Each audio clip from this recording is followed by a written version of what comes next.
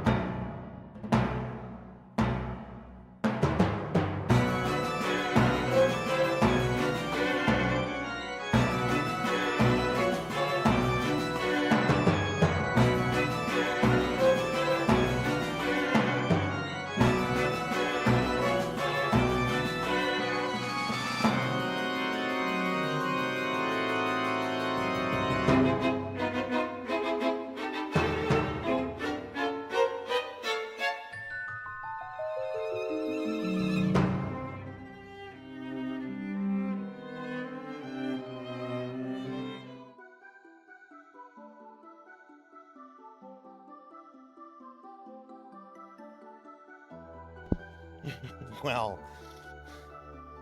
lots of way to be a professional streamer. Start with fucking VTube Studio still up. Hi everybody, welcome to the stream. Welcome, welcome. Oh, I underestimated how much time and effort it would take to prepare for this stream tonight, but we are ready to go. And hi everyone, welcome to the last Castlevania Monday stream. Oh, sound like I need some sugar. I have sugar, I have energy. I was just running around the house because I forgot I did not feed the dogs this evening, so I needed to like feed them before anything else. Oh, but hi everybody, welcome to the stream. Welcome. Let's see who's here. Let's see who's here. Melchior first, Pizza Made third, nobody second? Has nobody claimed second? Yeah, I guess nobody wants to be second. Well, Cowbell is now second. Okay, there we go. That was strange. Though Pizza Mate said she couldn't. She could have redeemed second, but nobody did. Nobody had redeemed it. Let's see. Who else do we have here? We have Cowbell and Finley Fish. Finley, thank you for the 125 stream streak. Thank you. We also have Unknown Traveler. What's up, Traveler? How are you? Pokeel the Storyteller. Hi, Pokey. Hello. And then, and Cowbell's here. So hi, everybody. Welcome to the stream. So this is it. This is the end of our Castlevania Monday streams. For those that are unaware, I started streaming in May of 2021. And initially, all I wanted to just do was just stream Castlevania games for like the entertainment of like close friends, and that that quickly spiraled into its own thing. That quickly became very much something that I didn't think was going to happen. At first, it's just like, oh, I'll just beat the Castlevania games I have on these collections, and then I'll just beat all the Castlevania games I have.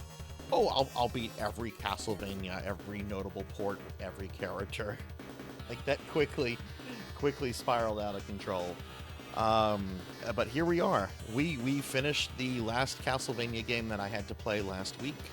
And what we're going to be doing tonight is we're going to be doing a tier ranking of every single Castlevania that I have streamed in the order that I streamed them. So it's not going to make a lot of sense if you look at the order, because we're starting with Super Castlevania IV.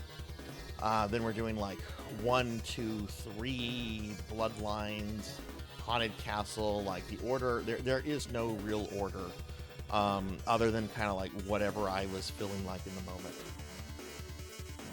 But yeah, how is everyone today? How's everyone's Monday been?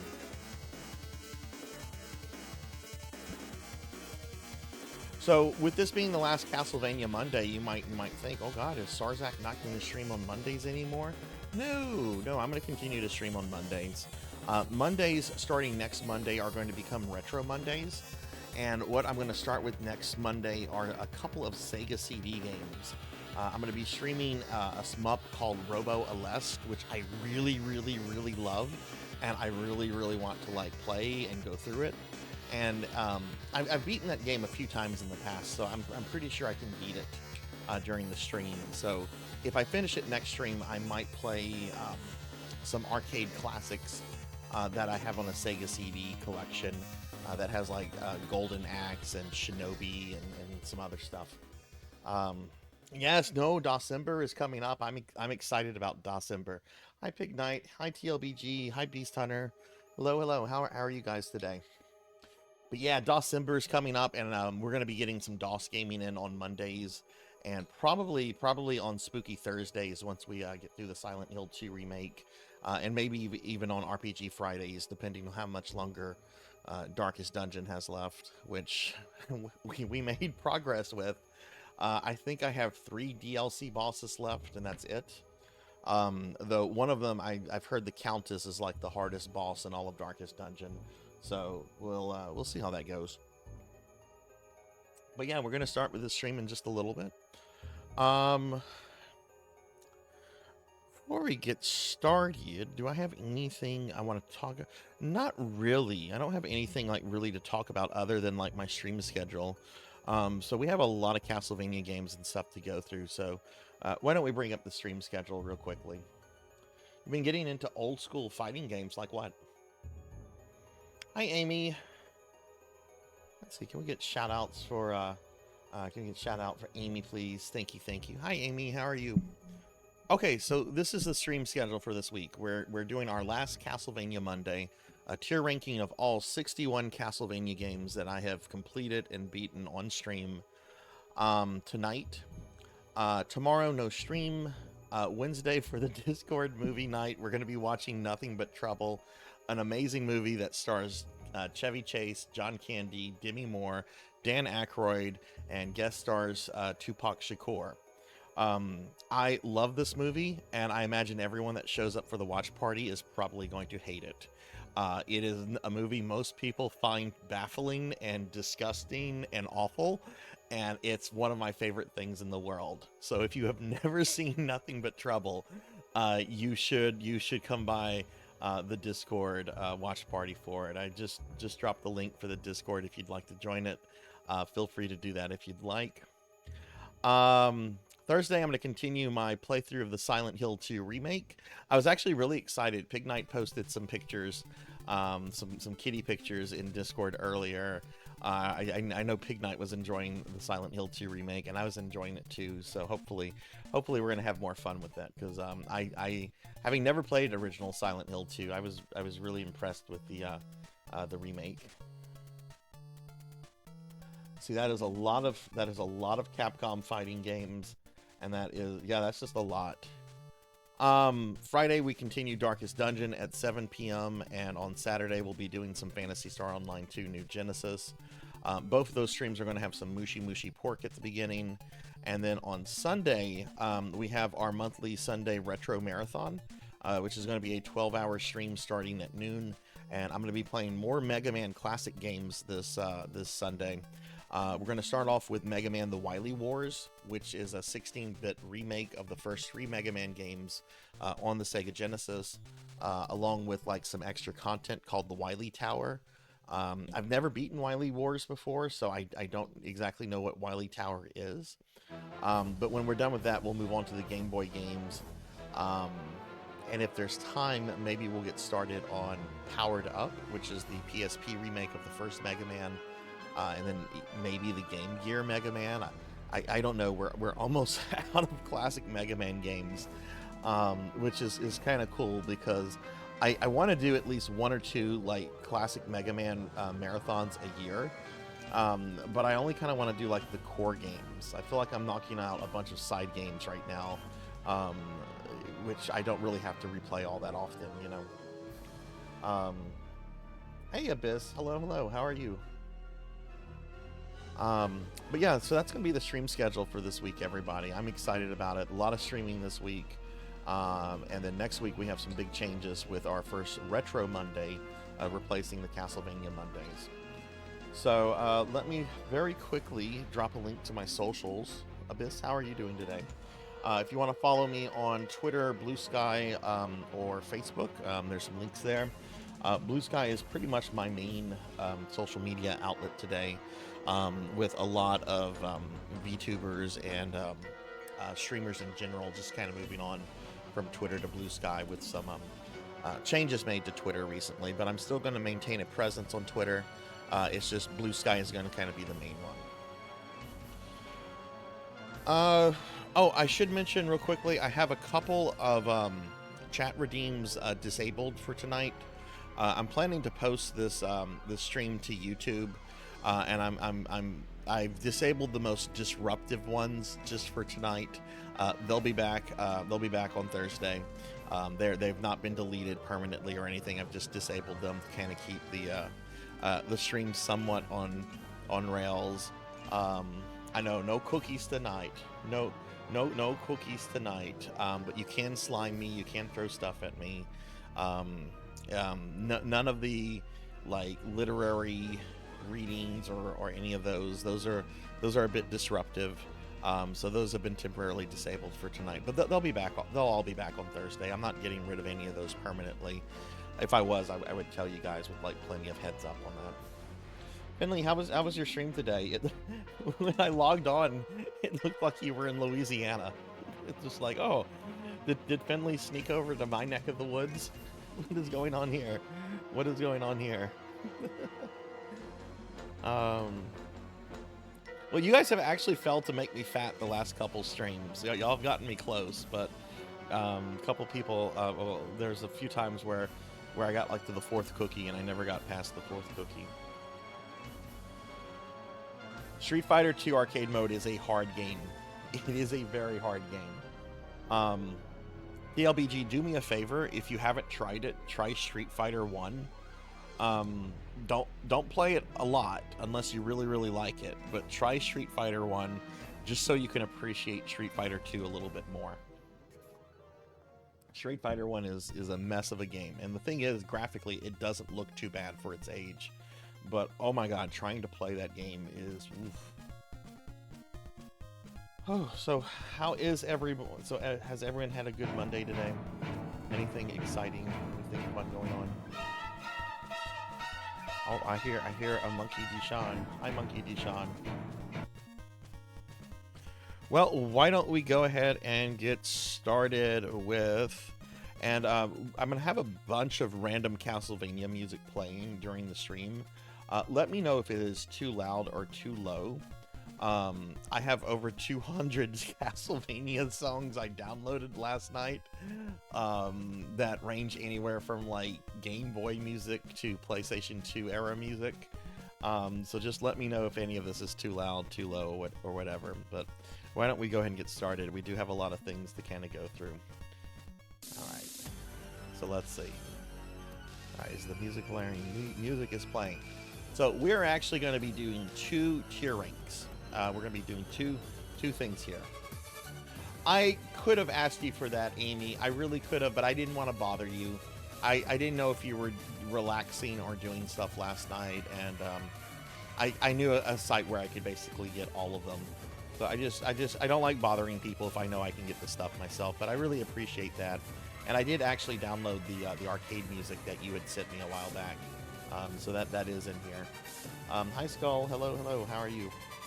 So here we are, all 61 games that I've streamed over a 3.5-year period that range from classics like Castlevania IV, the original, to really obscure shit like the mobile Java ports of the mid-2000s, the Gamecom prototype of Symphony of the Night, the alpha demo disc of Castlevania Resurrections for the Dreamcast, all sorts of stuff here. There are mainstream games and there are really obscure things.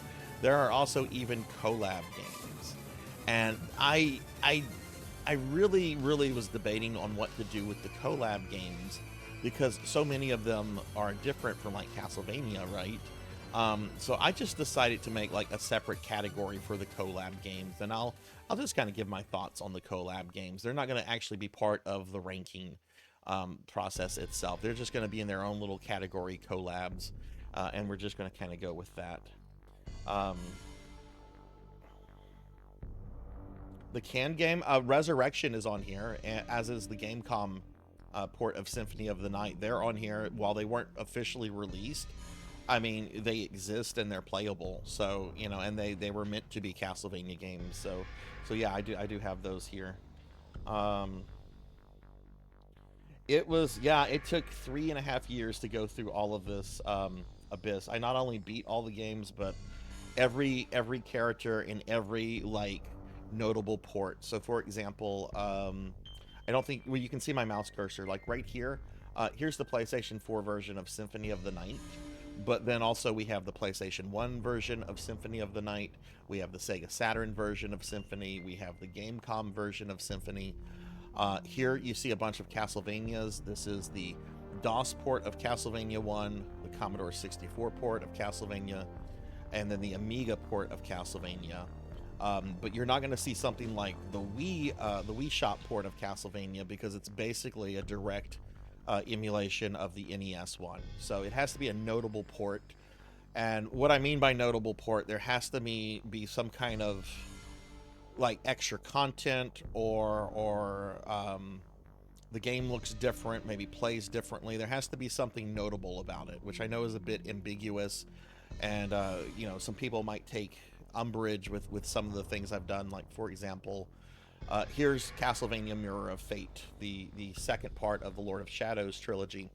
I only played the PlayStation 3 version of that. I did not include the 3DS version, which was the first version released.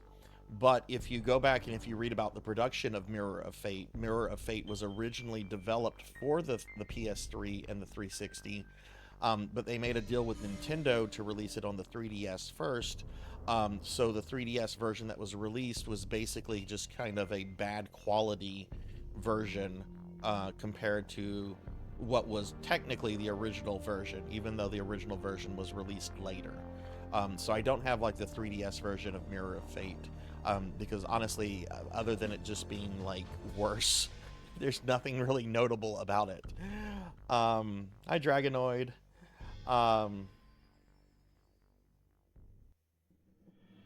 But yeah, so we're gonna go through this, and I'm gonna kind of just explain my thoughts and how, you know, how I'm ranking them, how I'm putting them in the place where they should be. I think the tier ranking system I have here is pretty self-explanatory. S is a fucking game that I think is perfect. A, really, really good. B, good. C, eh. D, oh. And F, stay the fuck away from it. Okay. When we do that, we're going to do a second tier ranking over here. This one's much simpler, and we're going to be ranking all the Belmonts. All the Belmonts, all the characters that are directly related to the Belmonts, whether they're part of the main canon, maybe they're part of a non-canon like Sonia and Desmond, or the Lord of Shadow characters, and then Captain N, Simon Belmont. Yes, he's right there. You can probably guess where he's going. But we'll do this Belmont ranking at the end. Some of the Belmonts have like different variations. Like Simon has so many different variations. You know, there's Redhead Simon, there's Germanic Barbarian Simon, there's, you know, the awful versions from Judgment. I'm just kind of going with like the main version of most of the characters, though I did include Captain N Simon Belmont because he's unique, and I did include the 4 Belmonts that come from the Lord of Shadow series, Gabriel, Trevor, Simon, and Victor. Which, fun fact, Victor Belmont was originally supposed to be a character in the Dreamcast game Castlevania Resurrection, but that game got canceled, and I don't think they ever got around to doing anything with him in terms of like gameplay stuff. But I think Resurrection, you were going to get to play as both Sonia and Victor, but later the Lords of Shadow people decided to bring Victor into canon, into their canon anyway, as a minor character in the second Lords of Shadow. Where are the villager? Yeah, they don't count. They don't count. We're not including the NPCs from Ecclesia. But okay. Captain N better be ST, or then you better get your pitchforks and guillotine then Beast, because there's no way that I don't rank that guy as an F. I hated Captain N Simon Belmont when I was a child, and as a middle-aged adult, I still hate him.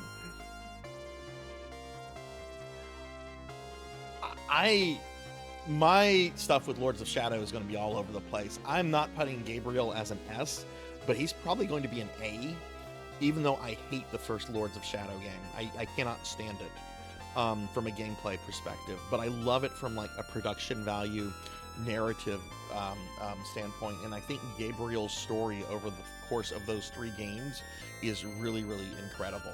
Like, I have some really hot takes on Lords of Shadow that we're going to get into that not everyone will probably agree with, but from a story perspective, I think Lords of Shadow is really, really well done. From a gameplay perspective, I like Mirror of Fate in 2, but I do not like the first game. I'm doing good, Ryu. How are you? What even is Captain N? Captain N was a terrible Saturday morning cartoon show from the 90s that was basically a whole bunch of like Nintendo characters fighting against Metroid's Mother Brain. It was a really, really bad show, but as a little kid back then, it was kind of the coolest thing ever because it was like, oh my god, look, it's Mega Man and Simon Belmont and Kid Icarus, and they're helping like Link and Zelda. I don't know. Like Captain N's one of those shows where it's just like, man, I loved this as a kid, but as an adult, it's kind of cringe. But hey Zeta, hello everyone that's coming in. I'm sorry if I'm missing anybody. Hey Sword Saint, what's going on? Yeah, I hope everyone's doing well today. Hope everyone's had a good weekend and everything. So let's get started. So if you go into my Twitch archives and if you go back to my original stream, you're going to see me streaming Super Castlevania IV directly from my PlayStation 4. No VTuber, no mic. It's just gameplay, and it's not even good gameplay because I hadn't played Super Castlevania IV in like several years. I've since done the game deathless several times, and this is the thing about Super Castlevania IV. It's an incredible experience.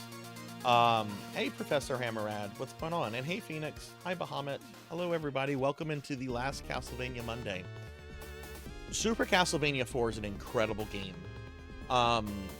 Graphically, it's very early SNES, and it's, I think, one of the best looking games of the first year of the SNES. Musically, I still find the soundtrack to be incredible. Gameplay is very good. You have some very good boss fights in the game. The final boss rush with Slogger, Gaban, Death, and Dracula is very memorable. I really love Super Castlevania IV, and thank you. I think it is honestly. Hey, Velociraptor Che, thank you for the 26-month resub. Thank you. What's going on, my friend? How are you? I really think that this is one of the best Castlevania games ever made, but it's not perfect. There are some very cheap moments in the game, like the Vegas Bridge. Slogra can sometimes get out of control very easily, and there are some very tricky jumps that you make later, particularly like in the clock tower. That kind of if you're just trying to beat Super Castlevania IV, I think it's an easy game to kind of just go through and beat. It's easy for a Castlevania, I should say.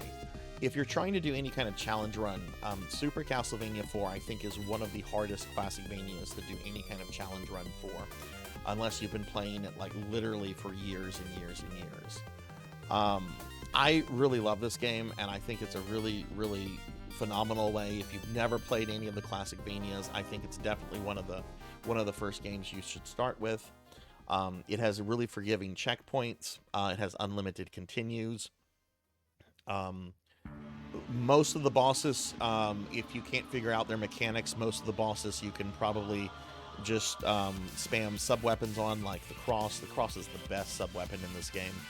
Get triple cross, like you will you will murder most bosses like within seconds. It's really, really good. I don't know if I want to give this an S or an A rank. It's a very frustrating game to do challenge runs, and I just completed Dot Level's Castlevania challenge, and it was easily the hardest game for me to get deathless this year. But just because it is a game pretty hard and unforgiving and has a couple... I mean, none of these games are perfect. I'm going to give this an S ranking. I think this game deserves an S ranking. I think this game deserves an S ranking. Is it in my top 5 favorite Castlevanias? No, but I think it deserves an S ranking. Hey, Art, what's going on? How are you? All right, so that's Super Castlevania IV. Let's talk original. Okay, if you ever see me playing original Castlevania on stream, I'm doing so on my original childhood cartridge. This was the second ever NES game I owned as a kid. The game we owned before it was the Super Mario Duck Hunt game that came with pretty much every NES back in the day. And I remember the moment when I got this game. Like, my dad took me to the local Walmart. This is whenever video games were kept behind the counter at Walmart. I haven't been to a Walmart in like 20 fucking years. I don't know how Walmart does video games anymore. But I remember I was looking at the games. They didn't have a lot, and I didn't recognize any of the games. I didn't see a Metroid or Ice Climbers or Mario. I didn't recognize any of the games, because the only place I had really played Nintendo games at before was a friend's house. And we're talking like I'm like in kindergarten or first grade. So I ended up going with Castlevania, just because I liked the box art. I thought the box art looked cool. And I didn't know then that like this game and this game franchise that it would spawn would have like such a huge impact on my life. Like, this is one of my favorite games from childhood, even though I never beat it as a kid. It wasn't until I was like in my teens when I was able to beat this game. This is where the series starts, right? This is a really important, great game. It is, I think some of the bosses in this game are maybe a little too hard. That's the thing. I love Castlevania because it's hard, but you know, you've got the first three bosses in the game, the Phantom Bat, Medusa, and the Mummy. They're reasonable bosses. I have no comment on them. They're pretty reasonable. Frankenstein and Igor can be challenging if you don't have the triple holy water, but like challenging in like a good, fair way. And Dracula, I think the Dracula fight is probably one of the hardest Dracula fights in the series, but it's not an unreasonable fight. Like you have to learn it. But, you know, the game is really fair. If you die on Dracula, even if you get a game over, it lets you continue, like, right there. But holy shit, death is ridiculous in this game. And I could never get past death as a kid. And it wasn't until, like, I learned, like, the holy water. Hey, Lantis. Hi, how are you? It wasn't until, like, I learned about triple holy water that I was able to, like, beat death. Which I have since beaten death without triple holy water, but I don't enjoy that fight. So if I don't have triple holy water, generally if I'm trying to go there without doing a challenge run, I'll just reset it. It's pretty short. I think this game, it's got, of course, phenomenal music, phenomenal graphics for the time. It spawned this wonderful series that I love.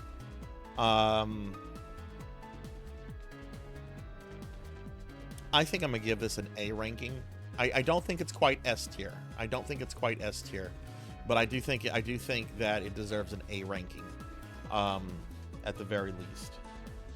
Reminds me of the Mega Man franchise and getting Mega Man 2 oh yes, I remember getting Mega Man 2 as a Christmas present from my grandmother. She gave me so many great games. You think the first time you beat death in that game was with the triple boomerang? Yeah. That's a really good way to beat him too, you know. But yeah, Lantis, how are you doing today? And Melchior, thank you for shouting out the friends. And again, if I miss your comment, please don't take it personally. There's a lot of people in chat now, and you know, I'm doing this tier ranking thing. All right, let's get to one that's a bit more controversial. Castlevania II: Simon's Quest. I love this game. And I'm still a little sore that this game has kind of a negative reputation, which I'm gonna kind of put on. I'm gonna kind of blame James Rolfe, the angry video game nerd, for in a way. James Rolfe, the angry video game nerd, is a comedian, and his job is to make his viewers laugh first and foremost. But I think when the AVGN was new and was coming out, I think there was a tendency amongst gamers and the internet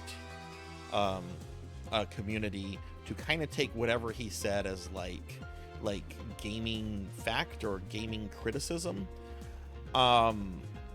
This game, I know some people really dislike.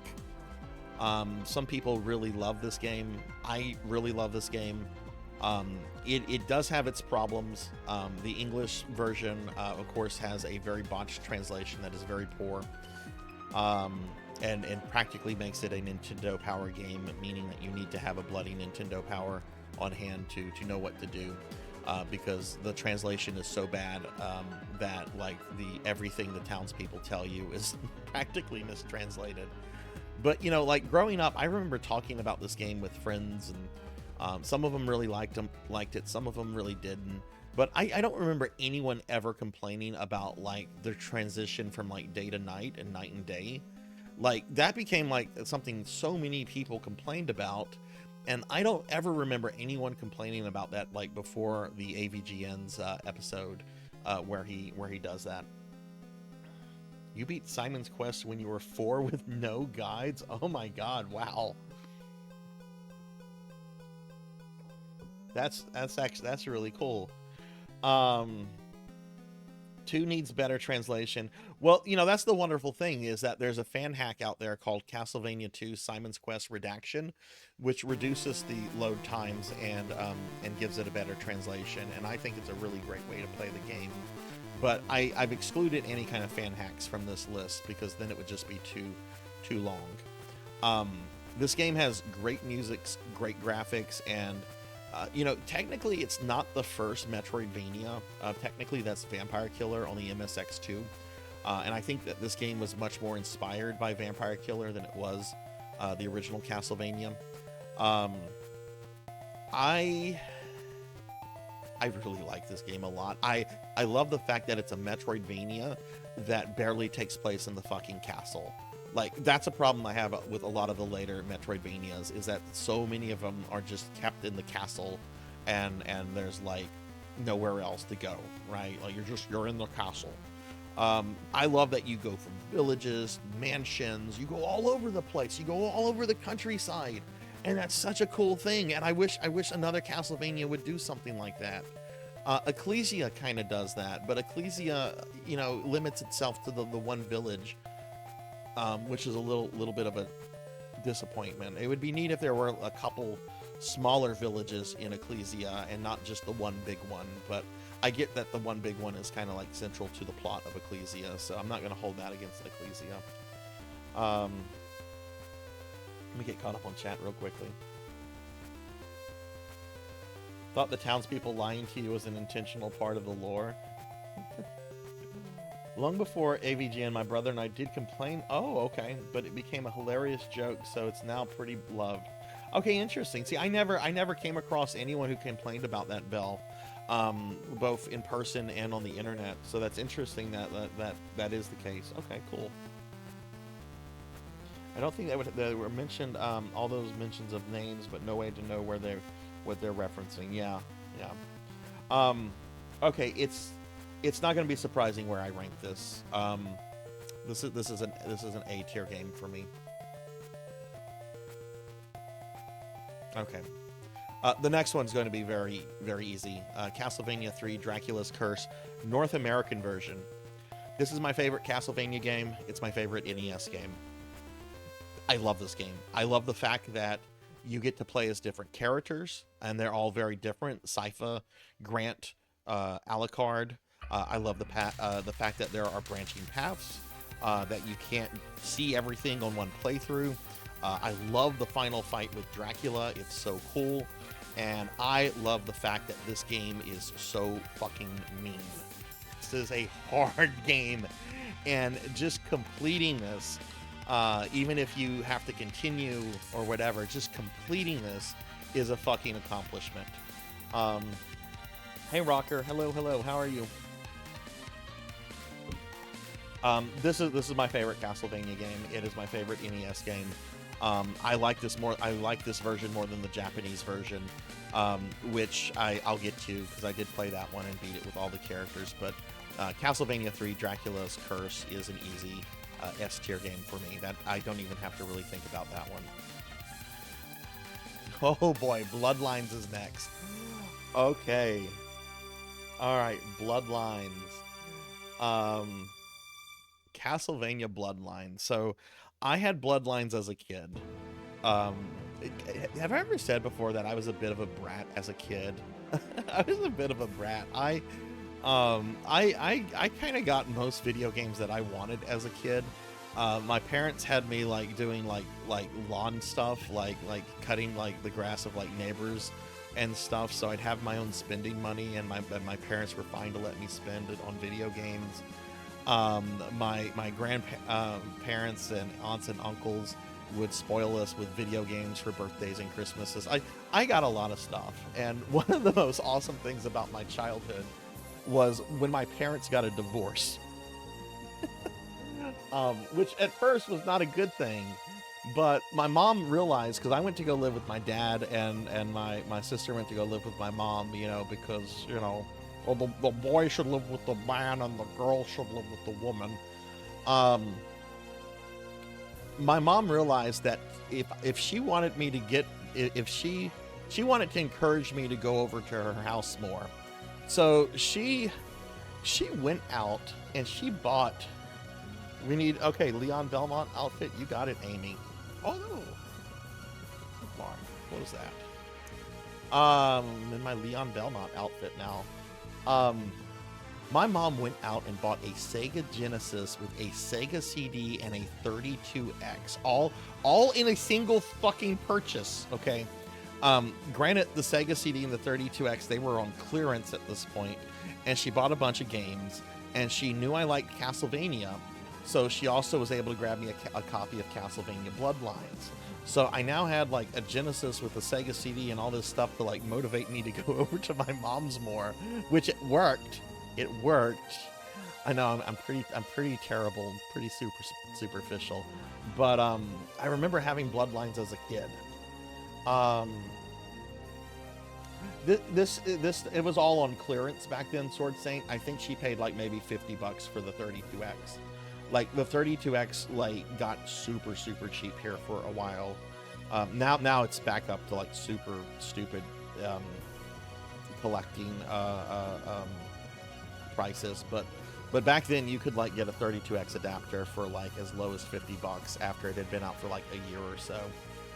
This is around like 95, 96. Those consoles had been out for a little while, so it wasn't like whenever they had just come out.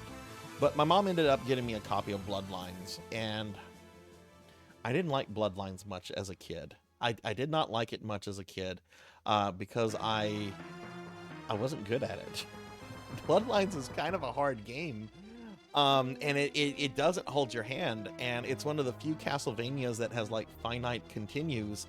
So if you aren't good enough, you're not beating the game.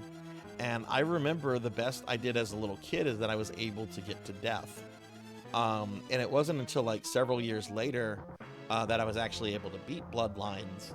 And I think over time I've come to appreciate and love this game a lot. Bloodlines is, in a lot of ways, Bloodlines is like the anti-Castlevania. It takes certain tropes, it takes certain things, and it says we're going to do it a different way. We're going to do this differently. Okay. It's very much a game that if you like boss battles, it's got some of the most unique boss battles in any classic Manias. It's a really good game. The soundtrack is incredible. I can't remember her name, but the lady who did Symphony of the Night and so many Castlevania games thereafter, like Lament of Innocence, she did the soundtrack for this one. This was her first Castlevania she worked on. I love the fact that there were two separate characters you could play as, and they both have slightly different routes. Right? There's parts of levels 3 and 5 that you know, John can only go through, and the same with Eric. Rocker, thank you for the 185 stream streak. Thank you. I'm actually still learning Bloodlines. I've beaten this game on normal mode with both characters deathless before. I want to learn this deathless on expert mode. So I think Bloodlines.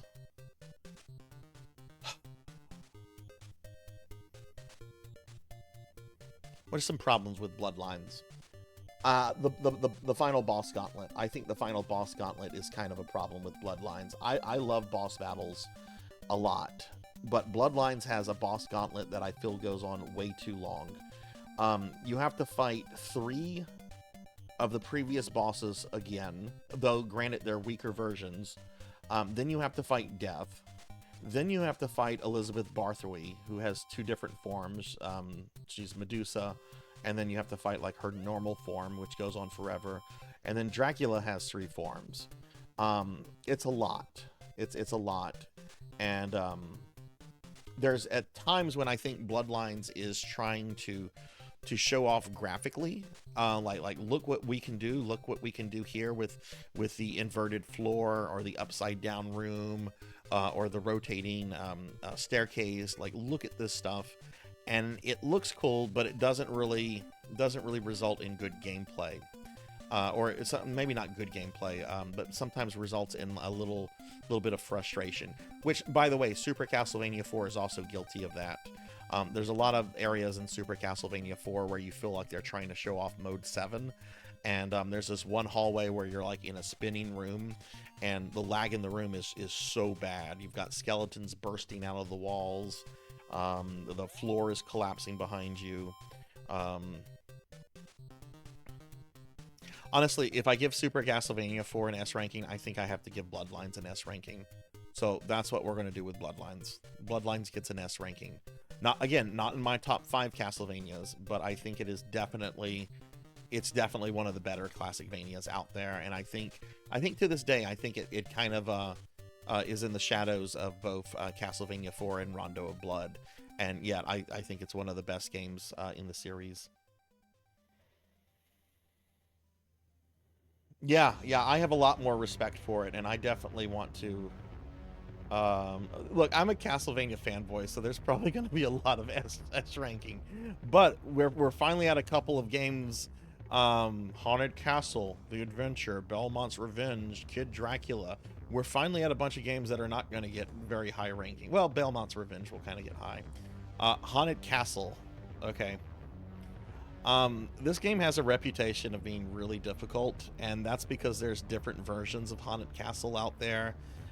Supposedly the way the story goes is that whenever the North American games were made and shipped over to the US and Canada, supposedly the difficulty on the PCB was turned up to the highest, and that kind of gave it a reputation of being like really, really difficult, which that version is incredibly difficult.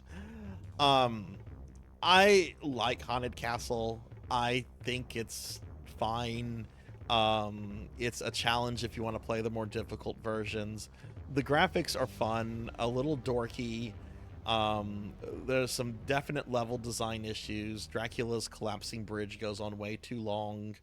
Why is Simon Belmont running around throwing bombs at people with the bomb subweapon? But it's got a sort of cheesiness that I like. I like the intro cutscene where Dracula just up and shows up at your wedding and steals your woman like in daylight. Like, Dracula doesn't give a shit that it's daylight. He's stealing Simon's wife.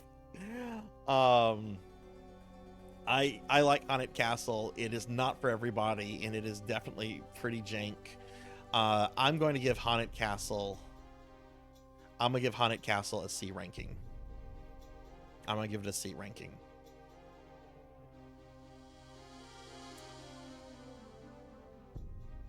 Castlevania The Adventure. I hate this game. I think the first 2 levels of this game are pretty well designed, and I think the last 2 levels of this game were designed with sheer hatred of the player in mind. I had this game as a kid. I took my Game Boy everywhere, and I could never beat this as an adult, and I would always get very frustrated with it. I don't think this is a good game. It has a good soundtrack. Again, I like the first 2 levels, and I understand the limitation of the Game Boy, and that this was an early Game Boy game, and that they were trying to like learn the technology. I don't like this game though. I don't enjoy this game. I have done this game deathless a few times. I did it deathless for the 2 times I participated in Dot's thing. I've also deathless the colorized version of it. I've beaten it several times since then. Is there anyone that does? No, there are defenders of this game, Ark. There are people that like this game, and look, I get it if someone likes it. That's fine. You know, this is my ranking. But for me, this is a D rank game. This is a D rank game. You're like, well, if that's a D rank game, what's going to go on the F rank? Oh, you'll see. Belmont's Revenge. I like Belmont's Revenge.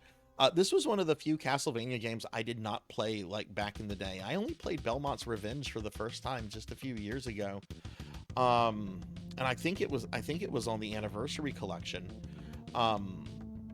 All of the complaints I have about Adventure were completely fixed in Belmont's Revenge. The music is good. I like the stage select thing at the beginning, kind of like a Mega Man game.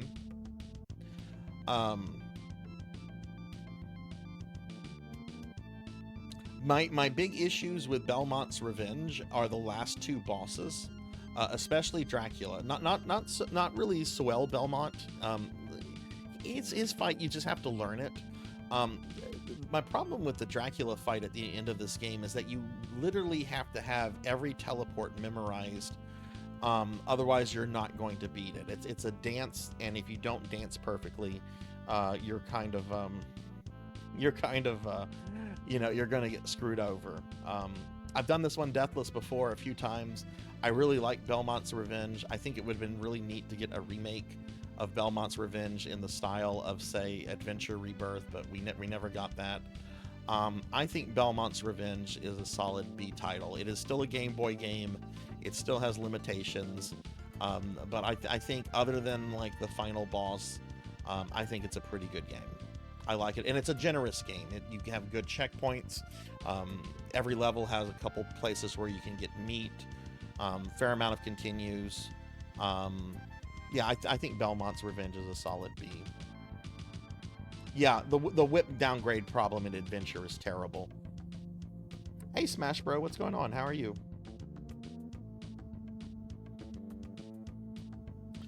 All right, this is probably this is when my view counts are going to drop, because I know everybody is here for Kid Dracula and my legendary dislike of this game.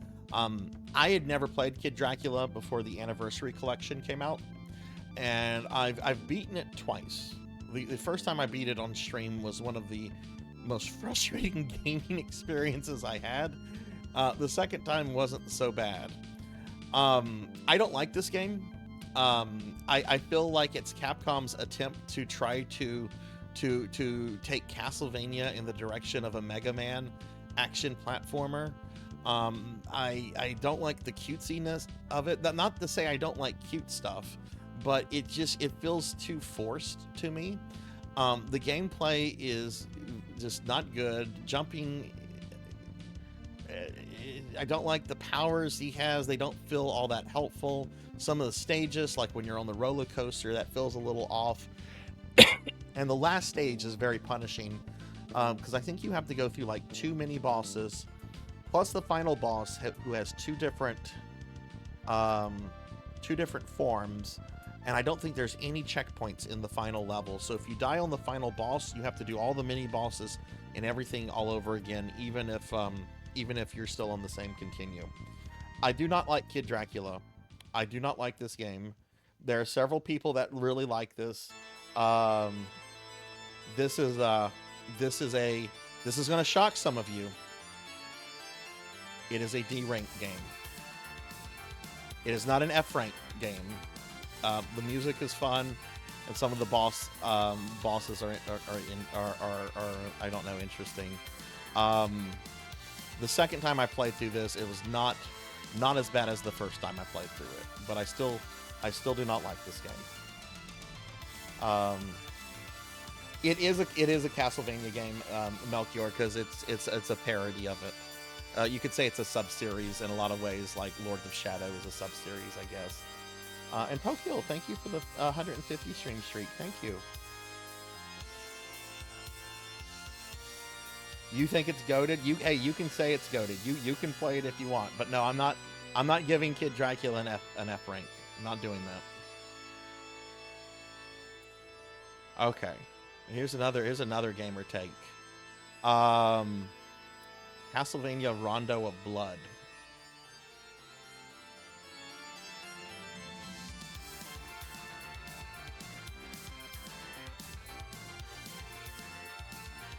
Give it an A rank. There are some people that think that this is the greatest Castlevania ever made. I don't think it is. It is really, really good. And it's definitely one of the more easier Classicvanias.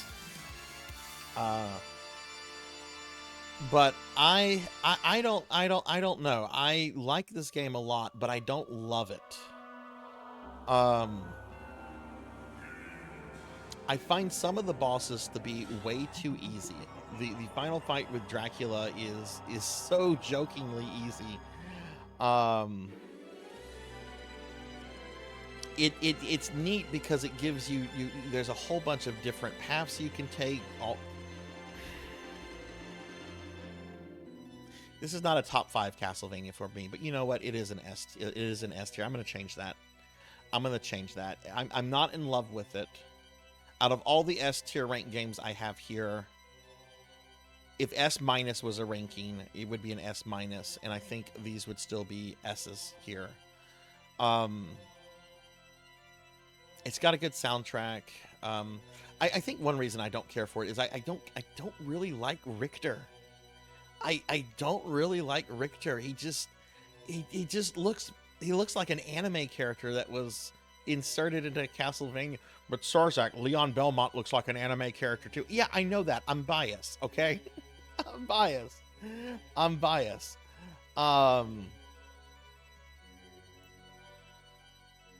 See, this is the thing. Like, I'm not in love with this game, but I'm trying to think of like criticism for it. And I really don't have any. Yeah, it deserves to be an S rank. It deserves to be an S rank. It deserves to be an S rank. I think. I really can't think of any kind of major issues I have with this. Other than the final boss is too easy. You've got Maria mode, which is really neat. Maria has completely different play style. I like the subquest of being able to rescue the maidens. That's really fun. I think Rondo deserves an S rank.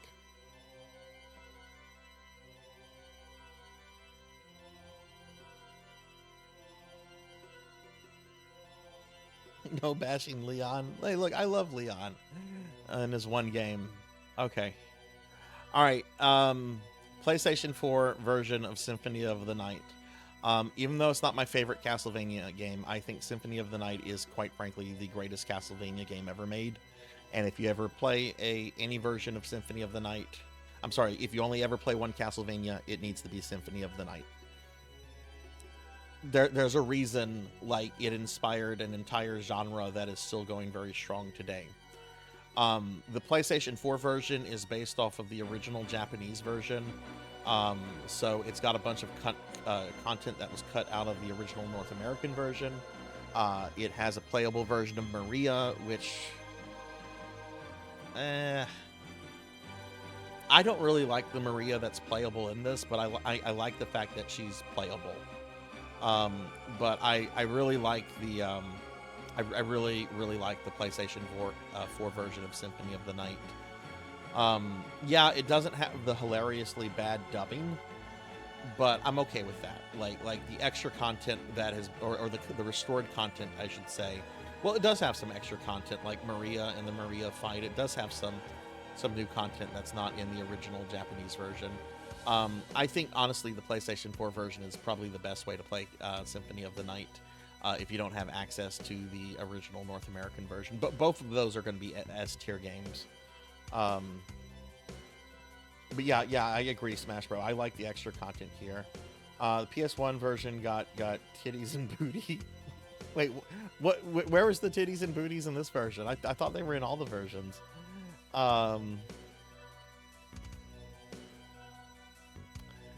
But yeah, no, I think there are going to be some versions of Symphony of the Night that are not S ranked on this ranking, but the PlayStation 4 version I know a lot of people are like really upset that this is only available on PlayStation.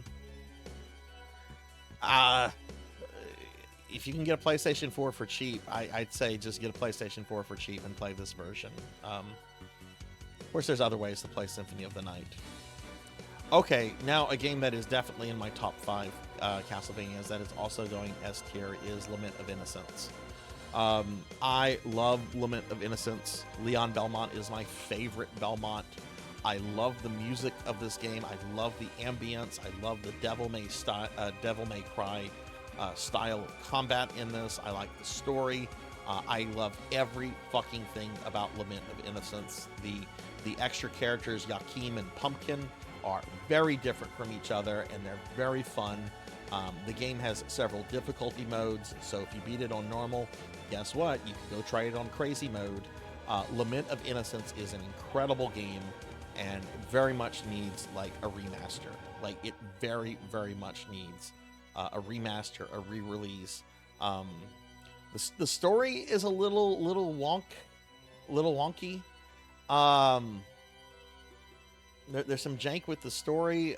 They make a big deal out of certain things that are never referenced again in other games. That's because yes, it is getting long. That's because I'm a fanboy. Oh, there's some games coming up that aren't going to be on the S rank. But yeah, this is a top 5 Castlevania. Maybe I should have like an SS rank. No, let's not do an SS rank. That actually is a terrible idea. Maybe I should do like a personal 5. Personal 5. Maybe we can do that at the end of the stream. Go back and have like a top 5 Castlevania and only pull those from the S. Let's do that at the end. And let's not call it that. Let's just call it Sarzac's top 5. But yeah, I love Lament of Innocence.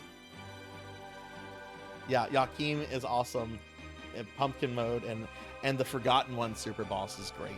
How's the music, by the way, everyone? Is the music too loud? Can you guys hear me okay? All right, Castlevania Chronicles Arrange mode. You'll notice that over here I have the original version of Chronicles for the X... What was that computer system called? The X68000, I think. Anyway, this is just the arrange mode of Castlevania Chronicles. This is a solid A rank game. I like Castlevania Chronicles a lot. I think it's probably like, even though Super Castlevania IV is technically a remake of Castlevania 1, I think Chronicles like offers like the most faithful remake, because you have a whole bunch of like areas that are very reminiscent of Castlevania 1 levels, but then areas also reminiscent of stuff from Haunted Castle and Castlevania 4. I am not a fan of pink-haired anime Simon. I'm also not a fan of some of like the 90s techno tracks on this game. And I say that as somebody that as a teenager that was really into techno music. I don't think they've aged all that well. But Chronicles Arrange mode is a good game. Chronicles Arrange mode is a good game, and I like it. I like it. It's a good game. It's worth checking out. It's still available on the PS3 digital store. Last time I checked. I like Chronicles a lot, and it's not overly difficult. The original version is pretty difficult, but I've done this one. I've done Arrange mode deathless. It's pretty fair, and if you know how to take advantage of the Laurel, you can really kind of cheese your way through the game. But Chronicles, I like Chronicles. I think Chronicles is a good addition to the series. All right, Dracula X on the Super Nintendo. This is a C ranking. This game is fine. It's fine in the way that you would say a McDonald's cheeseburger is fine if somebody offered you to get you a cheeseburger and they showed up with McDonald's. It would satisfy that craving, but you know that there are better options out there. My big issue with Dracula X, a lot of people complain about it being a crappy port of Rondo. I don't really look at this as a port of Rondo. I look at this as kind of a reimagining of Richter's quest to slay Dracula, just as there's so many reimaginings of Simon's quest to kill Dracula, right? It's no different from Rondo in that it's, you know, Castlevania to Chronicles or Super Castlevania 4 or whatever. It's just a reimagining of that story. My problem with Dracula X is mainly the jumping. The jumping is, it's like you're on the fucking moon and there's no iframes. So if you fall into a problem area, you're going to take a lot more damage than you probably should. And then the final boss is just a giant middle finger to the player. Like it's not a bad fight once you learn it. You just have to be patient with the final boss. But the first time you get there, if you're not expecting it, it's a giant middle finger to the player. Basically, it's the standard Dracula teleports around throwing fireballs and then turns into the Cookie Monster, except the battle is taking place on columns with giant pits everywhere. So if Dracula hits you once, you're probably going to just insta die, right? It's not a bad fight once you learn it, but you have to learn it before it you know, you have to learn it. That's the thing. I think the music in this game is okay. I think the graphics in this are okay. I really like the way the first level is done. First level looks really nice. I actually think the first level of Dracula X, the Burning Town, I think that actually looks better than it does in Rondo, honestly. But Rondo's the better game. Like, hands down, Rondo's the better game. This is a C level Castlevania. It's not bad. It's not awful, but it's also not great. It's serviceable, right? It's serviceable. That's right. He has a Speedo. He has a Speedo. Can't see Dracula's dong. No Dracula dong for anybody. See, I didn't know about Smash. I didn't know about Rondo until like the late 90s. So for me, like the longest, like Dracula X was like the real thing. And I actually have a funny story because I've had a copy since the late 90s, but I couldn't find a copy to like buy when this game came out. And, you know, I was growing up in a hometown of about 70,000 people, not a large city, you know, not a large city. I need to hydrate. I'll hydrate. Thank you, Kyra. There was one place, it was a little mom and pop's video rental place, and they had Dracula X, and I rented it from them until I was able to beat the game. I actually think I beat Dracula X before I beat Castlevania 1, now that I think about it. But it wasn't until I got a job at Funkoland that I was able to buy a copy. We had a used copy come in, and I think it was only like $40-50 back then, so I snagged it. And still have it to this day. But yeah, Dracula X, play it if you really like Classicvanias and if you want to see all the different Classicvanias. Otherwise, if you're big into Richter, Richter's story, just stick with Rondo. Circle of the Moon. So until recently, Circle of the Moon was my favorite second favorite Metroidvania, right behind Symphony. After I played Order of Ecclesia, it fell. I really like Circle of the Moon a lot. I think the graphics of this game, I mean, this was a launch title for the GBA. I do think the graphics, especially Nathan's graphics, looks a little off, but it's got really good music, really good exploration, really tough, challenging game. I like Circle of the Moon a lot. It's got one of my favorite Dracula in battles. That final fight with Dracula when he turns into that giant purple demon. That's a really cool looking Dracula, and it's a really cool fight. This game is somewhat unnecessarily grindy though. Like if you're trying to get all the cards or if you're trying to get certain drops, like you're going to grind. And that's kind of something I don't like about it.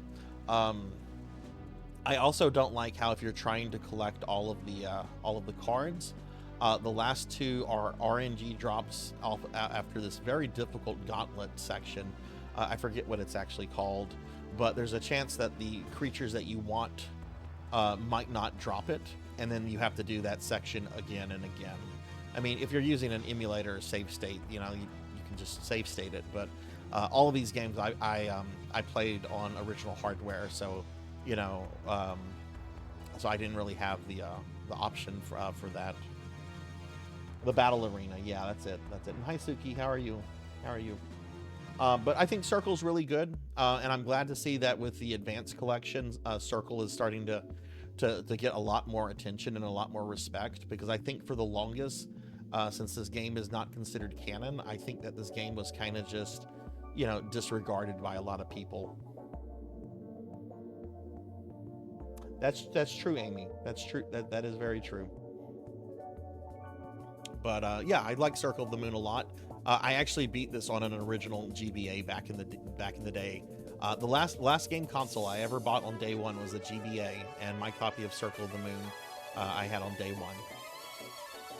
Okay, Adventure Rebirth, the WiiWare game. This is easily an S tier game for me. I love Adventure Rebirth. I think it's one of the best classic Vanias out there. It has several different difficulty styles. Some of the levels have differing paths. This is a great game. This is a great classic Vania, and it is a crime that this game is not legally available in any way, shape, or form right now, because this was a WiiWare only game, so it never had a physical release, and hopefully it gets some kind of release.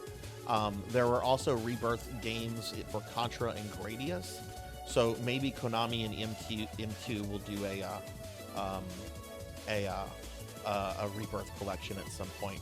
But Adventure Rebirth is a definite S tier Castlevania for me. I love this game. And Traveler, shame on you. Shame on you for sliming me. I haven't played the Contra or Gradius Rebirth games. I really want to, because I love both Contra and Gradius. Love them. But yeah, this is a definite S tier game for me. If you've never played Adventure Rebirth, there are ways. Go find out how to play it. Harmony of Dissonance. This is a B tier game for me. There's some things I really love about this game. The combat, the magic system is so cool in this game. I'm not a big fan of Juiced Belmont, though. He looks like Alucard cosplaying as a Belmont. And I don't like the Castle A, Castle B system. I find it a little convoluted. I think the game is a little too easy with a few exceptions. And the music is just not good. I mean, I believe Igarashi actually apologized about the music because they tried compressing the music files because they were trying to fit more content into the game, and the soundtrack suffers as a result.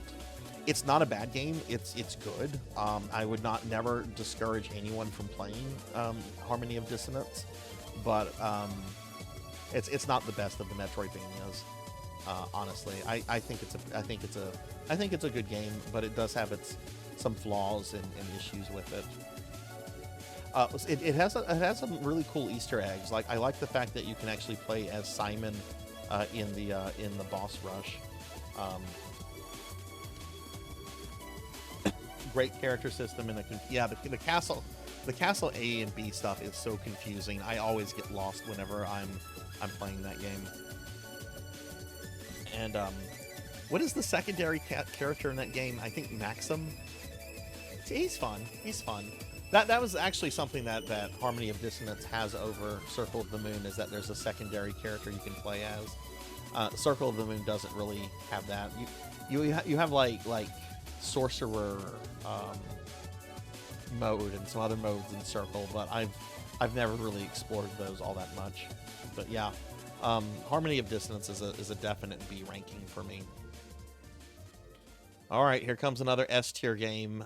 This is a top 5 Sarzac game, Legacy of Darkness on the Nintendo 64. Now, I know a lot of people hate the N64 games. I love both of them, and this game, this is the game that should have been originally released. that there should not be two different versions of Castlevania 64. There should be one version. This should be the one version. I remember following the development of this game in magazines, and I was so excited. I'm like, oh man, I'm gonna get to play as a werewolf and a Belmont and a sorcerer chick and some crazy like zombie dude with like a gun. This is gonna be awesome. And then they released Castlevania 64, and I was just like, what happened to all the stuff? But I didn't have an N64 at the time. But like later, when this came out, like I went out of my way to buy an N64 just for this game. And I love this game. I think this game is great. It's not perfect. It's got some issues. Platforming on it is still kind of a nightmare. Camera angles, while they're better than Castlevania 64, are still very problematic. But the atmosphere, the action, the level designs, I love Legacy of Darkness. And you have 4 fucking characters you can play as. You have Cornell the werewolf, who's a cute little femboy not necromancer, that's me. Cute femboy werewolf. You have Henry, who's a knight of the church that goes to Dracula's castle with a shotgun. I think it's a shotgun, maybe it's a revolver. And then you have the returning characters from Castlevania 64. You have Reinhardt Snyder, who's like a relative of the Belmonts, and then Carrie Fernandez, who I think is related to the Belnatus family. I think originally the Belnatus families were supposed to be the Fernandez family, but then it was mistranslated. But you know, these things come around in circles. But I love Legacy of Darkness, and I honestly want to play some Legacy of Darkness like really soon. Legacy of Darkness is a great game, and I love it. And just like Lament of Innocence, I want to see it re-released. It's great. I get why people dislike it. I understand the criticism it receives, but I really love Legacy of Darkness. Strong recommend. Okay, this next one is going to be tricky because this is technically for a game that was never released. The next one is Castlevania Resurrection, which was the canceled Dreamcast game starring Sonia Belmont, and it would have had a new Belmont in there called Victor Belmont from the 19th century. A playable alpha demo of this only surfaced a few years ago, like maybe 2 or 3 years ago, and you can play it. I mean, I streamed it on a Dreamcast, but most people play it on an emulator. This is going to be really hard to judge because A, the game was canceled. B, the game, the state that the game is playable in is clearly an alpha demo. So it definitely would have been improved and so forth, but I'm going to kind of have to just judge it for what it is.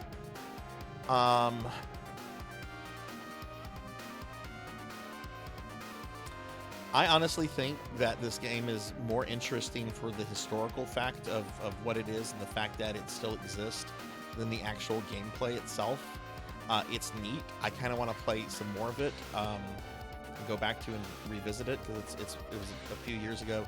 Yeah, Sonia Belmont would have been the main character in this game, Professor. I think I have to give this a C rank. I have to give this one a C rank, just because it's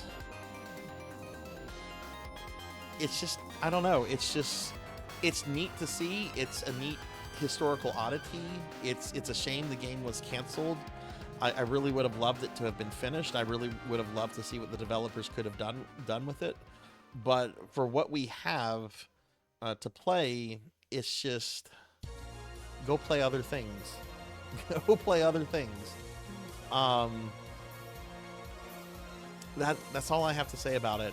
If you haven't played it, if you're interested in it, at the very least, go watch some YouTube videos on it. If you're really interested in Dreamcast stuff, yeah, definitely play this. But yeah, this is an S. I have to give this an S. It's not terrible. In fact, it's kind of sad that this wasn't developed any further. But I don't know.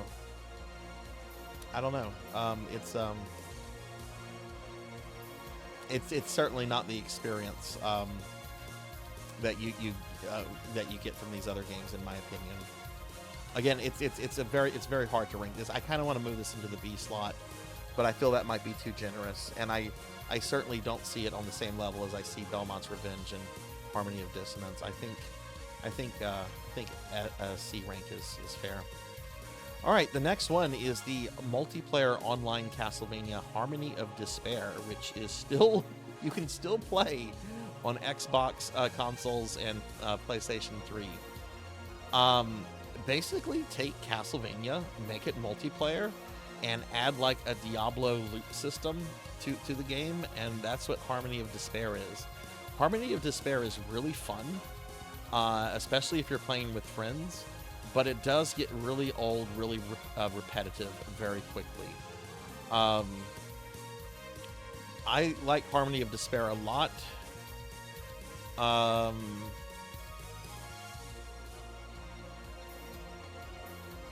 But it does get very old very quickly. And you have two difficulties. You have a normal and a hard difficulty. And once you've kind of like mastered hard difficulty, there's not really any reason to keep playing unless you're trying to like max out all the characters, which I have a maxed out Julius on the PlayStation 3 version, and then I've beaten a normal version with every other character. I think Harmony of Despair is I think it's a B rank game. It's fun, it's enjoyable, but it does get tiresome pretty quickly. Oh no, I'm tiny.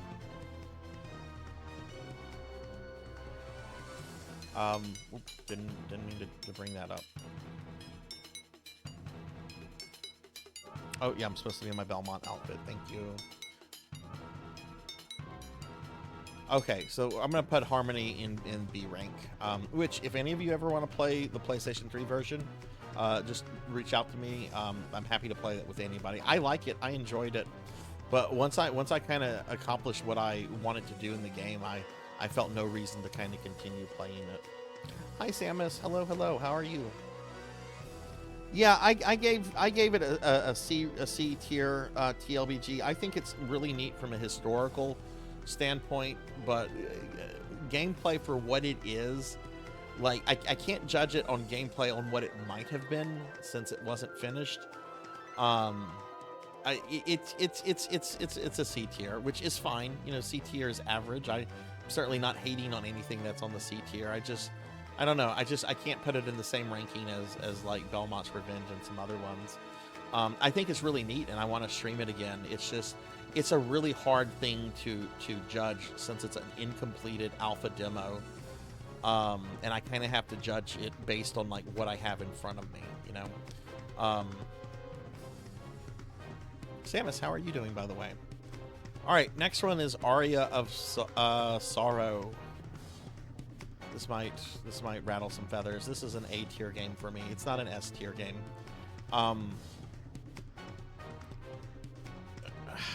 The gameplay in this game is very good, and it's one of the most balanced Metroidvanias, period. I hate the story. I hate the story, and I'm someone that doesn't really care about Castlevania story stuff to begin with, but it's so generically anime that it just makes me kind of cringe. C is for canceled. Well, it was canceled. That is true. Aria of Sorrow is fun. It's fine. It's enjoyable. It's good. It's very balanced. Yeah, I don't have too much to say about Aria. I think it's the best of the 3 Game Boy games, if that's any consolation. But for me, it's not a game I have to replay all that often. And I know there are some people that consider this to be like the best Castlevania ever made, and I've never understood that. But it probably because I'm just, you know, this game with the soul system and collecting the souls and getting the powers, it's obviously reminiscent of like Pokemon-esque games where, you know, you collect the creature and then you have the creature's power and you can use the creature's abilities. Maybe not as far as, say, Curse of Darkness takes it, where you have a literal creature companion. It's a great game. I don't know. It doesn't really stick out for me. I prefer the classic Vanias more so than the Metroidvanias. So, you know, if you're expecting to see more Metroidvanias on the S tier, probably not. But I don't know. It's got some neat stuff. It's got alternate endings. Julius mode is really good, though I really like Julius mode in Dawn, which we'll come to Dawn in a little bit. But yeah, I definitely think that this is a great game, and is definitely, especially if you're into the Metroidvanias, definitely one you need to play. Like, it's definitely up there. Yeah, no, it attracted a whole bunch of people to it.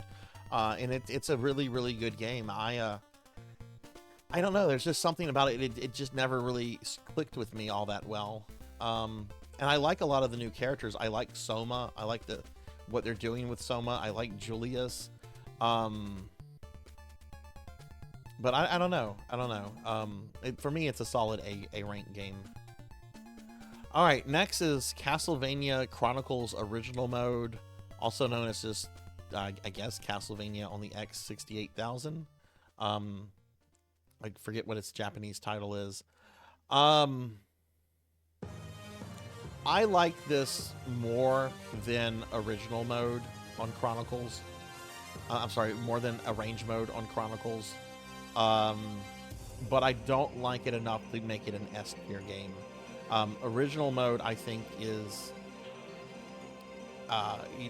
it doesn't have the annoying 90s techno remixes, and it's a bit more challenging, but I don't think the differences are drastic enough in my mind for me to give this a different ranking than arrange mode.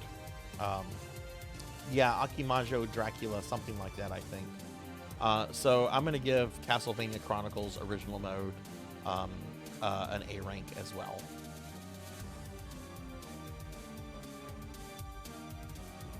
Okay, now we have Castlevania Dracula X Chronicles Rondo of Blood Remake. I gave Rondo an S rank. This is going to be a tough one. This has extra content, and I really like the extra content. But it's not a good looking game.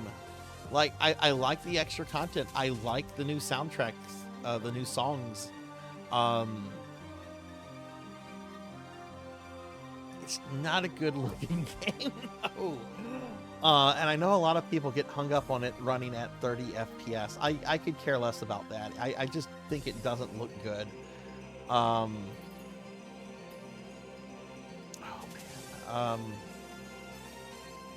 I like a lot of character redesigns, but Maria's is bad. Maria's redesign is very bad in this game.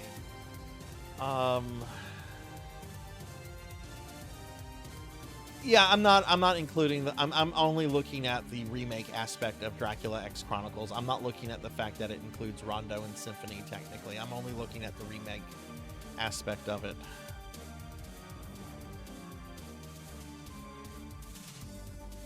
I'm gonna give this an A ranking. I really like the extra content, including the Hydra fight.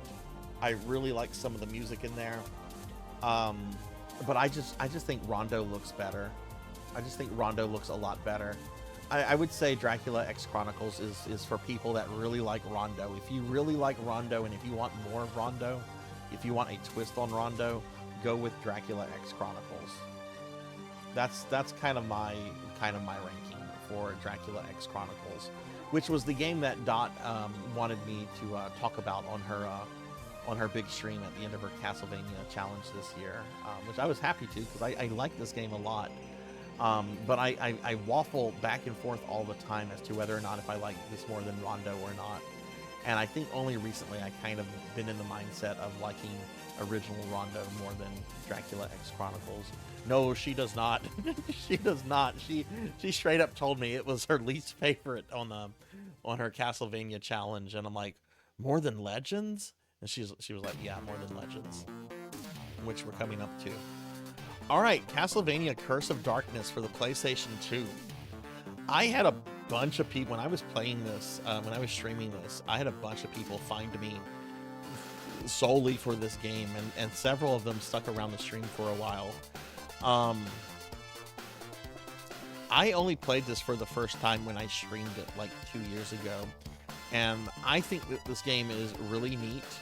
The gameplay, by infusing like Pokemon-esque mechanics to it, you play as Hector, who's what are they called?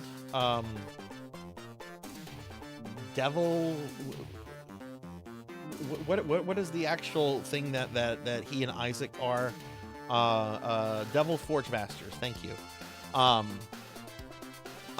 It's neat because you get to like control demons, and you can evolve them, and you have different types of demons. Like you have ones that can heal and ones that are kind of...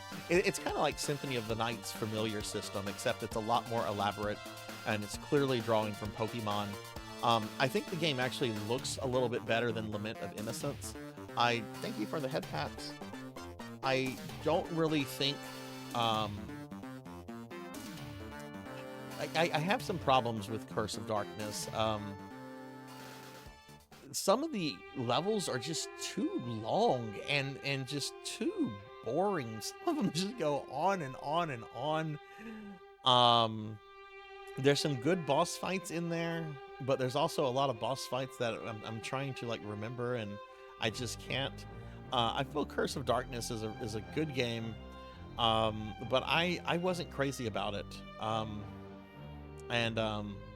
Yeah, I don't know. I think Curse of Darkness, it's a good game. Definitely check it out, especially if you like Pokemon-esque stuff in non-traditional Pokemon-like games.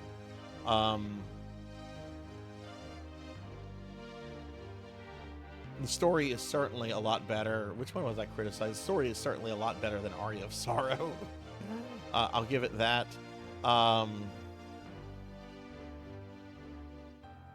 I think that this is...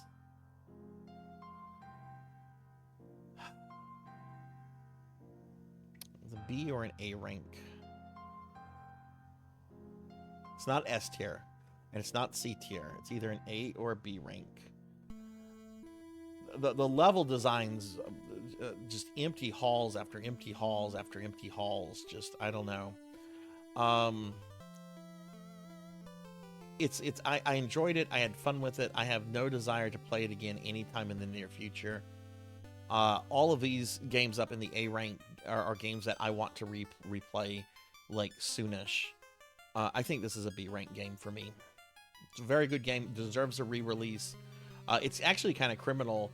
Lament of Innocence has been on the PS3 digital store for years.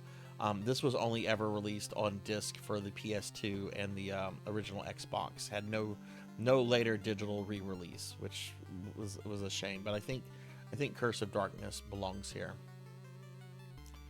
Okay, now everyone's favorite, Castlevania Legends. Who here is a Castlevania Legends fan? Well, we're putting Sonia Belmont's completed game next to her uncompleted game. This is a C-rank game. I think a lot of people overhate Legends in the way that they overhate Dracula X. This is a very mediocre game. It is very mediocre. It is certainly better than Castlevania The Adventure, which I hate that game. There's nothing that this game does outstandingly well. It's an okay game. Some of the bosses are stupid easy. The game allows itself to be trivialized with burning mode and abilities like clear everything on the screen.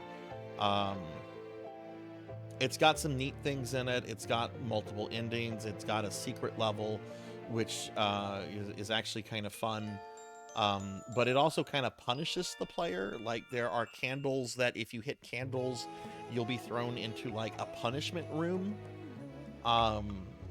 Which, why are you hitting candles in Castlevania is like the most common thing to do. You hit candles. Why are you all of a sudden punishing me for hitting candles? You heard Bernie mode? Burning, not Bernie mode. It would be Bernie Lomax mode. Weekend at Bernie's 3. I wish they would make a Weekend at Bernie's 3. The actor that played Bernie Lomax is still around. They could make like a zombie like apocalypse movie with like Bernie as the chief like zombie. Like give me Weekend at Bernie's 3. Bernie's still dead, please. This is not a terrible game in the same way that Dracula X is not a terrible Castlevania. There's better Castlevanias out there. There's some neat things, you know. Dracula X, I didn't mention this, but Dracula X has multiple endings and different paths. This has multiple endings and kind of verging paths, kind of. If you play this on a Super Game Boy, you get a lot more colors than what you would normally get, and it actually looks kind of neat. But there are better Castlevanias out there to play. I think this game is overhated, but at the same time, it doesn't do anything outstandingly well. It's the Castlevania definition of mediocre, I think. Kid Dracula on the Game Boy.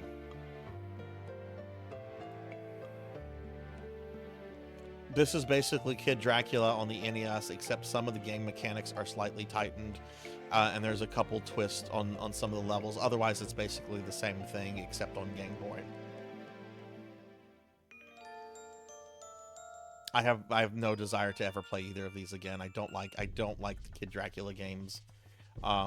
So there you go. I don't know what you want me to do. Do you want me to give a speech about how I dislike Kid Dracula? I didn't enjoy this game for the same reasons I didn't enjoy the Famicom version. The Game Boy game is slightly better than the Famicom version in terms of like playability, but not enough to bump it up a rank. Not at all. Not at all. Okay, now we're getting into some obscure shit. Now we have the colorized version of the adventure, which it's colorized and it looks better.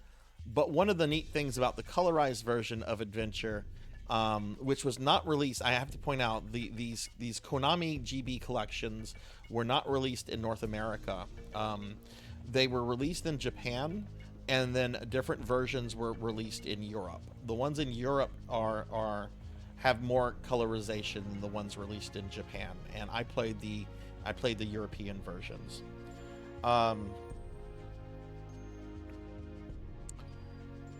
This is a colorized version of Adventure. It looks better, but it also slightly speeds up gameplay. So Christopher is no longer moving like a slug, and that I think makes it a little bit better than the original Game Boy version. I don't hate this version as much as I hate the original Game Boy version. All right, Belmont's Revenge. Belmont's Revenge colorized. This has a different translation than the original North American version, and you don't have the axe in this version. You have the cross, which does result in a little bit of gameplay changes, because sometimes the axe is really helpful, and the cross, you know, they're different sub-weapons that aren't available in both versions. Unlike the colorized version of Rebirth, though, like, the gameplay of this one is still fine. It's just colorized. So this is going to be a B rank as well. That is definitely a B rank of that one.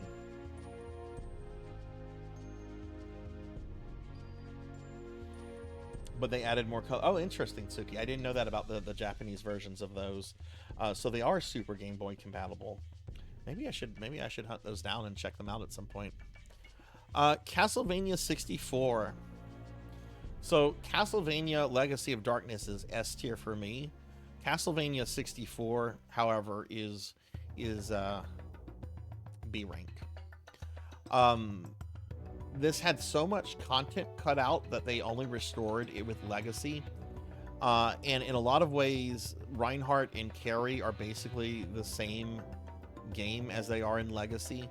Some of the levels are different, but you're probably not going to know that unless you know both of these games very well. Basically, this is Legacy with much less content, and the camera angles are worse. And I don't think I don't think there's an auto target feature in 64, if I remember correctly. I could be wrong on that. Whereas I think you have that in Legacy. I don't really see a reason to play Castlevania 64 while Legacy of Darkness is a thing. I just don't. There are some alt outfits in Castlevania 64 that aren't in Legacy. Like there's an alt outfit for Reinhardt where he's in Simon's outfit. Carrie has Maria's Rondo of Blood outfit. But I don't know. I love Legacy of Darkness. I'm lukewarm about Castlevania. It's not terrible. I think it's fine. I mean, look with some of the other games I've ranked it with. I really like Belmont's Revenge, Harmony of Dissonance. I really like all these games. It's just I can't rank this one. Is just it's Legacy, but it's incomplete. So I'm gonna put it there.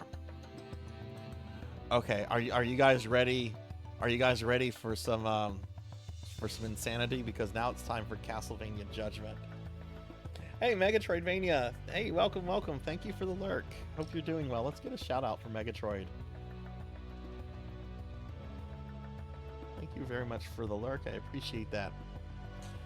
Castlevania Judgment, the fighting game on the Wii with some of the worst character designs ever. This game is okay. I don't think this is another example of a truly terrible Castlevania. It's actually kind of fun once you get past the awful character designs. The gameplay is fun. It's kind of clear that they were like really inspired by Soul Calibur when making this. It's a fun, neat little thing. You can still buy brand new copies of this from Amazon. Amazon never sold out of this, at least last time I checked. It's not the worst thing ever. Generally, when I hear people like bitch about this game, they complain about two things. They complain about the character designs, which are mostly awful, and then they also complain about Castlevania shouldn't be a fighting game. No, you can have a Castlevania fighting game. I actually think Castlevania is a series that opens itself well to the idea of a fighting game.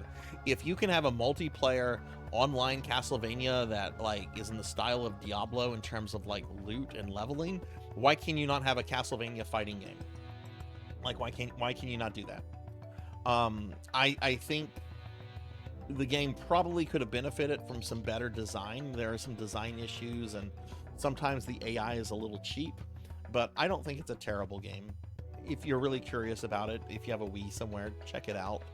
But yeah, I think Judgment is a clear C ranking. All right, Castlevania 3 Japanese version. This is still a very good game, but I don't like it as much as the North American version. Some of the bosses are much simpler in this version than they are in the North American version. The North American version has sound effects not in the Japanese version. Like when you're fighting Dracula's second form, every time you kill one of his heads, they like let out a scream in the North American version. They don't do that in the Japanese version. Grant is broken in the Japanese version. Grant very much needed to be nerfed. Granted, I think they I think they nerfed him too hard in the North American version, but he was definitely needed a nerfing in this version. This version does have better music, but I like the North American version better because it's more challenging. In some ways, it's more challenging because it's an asshole game. But this game I find to I don't know, to be a little. It's still not easy, but I don't know. It doesn't have that extra level of intensity that I think really makes the North American version stand out. But yeah, Grant needed a nerfing, but they took it too far, if that makes sense. Oh, you think the music in the US version is better than the Japanese version? I did not win the trip to Transylvania. I was very sad when I got that letter. The OST for it doesn't push it over to me, Sword Saint. I like the more complicated, more difficult bosses in Dracula's Curse, and I like some of the sound effects and stuff. For me, it's the soundtrack doesn't push it over, even though I do think the Japanese version has the better soundtrack of the two. All right, time for our first F. I hate this game. I hate Castlevania Lords of Shadow passionately. It was the most unfun game I played out of this entire project. Do you like crawling up rock walls for hours with no enemies anywhere near you? If so, play Castlevania Lords of Shadow, a game that it doesn't know what it wants to be. Oh, look, we're fighting bosses like we're playing what's that fucking game? Shadow of the Colossus. Oh, now we're fighting puzzle boss. This game doesn't know what it wants to be. That's its problem. This game has amazing production value. It has. I would rather play Adventure and Legends every day for the rest of my life than to ever play Lords of Shadow again. This game has incredible production value. It's got Patrick Stewart narrating it and playing a major character. The story of Gabriel is engaging. I would love this to be a movie. This would be an incredible movie. And I love the fact that this is a different take on the Belmont, with Gabriel ultimately becoming Dracula at the end. But as a game, I found this to be a miserable, miserable game. Like, I want to go back to this and watch cutscenes. I don't ever want to go back to this and play. Hey there, Dark Lore. What's going on? How are you? The DLC was so awful that when I finished it, people in chat were like, okay, we can now tell you that the developers have apologized for this DLC. I don't like this game. Now, am I going to shit on the other Lords of Shadow games? No, I'm not. I like the other two. So it's not me just hating on Lords of Shadow because it's trying to do something different. I hated this game from a gameplay design, but graphically, in terms of production value, music, it was gorgeous. I didn't like the stages. It felt way too linear in a 3D world. You know, at least in these other 3D Vanias like Legacy and Curse of Darkness and Lament, you had some measure of being able to explore. This was as linear as a classic Vania, which it's fine that classic Vanias are linear because that's the kind of game that they are, but in a 3D game, I want some aspect of being able to explore things. That's right, you can't buy the DLC. Oh, that is kind of messed up. Yeah, this to me, it's not the worst thing on this list, but I don't ever want to play this again. I would rather play Adventure and Legends every day for the rest of my life than to ever play this again. Just ever. Castlevania Symphony of the Night Saturn version. This is an A rank game for me. I have to put some caveats on this. The version I played is the English translated ROM hack, which also includes a bunch of updates to the way the game runs. I've been told the vanilla Saturn version of this is dreadful, but I've only seen people stream it and YouTube it. I've not actually played the vanilla Saturn version myself, but I did play the ROM hack that adds an English translation and fixes some things. I'm already wanting to move. Yeah, you know what? Fuck it. I'm gonna move that one up. It does not look as good as the PlayStation-based ones. In fact, a lot of the 3D effects look really terrible. But it's got some new content. It's got some new areas. It has 2 new bosses, the Skeleton Knight guy and a Maria boss fight. And Maria is playable in this, and she's a lot of fun in this one. So you know what? I'm going to say this is an S tier game. This is an S tier game. Performance fixes. Thank you, Finley. Thank you. Which we're going to come back, and at the end we're going to add like a top level to where I'm going to have like my top 5 Castlevania games, which we'll pull from the S tier rank. But yeah, I'm going to say Symphony of the Night Saturn is a S tier game. Okay, next one is Castlevania Mirror of Fate, which is technically the second Lords of Shadow game, even though there is a Lord of Shadows 2. This one happens in between the events of Lords of Shadows 1 and 2. And,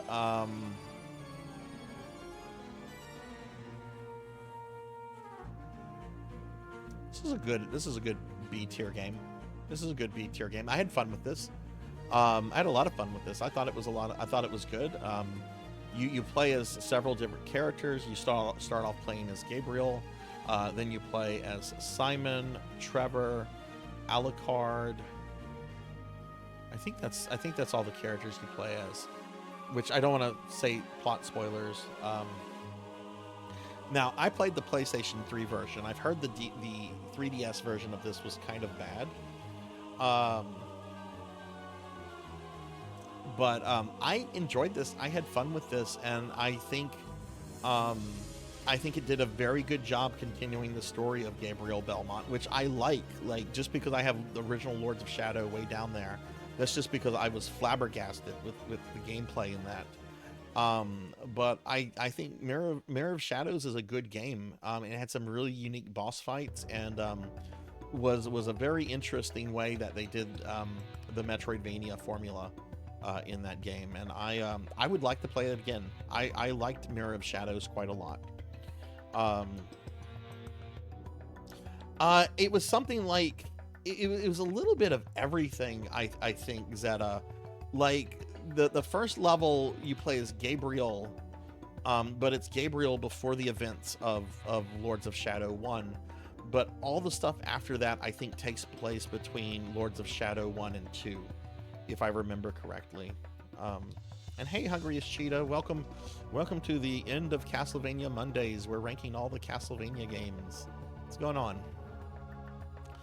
All right, the next one is probably a game nobody cares about, but I told you, like I said, we played all of them, or as many of them as I could play. The next one is the GBA port of Castlevania 1. This is a B ranked game. It's Castlevania 1 on the GBA. For whatever reason, it doesn't look as good as it does on the NES, but it plays the same. It sounds the same. There's just something very off about how this version looks compared to the NES version. It's very slight. Some people might not even notice it. I noticed it, but otherwise it's the NES version, and it's probably the most accurate of the NES or of the ports of the original NES games. But there's not much to say. It doesn't have any extra content or anything. It's just it has a very slight different look to it. It felt like God of War trying to be Shadows of Colossus. I can see that. I didn't play a lot of either God of War or Shadows of Colossus, but I can totally see that. All right, the next one is Lords of Shadow 2. Now, generally, when you talk to people about the two Lords of Shadow games, the two main ones, most people seemingly prefer this one, and most people hate this one. Well, guess what? I actually really like Lords of Shadow 2 a lot. It fixed up a lot of issues I had with the original. There's a lot more combat. The game knows what it wants to be. It has more of an open 3D world system. The story is weird as fuck, but it's like weird as fuck in a good way. It's a very fitting into the story of Gabriel. Spoiler alert, big spoiler alert, Patrick Stewart is back and he voices Death in this game. And the fight with Death is one of the best things in this game because it's Patrick Stewart yelling about exterminating the Belmonts. It's got some amazing boss fights. There are some really weird sections, like the stealth sections with the Warhammer 40k Space Marine guys, which doesn't make a lot of sense. But I thought those, because I heard so many people online complaining about those sections, I thought it was going to kill the game for me because I don't like stealth games. But I didn't mind them. Now, I struggled on a few of them. I'm not going to lie. I did struggle on a few because I don't play those kind of games. But I actually really like Lords of Shadows 2. It's just I don't like the first game. I don't like the first game at all. If you do, hey, that's awesome. Everybody has their own taste, you know.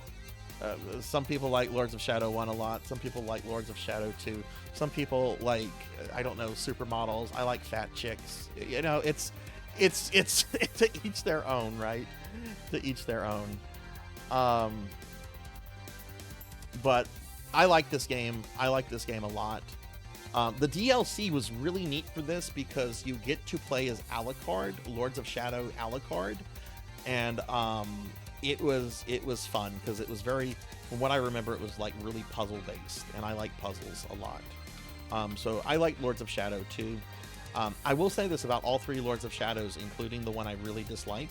All three of these games deserve a remaster and a re-release collection. I want to see all three of these games available again, remastered and out there. Just because I dislike a game does not mean I want it to disappear forever. All right, the next one, you might not be able to tell what this is. This is Versus Castlevania. This is basically Castlevania 1, like down to like the NES port, but it's basically Castlevania 1 for the arcade and much harder. So it's basically Castlevania 1 on hard mode. So I'm just going to give it an A rank. There's not much to say about it. It's the same game. It's just you take more damage, and the time limit is reduced. Don't play this if you don't want a harder version of Castlevania 1. But if you do like challenges, if you do want things that are, you know, going to really make you work for victory, check out Versus Castlevania. I don't have anything really to say about it because it's really just Castlevania 1, just more difficult. You should play it, Professor. It's actually available through Arcade Archives, which I have actually on one of their leaderboards pretty high. I think I'm in the top 25 on one of the 2 leaderboards for that. I'd have to go back and check. It's been a while, but you should definitely check it out. It's only a few dollars, and it's on PlayStation. So if you have that, definitely check it out. All right, Dawn of Sorrow, a game that I think gets too much fucking grief. Dawn of Sorrow is a really good game. I like Dawn of Sorrow, and I'm putting it on the same level as Aria of Sorrow. Dawn is gorgeous. Dawn is really good. Dawn has some annoying things about it, like the generic anime design and the seals, which the version I played, to be fair, I played this before the Dominus collection came out, so since I don't have an HD enabled 3DS, I had to stream this on an emulator, and I used the version that removed the seals. But I have gone through the Dominus version. I have offline played around with the seals, and I find them kind of obnoxious. But oh my god, Julius mode in this game is glorious. Julius mode in this game is so amazing, and that final fight in Julius mode is one of the best Castlevania battles, period. I like Dawn of Sorrow a lot. I think it's a great game. And I don't understand why people constantly refer to it as like inferior to Ecclesia in Portrait, because I think all three of them are very incredible games. For those of you that might be a little critical of Dawn in chat, I'm curious what your criticism of it is, because I know there's some people like Suki that have played the Sorrow games quite a lot, but I can't remember where Suki's for example, Suki, I can't remember what Suki's personal opinion of Dawn is. But I'm curious if there's anybody in here that has legit criticism of this, because I'd like to hear it and just see what people think about it. Hey, Aki, thank you for the lurk, and thank you for the congrats.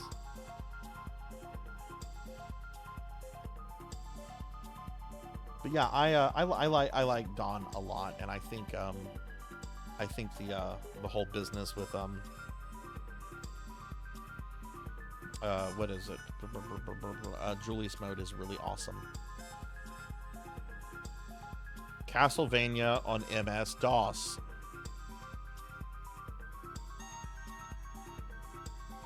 This is actually the best of the 3 ports on personal computer systems from the early 90s. You had the MS-DOS port of Castlevania, you had the Commodore 64, and then you had the Amiga port. This is the best of the 3. It doesn't look as good. I think the Commodore 64 version looks better, but this one plays better. This one plays better, and I want to say I remember that in this version, I think I could be wrong, but I want to say that you have a jump button. In the other 2 versions, jump is up, and you know how I feel about that. Jump should never be fucking up in a platformer. It shouldn't be. The music in this, a lot of people that run the MS-DOS version are running it in a way that causes the music to be really janky. There's an actual way that if you're playing this through DOSBox, not be up. Why can't it be one of the fucking buttons? Having the fucking up button jump is fucking fucked up. There's an actual way to get the soundtrack to play right, and it actually sounds pretty decent. That said, I don't know why you would play that when you have the NES version to play. I just don't know why you would do that. But yeah, that's the DOS version of Castlevania. I don't know what else to say about that. Portrait of Ruin. This is a really fucking good game.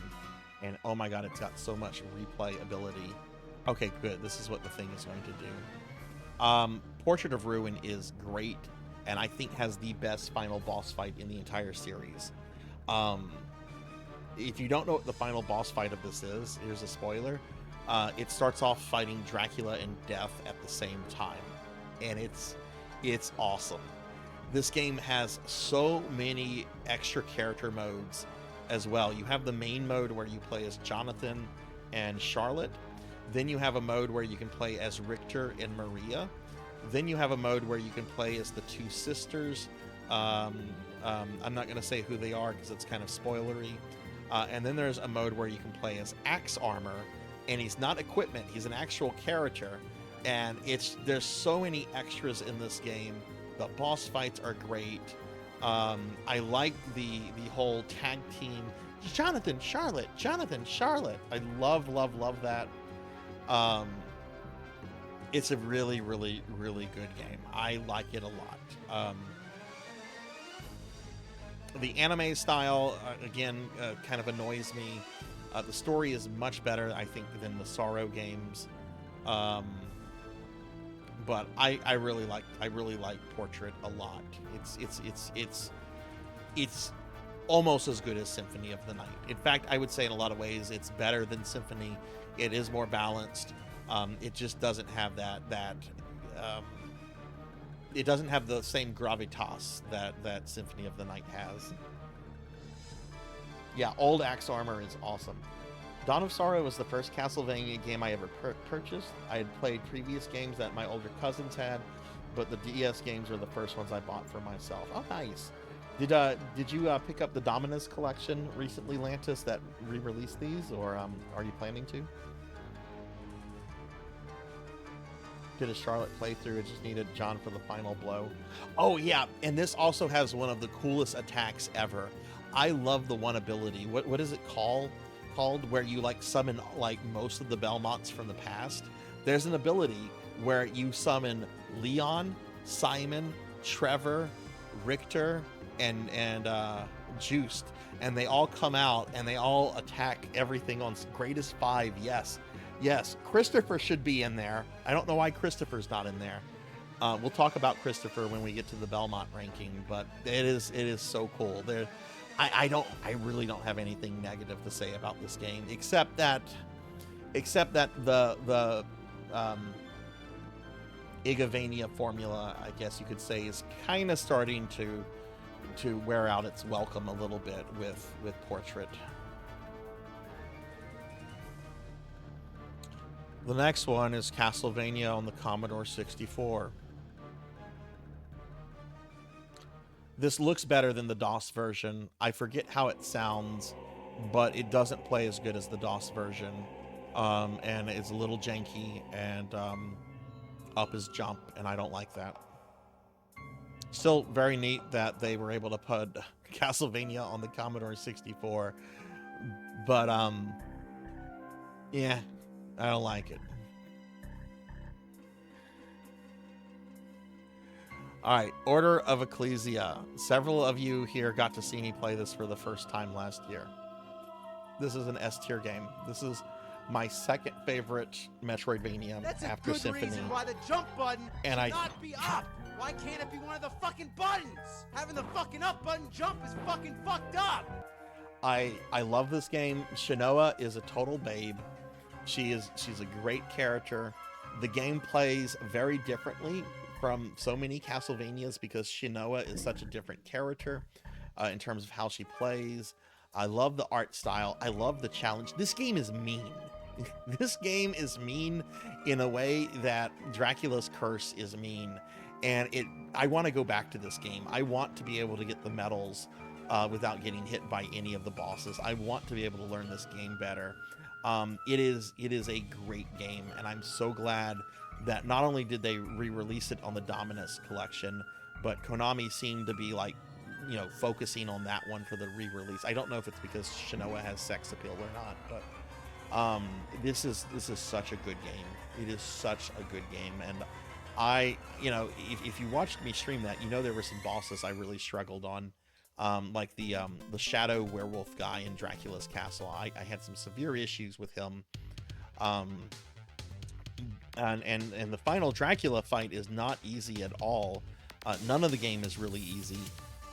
Isn't the second boss the crab in the tower that normally like people just give up on? Yeah, I liked Ecclesia a lot. Like up until Ecclesia, my second favorite Metroidvania was Circle of the Moon. And the thing is, I had bought Ecclesia when it came out because it's Castlevania. They've always gotten like low print runs since the late 90s. I was going to get it and play it at some point, and I just never did.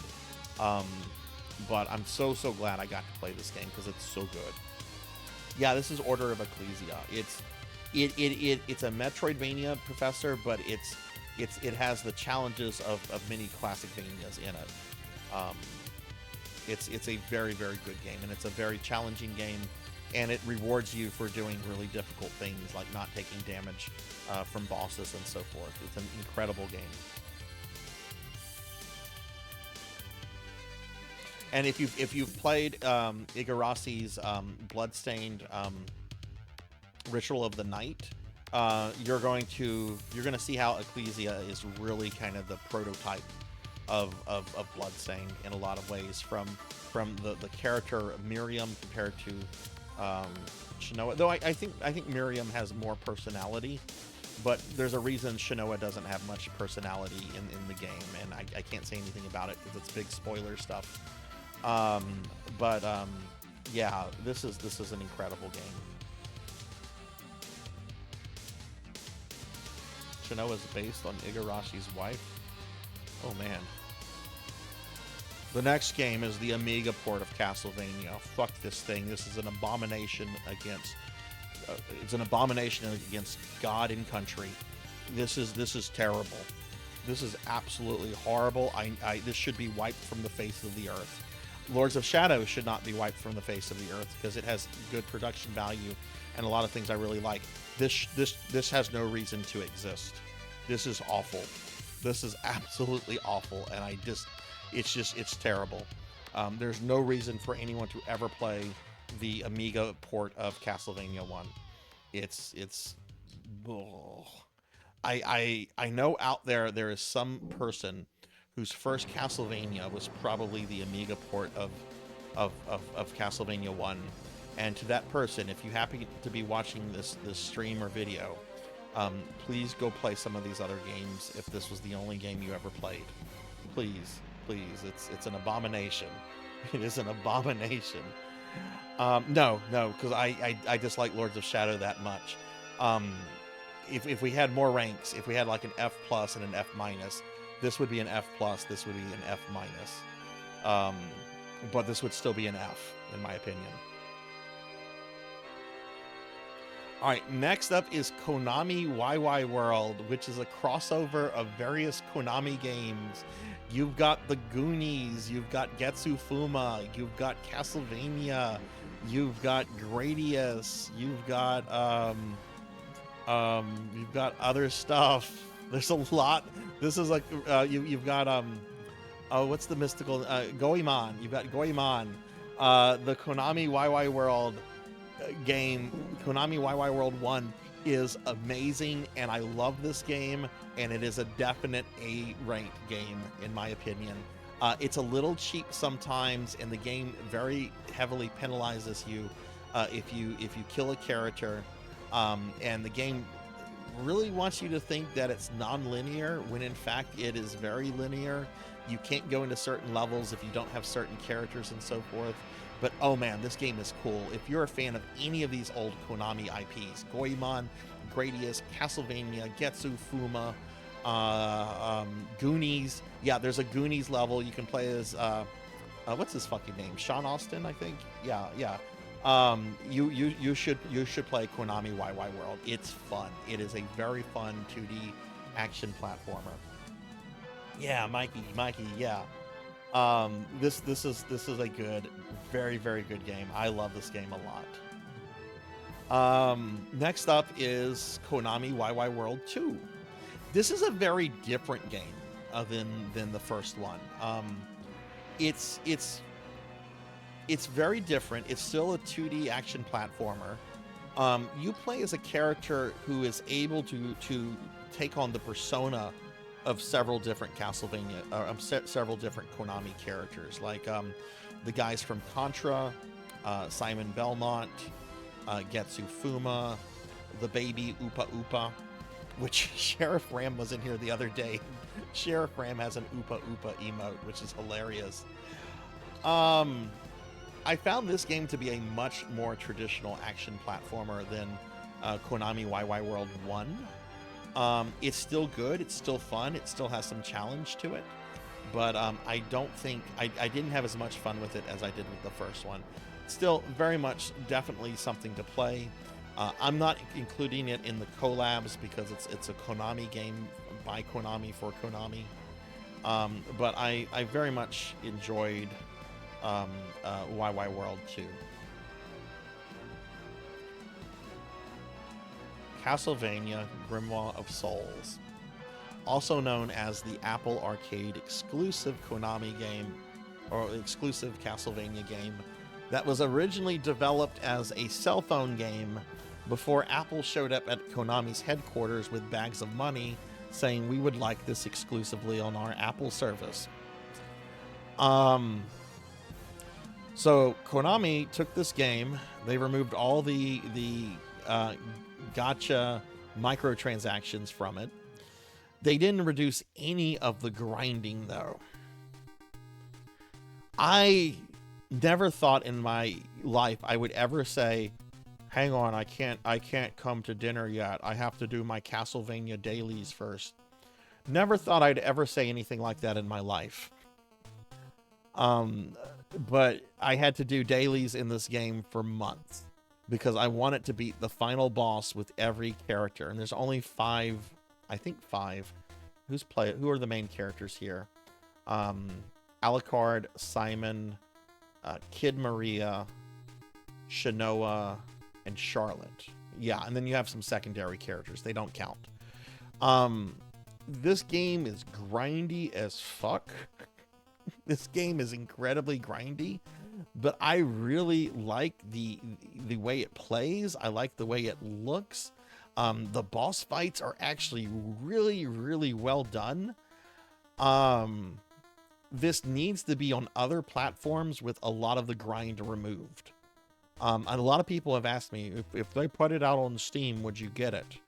That depends. Have they reduced the grind? If they reduce the grind, yeah, I'd get it and I'd play it again. If they just directly ported it from Apple to Steam, I probably wouldn't. I think I had like 300 hours in this game by the time I was done with it, and there was a whole bunch of extra content I had not unlocked, like items and stuff. I really like this. I like this a lot more than I thought I would. The gameplay felt really fresh, really good. It's just the grind and the fact that it's locked behind Apple. I hate that this is the most, well, until we get to Haunted Castle Revisited. I hate that this is one of the most recent Castlevania games that we have. because I really think if it was free of the Apple Arcade system and released as more of a standalone game, I think we could have something really good here. But because of a lot of the problems with the grindiness and how it's available, because you have to have a subscription to Apple Arcade, otherwise you don't play this, I have to give this a B ranking. I enjoyed it a lot and I had fun with it, there's too many issues with it that prevent me from giving it an A ranking.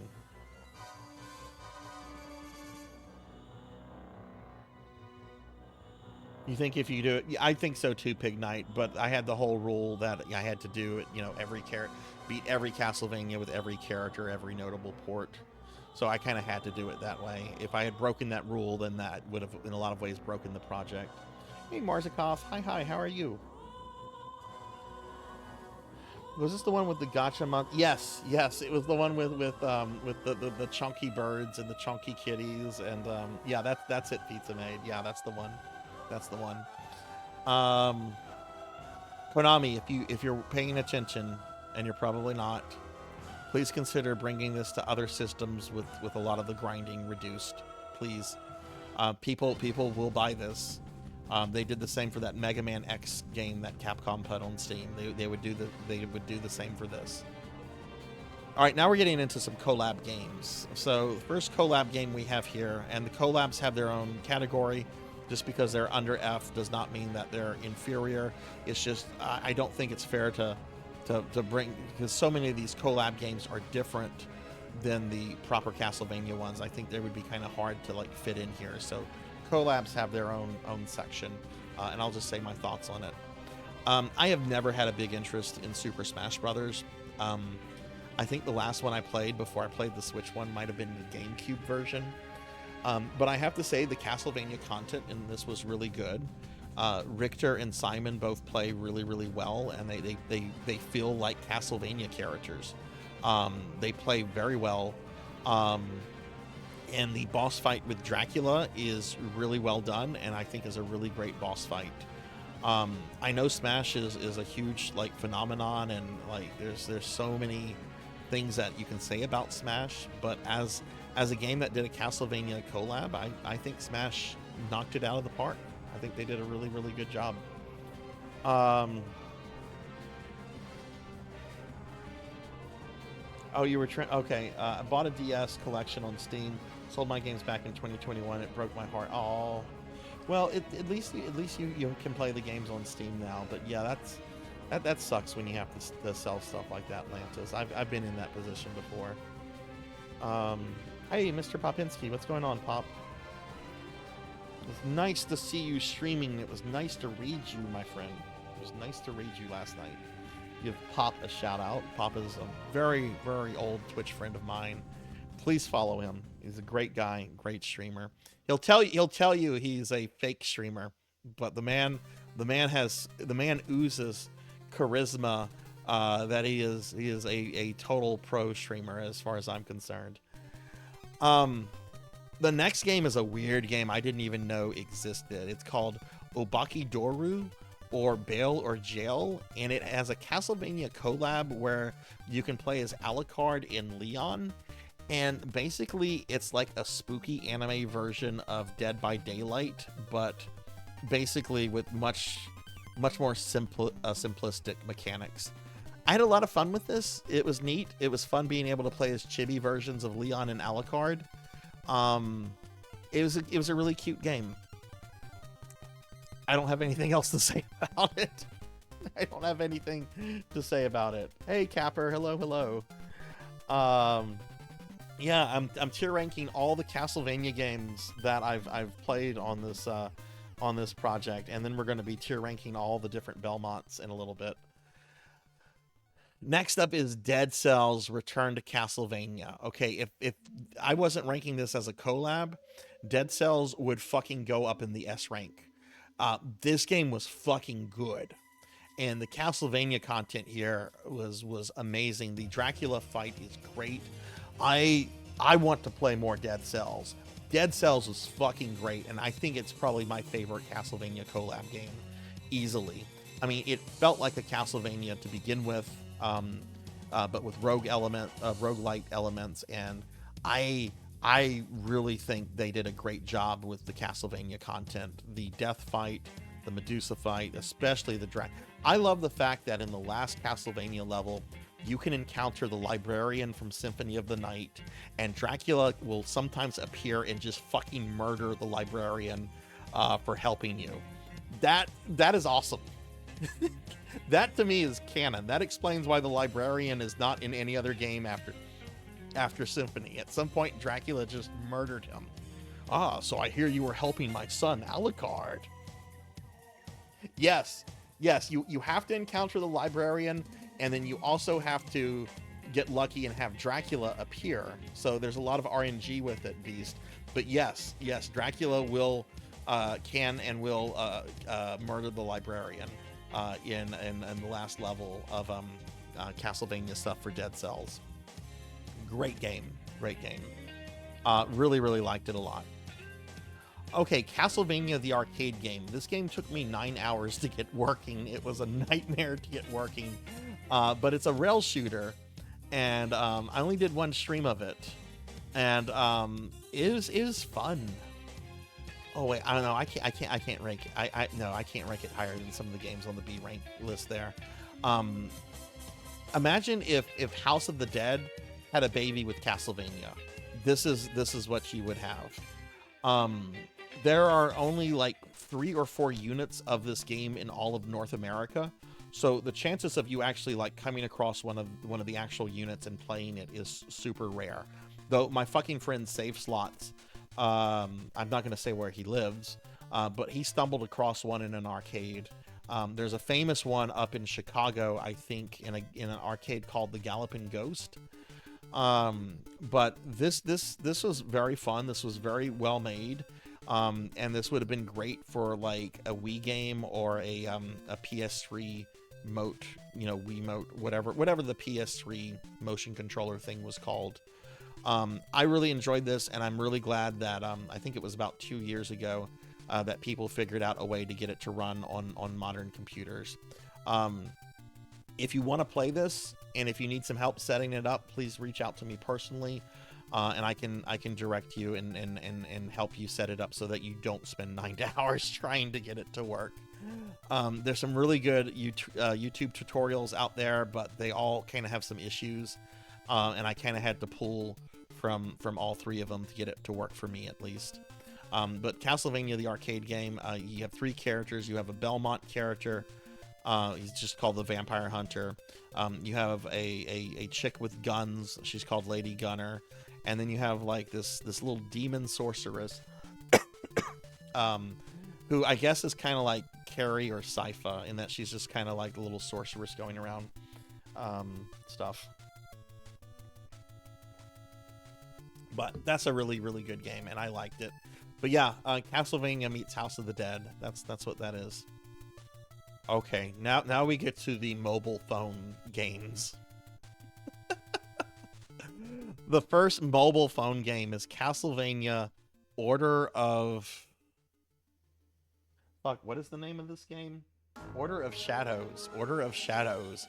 This is the only original Java phone game, like pre-smartphone game. All the other ones are like ports of other things. I thought this game was going to be truly awful, and I thought I was going to hate it. It actually wasn't too bad. It was kind of impressive on a technical level for the time, and I kind of had fun with it. It was really short. I don't think there's any reason for anyone to really play this unless you're really into Castlevania, so I'm giving it a C ranking. But yeah, I was prepared to hate that, but like Legends and Dracula X, I found it kind of mediocre, yet kind of impressive in a technical sense. Order of Shadows. Alright, the next ones I have to explain some stuff. This is where shit gets weird, okay?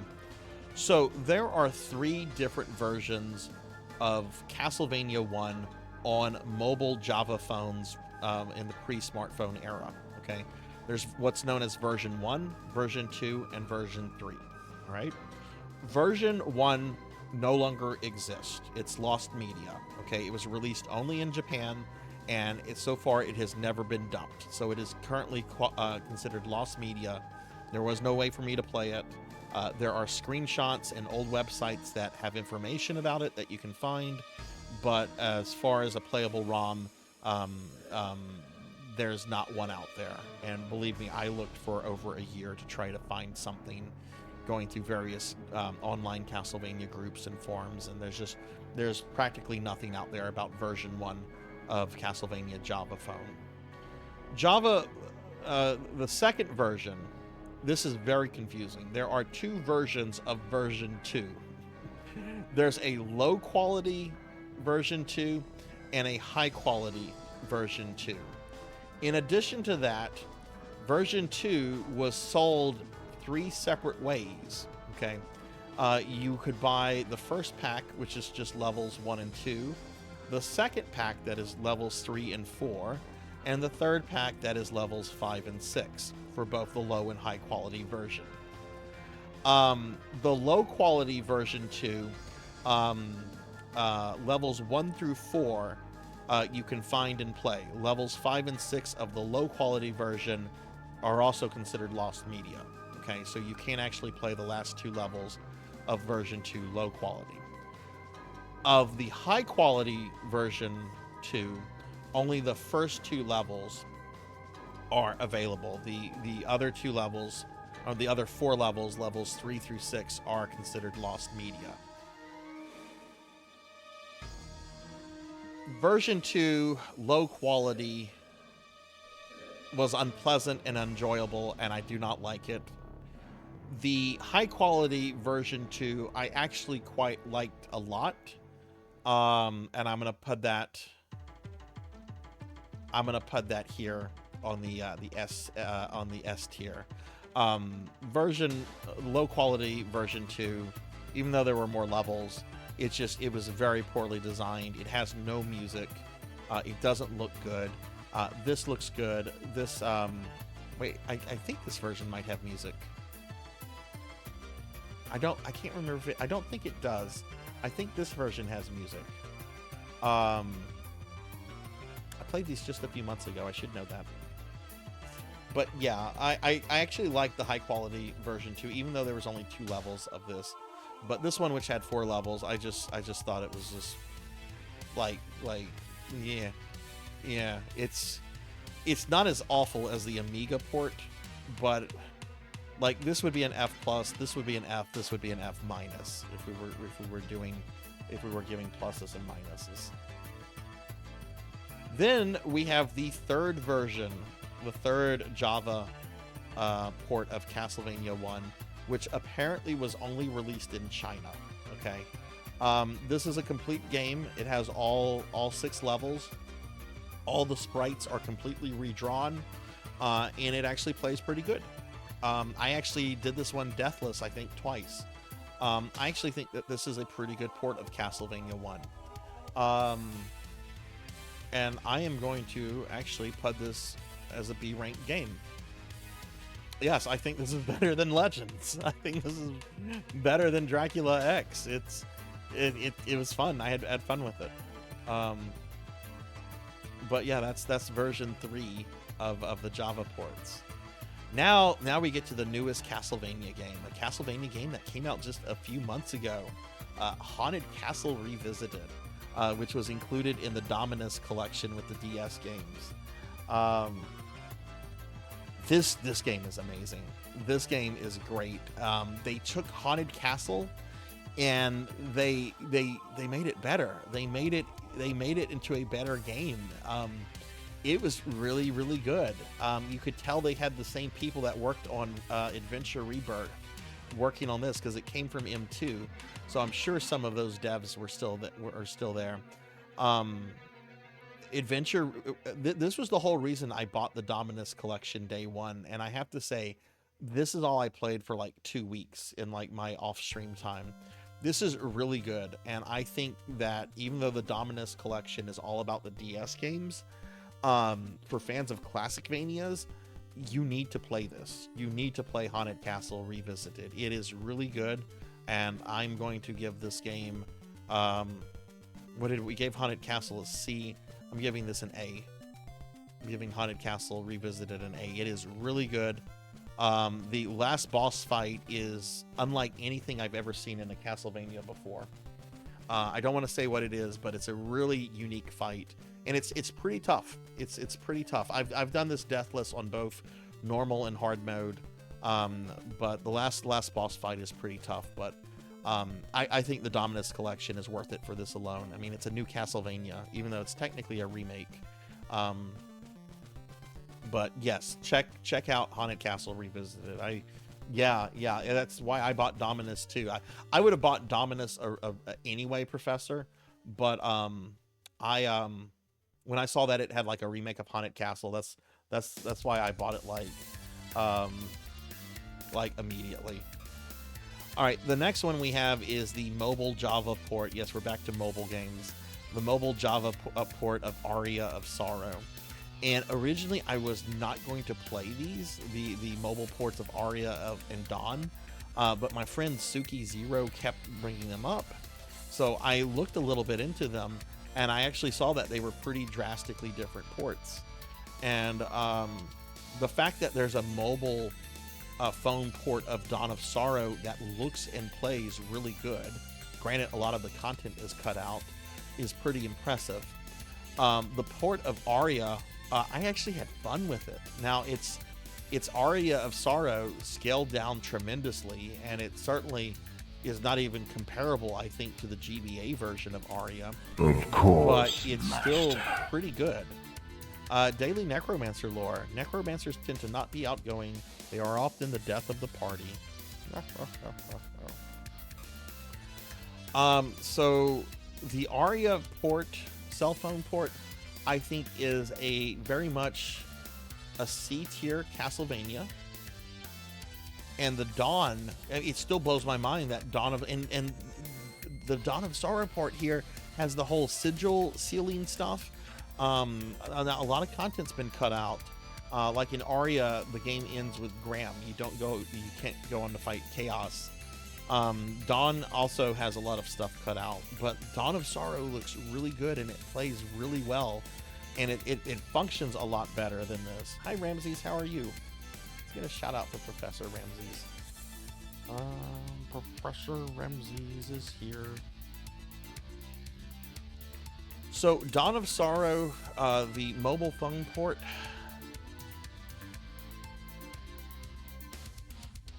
I mean, if you play Dawn of Sorrow, you need to play the DS version. That's the real version. But if you like Dawn of Sorrow a lot, and if you want to see it presented in a slightly different way, play this. I'm giving this a B ranking because it is better than the Aria of Sorrow port, and it has clearly a lot of love, a lot of hard work put into it. So I'm gonna put that there. Okay, our last collab on the list is Dead by Daylight Castlevania. I did not include V Rising on this list because you don't play as a actual Castlevania character in that. You kill one, but you don't play as one. So I didn't include that one. And then there was the whole new Vampire Survivor thing that came out like just a few days ago. I didn't include that because honestly, I'm ready to play some other things.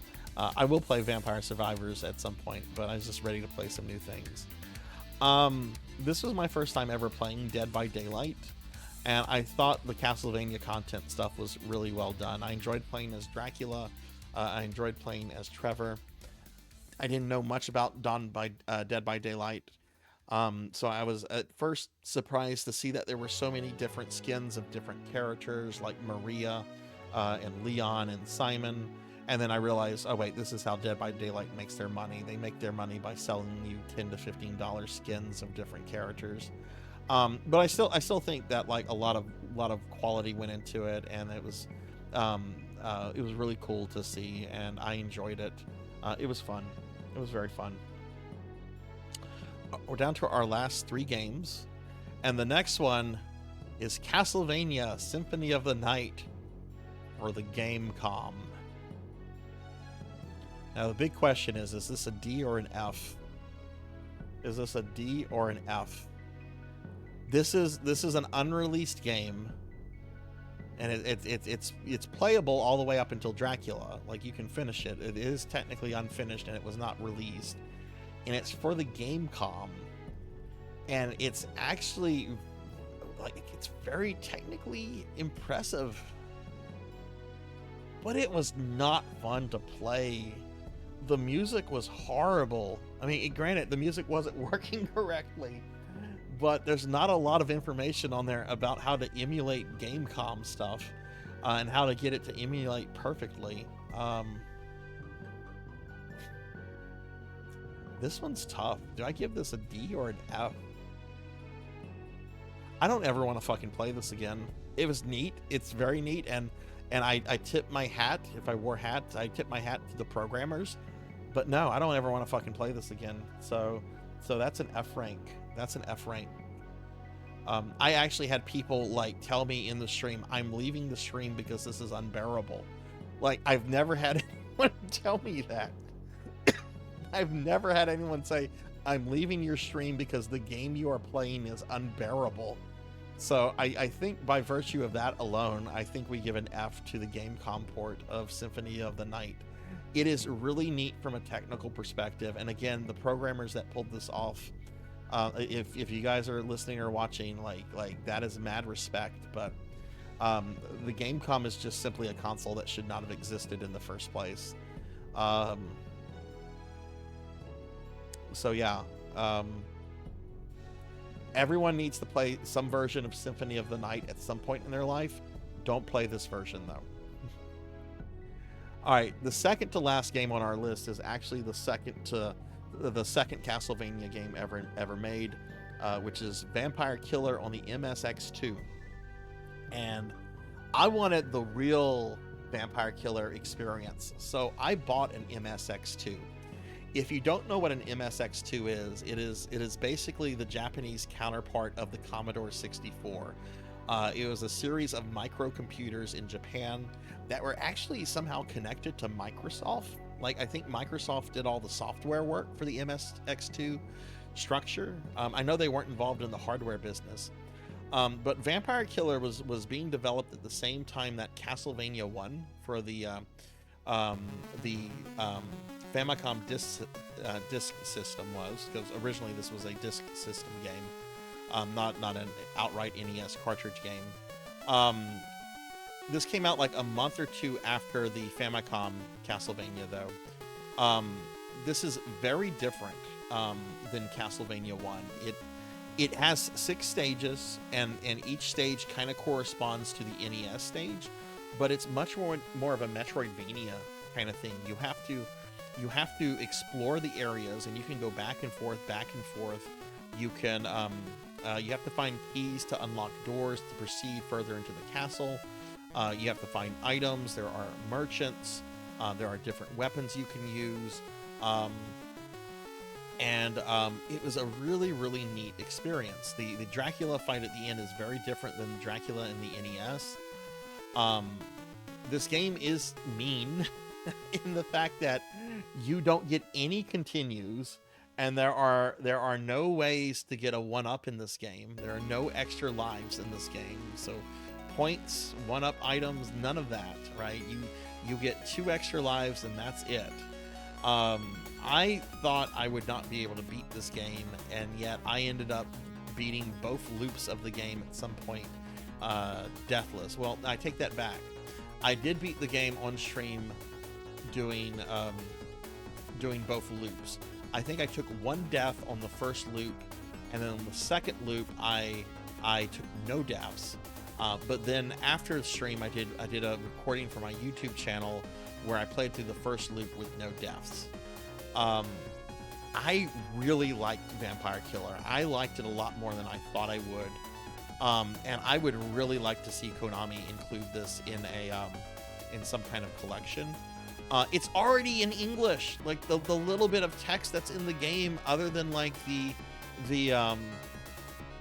intro text, because I was playing the Japanese version. Other than like the logo, like all the text is in English. And this game was also released in Europe, and my understanding is that the logo in Europe is in English. So Konami could easily like re-release this in some sort of future Castlevania collection, and I really hope they do because I would like more people to play this.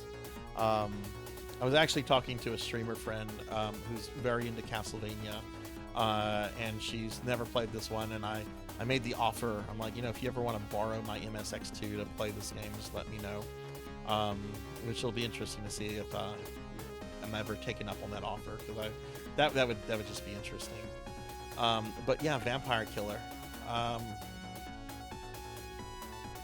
The big question is here is, do I like it more than Castlevania 1?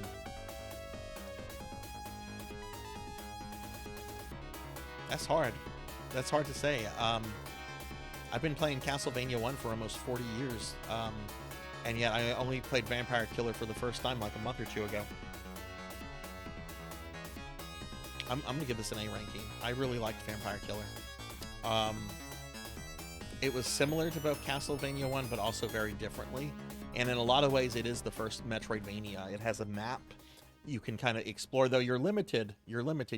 Once you kill a boss, for example, you can't go back to like a previous stage, but you do have a certain amount of you know, it is non-linear in that you can explore the stages that you're in. But I think Vampire Killer deserves an A ranking. Hey Fable, what's going on? Let me get caught up on chat. Again, I might be missing some comments. I'm sorry if I do miss some comments here. The Nokia N-Gage. What is on the Nokia N-Gage to play? Let me give Fable a shout out. Welcome, Fable. Welcome to the last Castlevania Monday. We're ranking all the Castlevania, all 61 Castlevania games I've played over the last 3.5 years on Mondays. Well, the last game to rank here is Castlevania Symphony of the Night, the original North American PlayStation version. There doesn't need to be any real discussion as to why this game is going where it goes. It's going here. It is an S tier game. I don't know if I like this version more than the PlayStation 4 version. Where's the PlayStation 4 version's right here. This has less content than the PlayStation 4 and Saturn version, and yet it has the iconic dub. I think the colors look better than they do on the PlayStation 4 version.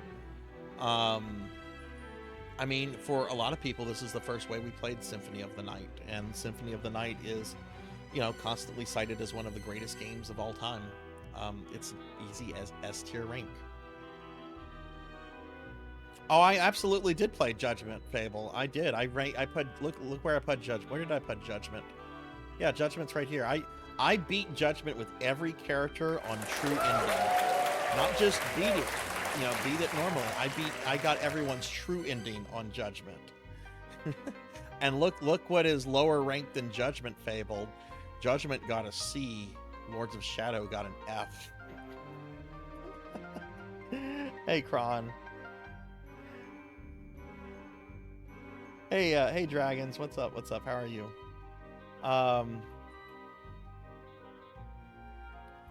But yeah, so we're gonna do something here before we move on to our second tier rank, where I'm going to rank Belmonts. We're going to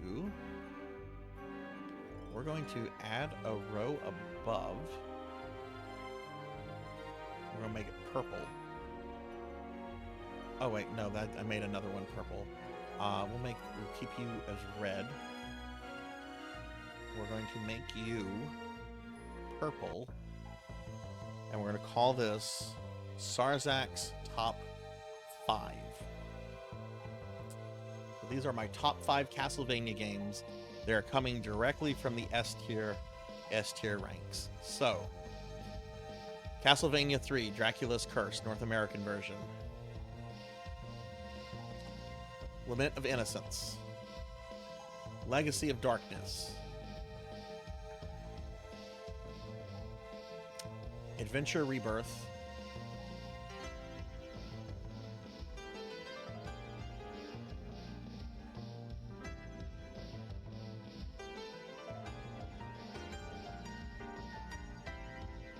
This is between some version of Symphony of the Night and Order of Ecclesia.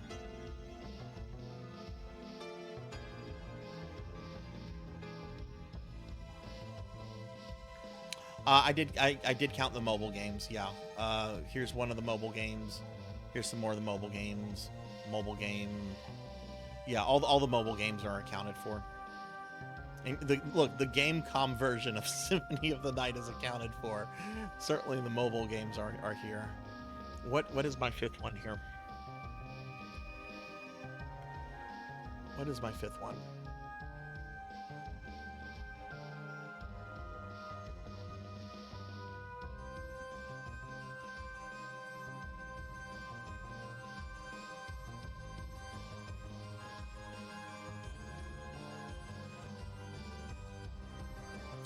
We're going to say a PlayStation 4 version of Symphony of the Night.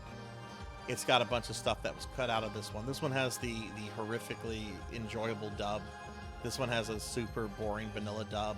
But this one has stuff like the fairy singing, and it's got a whole bunch of other stuff that was cut out. The Saturn version has the better Maria, but the Saturn version doesn't look as good and has some really unpleasant slowdowns and stuff. I really like Ecclesia. If it was a top 6, Ecclesia would be right there, but these are my top 5. Castlevania III, Dracula's Curse, Lament of Innocence, Legacy of Darkness, Adventure Rebirth, and the PlayStation 4 version of Castlevania 4. So yeah, so that is our Castlevania tier ranking. 61 games over the span of 3.5 years. The only games here I never want to play again are Lords of Shadow 1, the Amiga port of Castlevania 1, the version 2 low quality Java port, and the Gamescom Symphony of the Night port. Let me preface it by saying Lords of Shadow again has amazing production value and a great story. I hate the gameplay in that game. I love the story of Gabriel Belmont. And I don't hate Lords of Shadow because I gave the other 2 games B's, right? So I don't hate I just don't like the way this game plays. I don't like the fact that it doesn't know what kind of game it wants to be, and it's sometimes very boring with oh look, I've been climbing walls for 30 minutes with no enemies. This is exciting. These games here, I dislike Adventure a lot. Why did I not give that an F rank? The first 2 levels are nice, and some of the music is nice, and I gave it a little bit of a... It was one of the first Game Boy games, so they were figuring out the tech. Kid Dracula, I don't ever want to play those again. There's no reason to play the Commodore 64 version. But yeah, I think this sums up things pretty well. Yeah.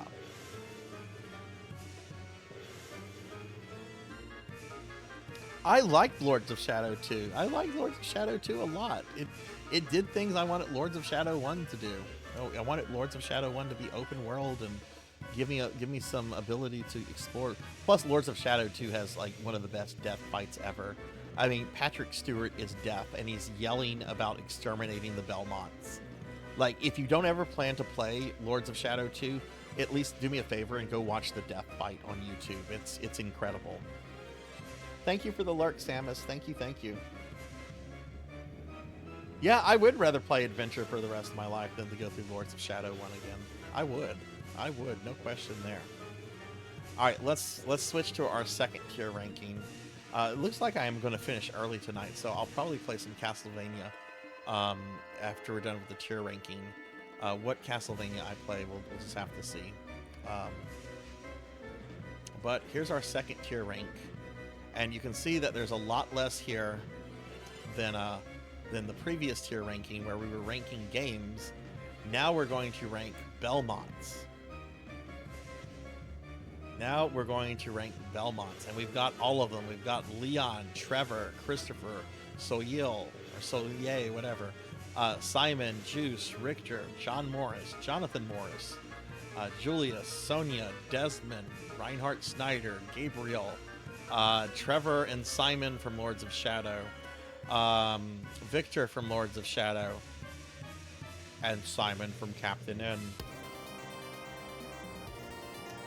So let's start. This is easy. This is very easy. Leon Belmont is best Belmont. He might have only one game and a cameo and a few other things. Leon Belmont is best Belmont. Like, that's an objective fact. Leon is best Belmont. Trevor Belmont. Trevor Belmont is a fucking badass. Trevor Belmont is also S tier.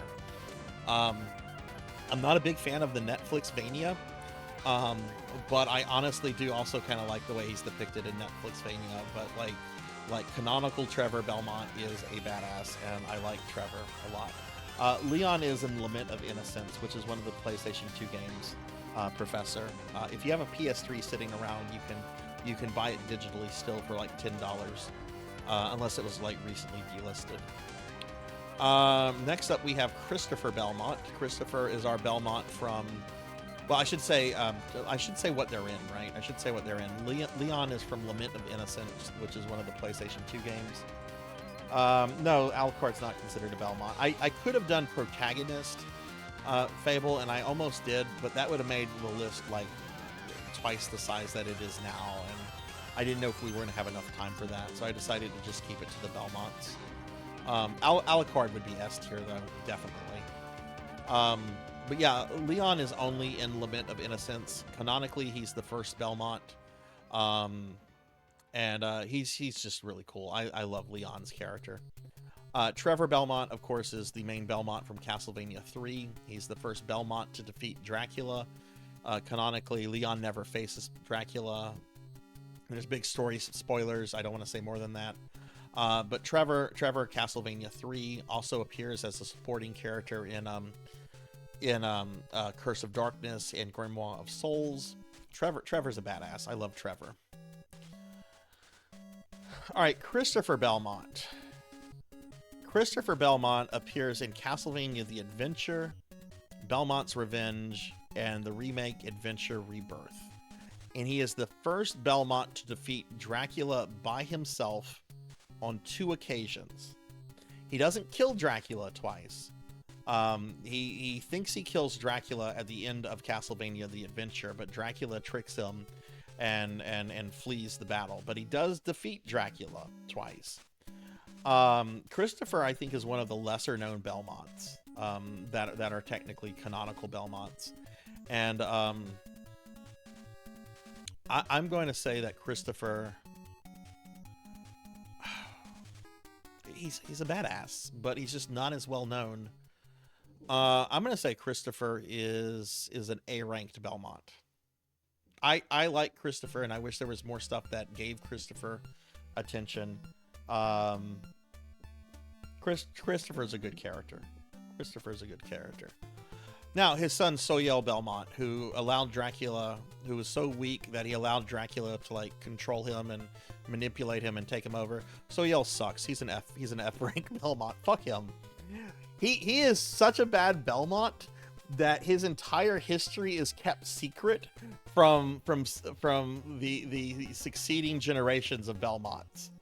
Okay, that's how bad of a Belmont Christopher's son is. Okay, so we're going from the father's A rank, the son is F rank. Sorry. I also really don't like that boss fight. It's easy once you know what to do, but I don't like that boss fight. Simon Belmont. Do I really need to say anything about Simon? Simon is S tier. Simon Belmont is the Belmont. I like Leon more, but come on, Simon Belmont is the OG. Simon is the OG. Juiced. Man, it really looks like Alucard cosplaying a Belmont. I really like the magic stuff, and I actually really kind of like the story written between him, Maxim, and I forget the female lover's name. His design is boring, though. Juiced is a B rank Belmont.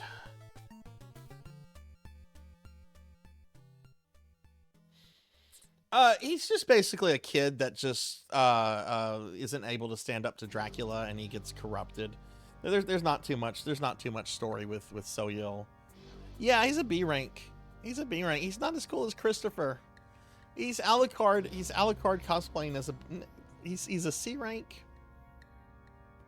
No. My next opinion is going to upset some people. Richter's C rank. I don't like Richter. I like playing as Richter. Richter's fun to play as. But, you know, Richter also fucks up. Richter fucks up, which is why the Belmont clan has to disappear for, like, a century or two. I don't like Richter's design. I don't like his design. He's fun to play as in certain games. But, yeah, Richter's an S-tier Belmont for me. I get when I play the games that he's in, I get more excited about playing as Maria than I do Richter. How does he fuck up? He allows Shaft to possess him. Thank you. That leads to all kind of problems. Sheriff Ram, thank you. Sheriff, thank you for the 1 year 1 year of subscription. Thank you, Sheriff. I appreciate that a lot. Sheriff, we are ranking Belmonts. We are ranking Belmonts because this is my last Castlevania Monday stream. We are done. I have played 61 Castlevania games over the last 3.5 years, and I just ranked all the games. And now we're ranking Belmonts. So I've already made a pretty controversial decision by putting Richter as a C-level Belmont. Yeah. John Morris. Boy, there's nothing really to say about John Morris, is there? There really isn't. He really doesn't have any kind of personality that we get to see. And he's just kind of like, hi, I'm John. I'm the traditional Belmont character. Also, this game takes place in like during World War I. So like, why is he wearing like the Seinfeld puffy shirt? Like, why is he wearing the Seinfeld puffy pirate shirt thing? This takes place in World War I, not during the 18th century. Like, why is he wearing that? He is from Texas. And look, I don't live in Texas, but I am Texan born. So you know what? Fuck it. The power of Texas makes him a B. I was going to give him a C, but then I remembered one thing. Texas.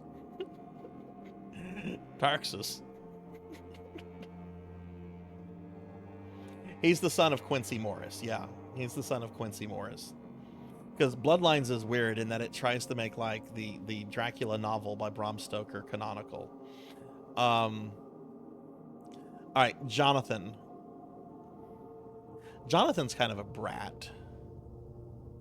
But you know, there's some growth in Jonathan's character. Jonathan's fun.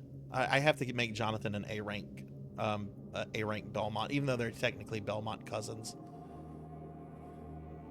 All right, Julius. Jonathan is a sub, Charlotte is a dom. Well, I mean, yeah, there's nothing wrong with that though. Nothing wrong with being a sub. Julius. The only Belmont with a beard, the only Belmont to permanently kill Dracula, and a Belmont that I share the same year I was born in. Julius and I, we have the same birth year. Dude is a fucking S tier. Julius mode in Dawn of Sorrow is legitimately like one of my favorite Castlevania things ever, too. Julius is a definite S tier Belmont. Like, hands down. We need the Julius Belmont game. We need the Julius Belmont game. Okay, Sonia Belmont. Sonia Belmont's a tragedy. I gave Sonia Belmont's games Castlevania Legends, which is the Castlevania equivalent of a McDonald's cheeseburger, in that it's just mediocre and will just satisfy you on the most primitive level. And then her other game was a canceled Dreamcast game. Man, she has not been treated well. And I'm glad that her backstory was retconned, because originally she was the first Belmont, and it implies that she and Alucard shack up and have babies, and that would mean that the babies, you know, are descended from Dracula. Like Dracula is their grandpa. I think this character has a lot of promise and potential, though. I think you could really do something cool with Sonia. And I want to see them revisit Sonia's character and try to do something with her. But she's kind of held down by the games that she's been in. I think Sonia is a B rank with the potential to be an A rank Belmont. Maybe even an S tier rank Belmont. But Sonia, as she is now, I think Sonia is a B tier Belmont. Okay, Desmond Belmont. D is for Desmond. Desmond Belmont is the Belmont from the Order of Shadows mobile phone game. There isn't anything interesting to say about him other than he looks like a demon or a vampire. D is for Desmond. I don't know what to say about Desmond other than, oh yeah, he was in a mobile game. Reinhardt Snyder. Okay, I like Reinhardt a lot. He's from the 264 games.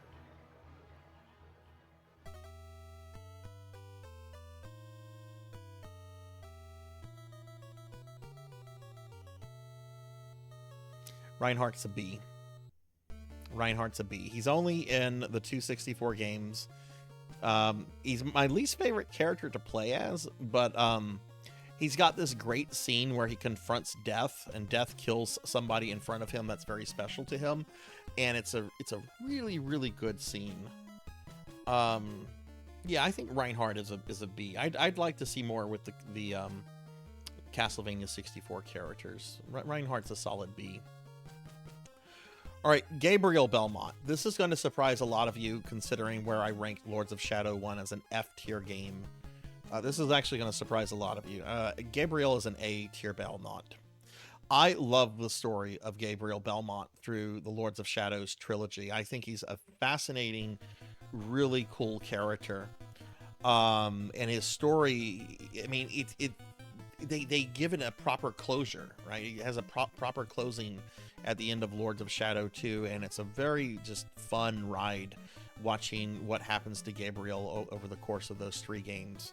I really dislike the way Lords of Shadow 1 plays a lot. I really dislike it. But Gabriel's story and his character is a really, really good character, and he's really fun he's fun to play as much fun as I can have in the first Lords of Shadow.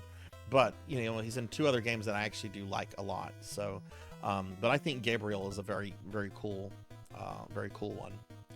All right, Trevor from Lords of Shadow, who, if you don't know, is also Alucard.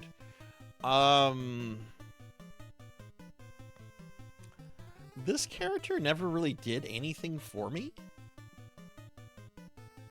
It felt like, I don't know, I just...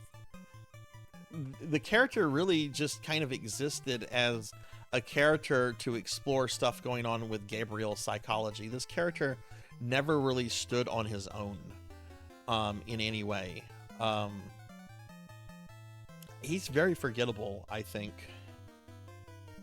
Now we have Simon from Lords of Shadow Mirror of Fate, and I would say he's also a C tier Belmont.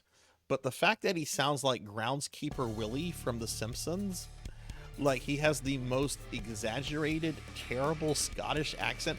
Like you can clearly tell that it's not a real Scottish person voicing Simon from Mirror of Fate. You can tell it's an American trying to do a Scottish accent, and it's bad. He goes where Desmond goes. I do not like this depiction of Simon Belmont. Yes, he really is, Ryu. He really is. Thankfully, Simon Belmont, Lords of Shadow, only appears in Mirror of Fate. Sounds like Fat Bastard. A little bit more angry. Fat Bastard is kind of jolly. This guy is always angry. Okay, and then there's Victor Belmont. Victor Belmont is a supporting character in Lords of Shadow 2. You don't play as him. You actually have to fight him.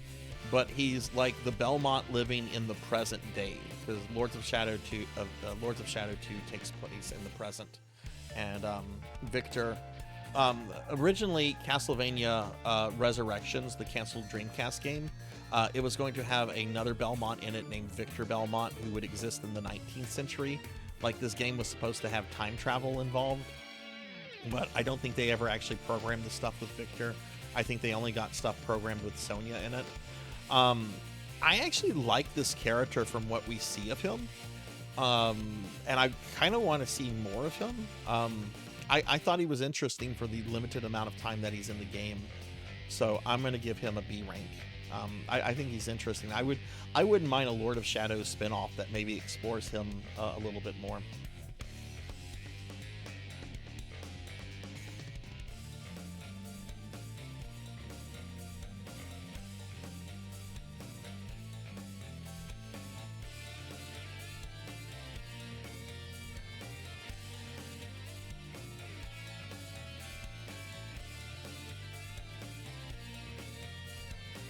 And that's where Captain N, Simon Belmont, belongs.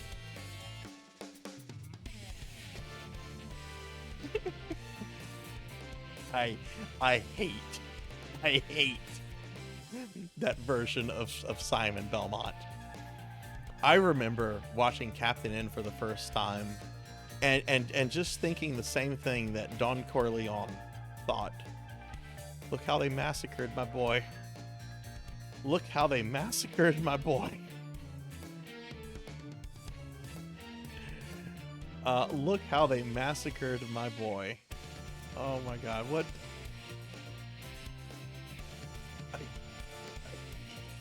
I look back on Captain N sometimes with certain fondness.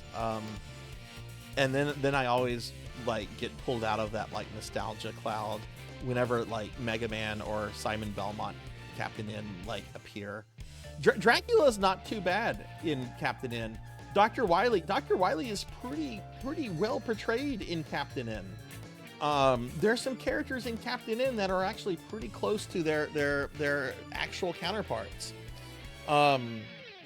Wily's pretty good. Dracula's pretty good. I never understood why King Hippo is blue. Like, that always bothered me. It's like, why is King Hippo blue? Like, why is he blue? Like, he's Polynesian, right? Why is he blue?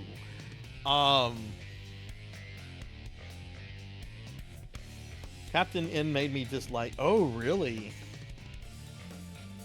Yeah, Dr. Light has like sideburns in Captain N, but other than that, he acts like Dr. Light. He's pretty good. Pretty good. I like the Zelda. Well, the Zelda and Link are really the Zelda and Link from the Zelda show.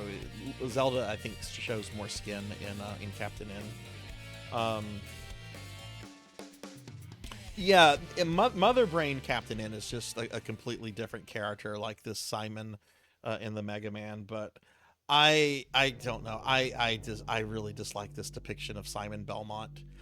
Have any of you ever watched the Mary Tyler Moore show? Any of you ever maybe watched that when it was in syndication?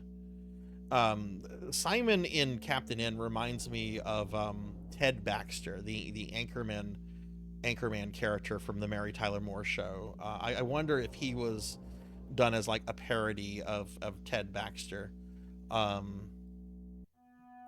Which, I mean, given the age of the show, you know, it's not that far-fetched, right? Those deep cartoons were filled with like references to like much older pop culture stuff than what the kids watching them at the time would have caught on. So I've always wondered if that was supposed to be like a parody of the Ted Baxter character, but I don't know. But yeah, okay, let's review this. All right, Leon, Trevor, Simon, and Julius are S tier. That checks out. Christopher, Jonathan, and Gabriel are A tier. Juiced, John, Sonia, Reinhardt, and Victor are B tier. I think this is my most controversial placement here, is Richter as an S tier. I'm sorry, as a C tier, but then you also have Trevor from Lords of Shadow, which I think that's appropriate. I see how this one's very controversial, but I'm just not a Richter fan. I am just not a Richter fan.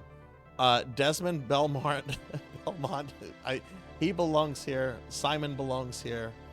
This guy fucked up so bad that he belongs here. This is the only official art of Sewell Belmont, by the way. There is no other official art of this character. This is what Konami thought of this character. We need a sketch of him for the Game Boy manual. Get someone to do it. Don't pay them more than $15. This character isn't worth it. This is Sewell Belmont. He is the secondary antagonist of Belmont's Revenge. He is the son of Christopher that is corrupted by Dracula, and you have to fight him at the end right before you fight Dracula. To be fair, he is like a kid. He's like 16, 17 years old, but he fucks up so badly that his entire existence is hidden from all subsequent Belmonts. Like, nobody speaks about this guy. Nobody speaks about this guy. And then there's Captain N, Simon, which maybe I should have other versions of Simon, like red-haired Simon, or Simon from Judgment. There's so many different versions of Simon, like Haunted Castle Simon. It's like, oh boy, it's Haunted Castle Simon Belmont. He's in no hurry to go take a massive shit. Like, that's how he walks. He looks like he has to go poop somewhere.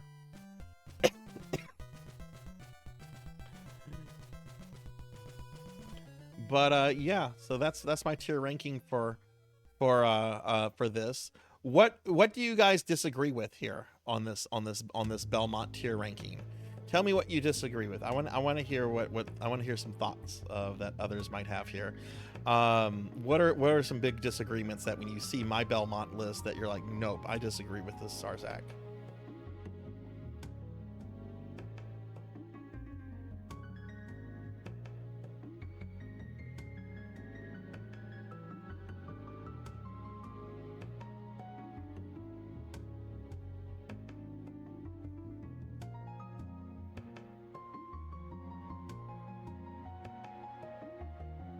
Leon and Trevor are S. Jonathan, okay. Why do you think Jonathan should be S tier? Sword Saint, what do you like about him? Shinoa is S tier, but she's not a Belmont. That's why she's not on here. Judgment Simon is B tier. He looks good. Oh boy, that's a hot take, Pig Knight. That's a hot take. Then you get the real greatest five there. Pizza Maid says Richter. Sewell is in Vampire Survivors. Is he really? I did not know that. Wow, they really have included everybody then. Captain N should be lower than F. I would bump Richter up a tier, maybe Sewell up a tier. Not sure how much it's his fault. No, I'm pretty sure it's not his fault. It's not his fault, but he still fucked up pretty badly. Richter fucked up too. I hold that against them. At least Sewell had like the excuse of being a kid that had never faced Dracula. This dude had already fucking killed Dracula.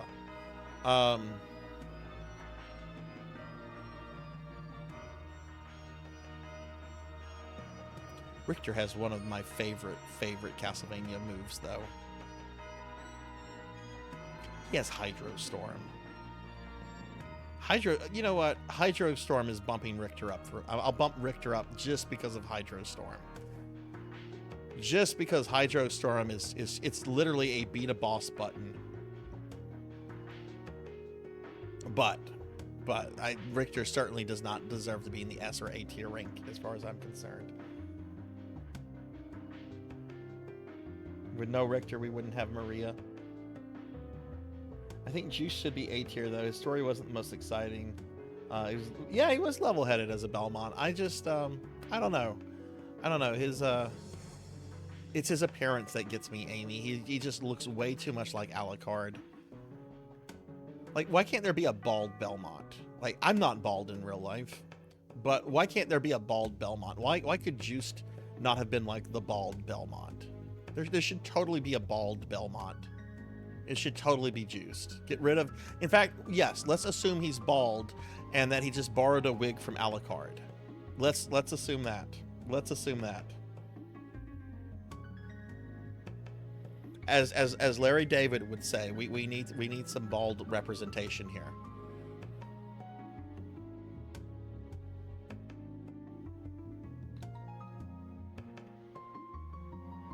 Imagine if Julius was bald. He has the facial hair, but he's bald. He would look like Hammer. He would look like Hammer.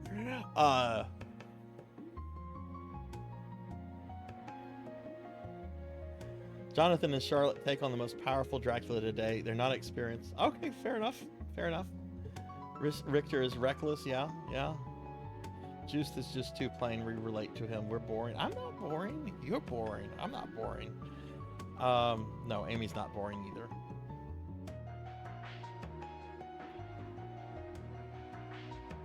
Richter should be lower on the Richter scale. Okay, now let's go back over to this tier list. What are some big things that you disagree with here? Remember, my top 5 is just an extension of the S tier rank. Okay, it's not like a separate one. These are just, I just like these more than these. But what are some big things that you guys disagree with on this list? Remember, the collabs are just here because they're collabs. I actually thought all 4 of these were lovely collabs, and did the Castlevania IP good justice. I want to play Vampire Survivor. It's just I want to play some other things. I'm a little tired of Castlevania after 61 games in 3.5 years.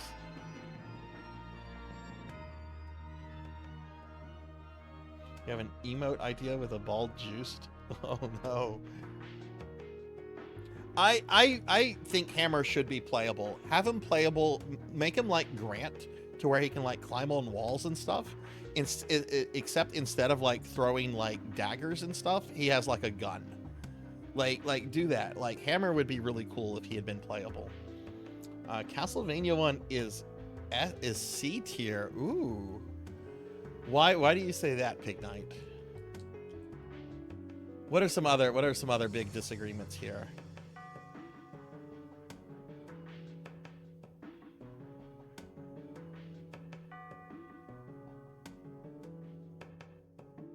Talking about making Professor Ramrad playable.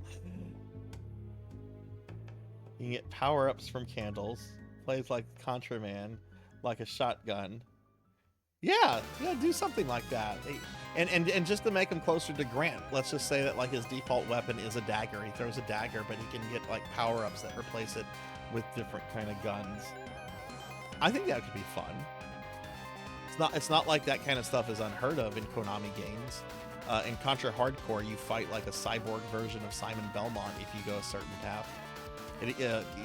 Vampire Killer even plays during the battle.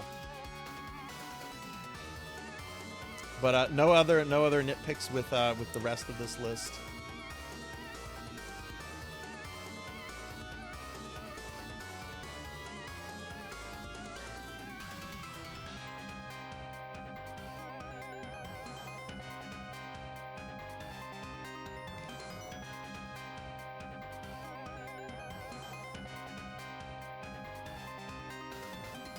Oh, I forgot to say this about Simon.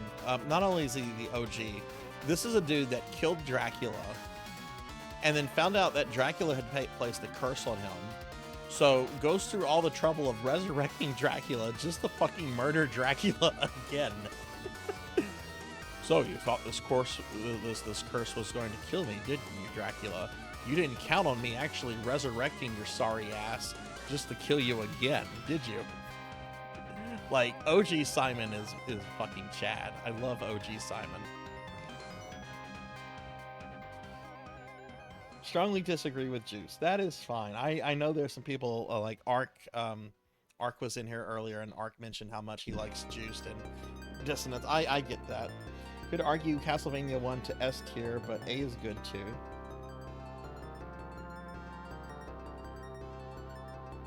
Yeah, like that's the thing. Like people, you know, people like what they like. They dislike what they dislike. Just because I really dislike Lords of Shadow, I would never go out of my way to like shit on it to somebody telling me, oh, I really like it. Because I can understand why somebody would really like it. I personally didn't, but if somebody, and I've had several people tell me they really like the game, and I don't share that view, but you know, it's a subjective view. I'm not going to attack somebody because, you know, they like something that I dislike. You know, and I recognize its placement is probably controversial here because it has such a very, very good production value to it. Whereas these two here are abominable. This is a very technically interesting feat, but it still doesn't mean it's good gameplay. And the gameplay here I don't enjoy. But like, you know, like a lot of people mentioned, this is trying to be Shadow of the Colossus and God of War. Franchises I never personally got into myself. But yeah, yeah, thank you for that comment, Ryu. I appreciate that a lot.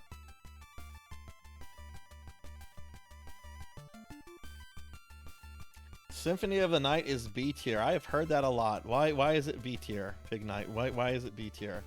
It definitely is not the most balanced of the Metroidvanias. Aria is better balanced. Hell, Portrait better balanced. Dawn better balanced. But I think Symphony of the Night has a certain level of gravitas that the other games don't have. It's the overall presentation of the game that I'm kind of considering, and I think Symphony just through that overall presentation, even though it doesn't necessarily win in game balance, I think it does win everywhere else, if that makes sense. Is Haunted Castle Haunted Castle Revisited is A tier. I really liked it a lot. It's not as hard or is not as challenging as Adventure Rebirth, but I really liked Revisited. Okay, Ramses, why is Castlevania IV C tier? I want to hear these reasons. Like, you guys have been listening to my reasonings all night. I'm curious about y'all's.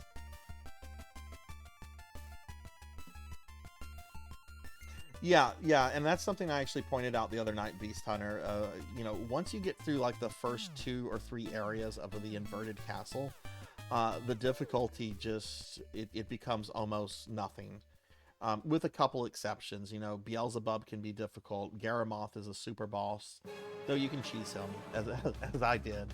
But yeah, by and large, most of the inverted castle gets pretty easy pretty quickly. Amy thinks Symphony of the Night is B tier as well. Dracula X Chronicles, is it? Yeah, it's A tier, Professor. I like that one a lot.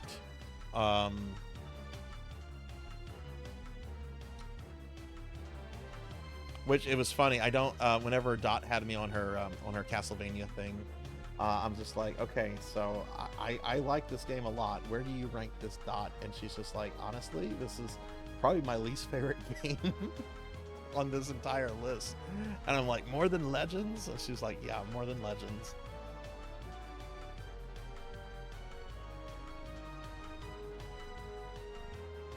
See, that's the thing, Cheetah. It reshaped the franchise, but by and large, I prefer the earlier Classicvanias over the Metroidvanias.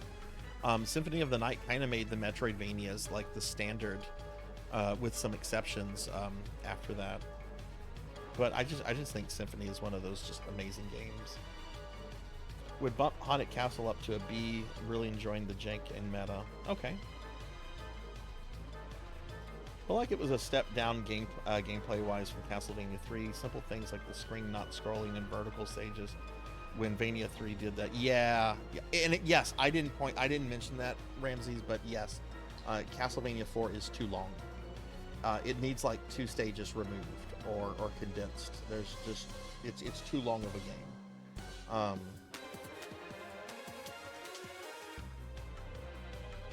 What is the Castlevania game to the left of Dawn of Sorrow? Oh, that's Versus Castlevania, which is an arcade game that is basically just Castlevania 1 on the NES, except it's harder. You take more damage, you have less time. I think some of the candles are differently. They might not be, I can't remember. But it's basically just hard mode for Castlevania 1. Other than that, there's no recognizable difference. You can play this. Arcade Archives has this released on PlayStation consoles. I think for just a few dollars if you want to play classic. If you want to play Versus Castlevania. You hate Dracula's Curse. Oh, that is That is my favorite Castlevania, my favorite NES game. I love this game so much. You know, I've done a lot of these games deathless. I have not done the North American version of Castlevania 3 deathless. Thank you. I've done the Japanese version of it deathless recently, but not the North American one. Amy, thank you for the gifted subs to.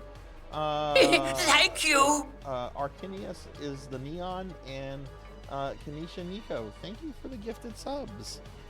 Thank you. That's very appreciative. If you got gifted subs, please follow my dear friend Amy. She's awesome and amazing. Thank you for that, Amy. Okay, Cheetah, can I tell a Castlevania story that you and I share? Can I tell a story? It involves Dracula X. If you know what this is, and if you don't want me to tell this story, I won't tell this story. First loop of Castlevania 3 is okay. Oh, I've never really seriously tried second loop of Castlevania 3. I have not done that.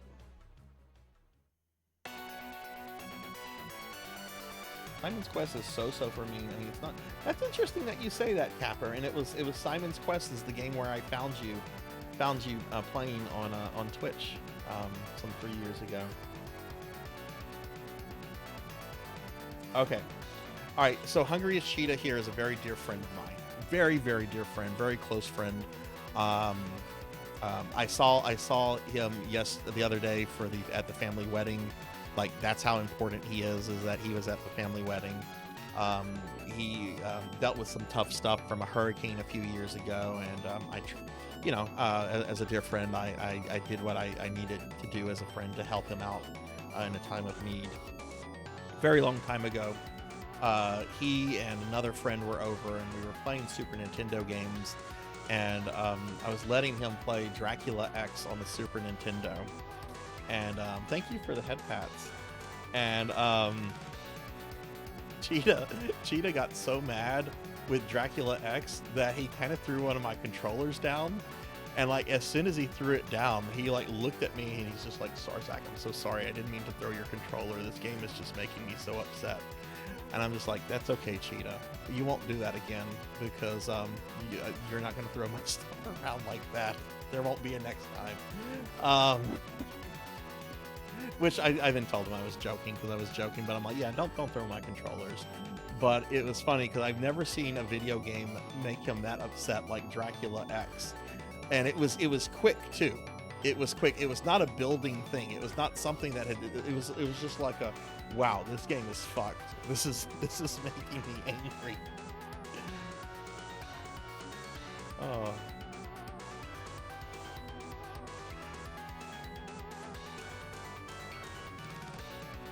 All right, well, let me ask you all this question. I still have like an hour and 20 minutes that I'm going to stream. Tell me what Castlevania game you want me to stream. What Castlevania? Anything on this list? Whatever gets the majority of comments, I will play. What do you want me to play? That's not on the list. I don't have it. It's not on the list.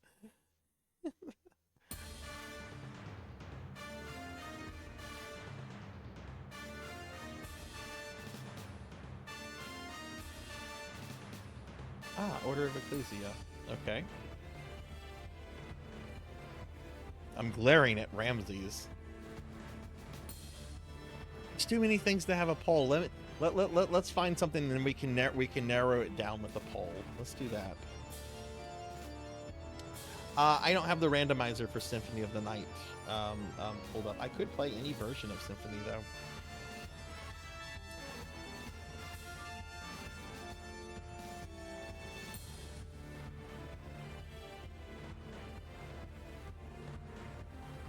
All right, so we have. I'm not playing Castlevania for the Amiga. I'm sorry, Ramses. I'm not doing that. I'm not doing that. Fuck that. Order of Ecclesia. Let's just say Symphony of the Night, Castlevania 4, and Judgment. Okay, let's do a poll with those four. I'm not playing the Amiga one. The Amiga. The Amiga thing takes forever to work up. Should I? Let me do this. Let me just switch back to the library real quick. I'll switch back to this scene. I don't want to pull up my Twitch information since I have a thing on the thing. So hang on just a second. Okay. Manage poll. New poll.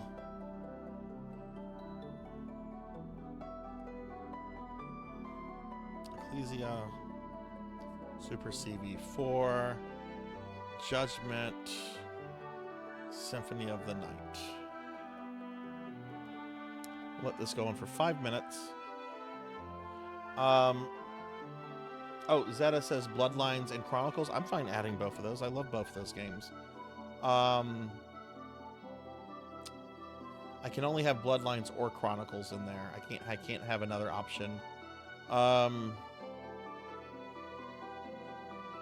gonna add Chronicles. I'll go with Chronicles over Bloodlines. I've played a lot of Bloodlines in the last few months.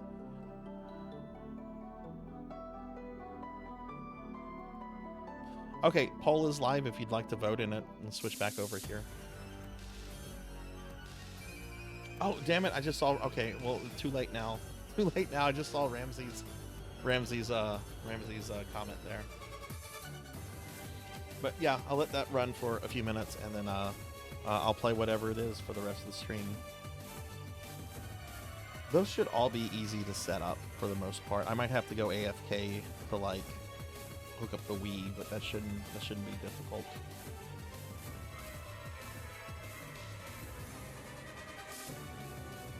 But yeah, so next week, everybody, now that Castlevania Mondays have come to a close, we are going to be starting Retro Mondays next week, and I'm going to start off playing some Sega CD games next week. There's a really good shmup called Robo Alest. It's connected to Musha on Sega Genesis. It's really, really good. And then I might play like some arcade classic games on Sega CD, like Golden Axe and Streets of Rage, and some serious good Sega shit.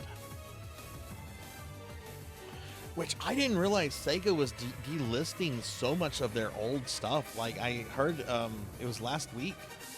Amy had posted something in the Discord about them delisting the Genesis collection, but they're apparently delisting a lot more than that.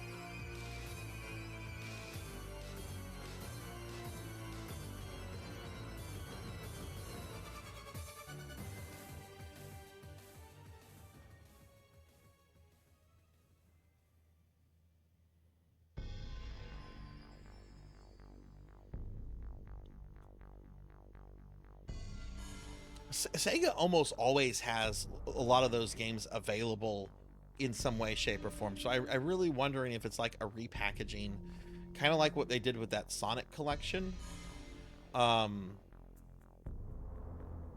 Because you had a whole bunch of like Sonic stuff, like the PS3 had like a standalone release of Sonic CD that they delisted in the months leading up to that new Sonic collection that had it and other things on it.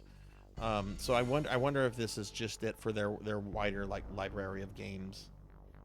maybe they're getting ready to release a new console. There's a new Sega console coming.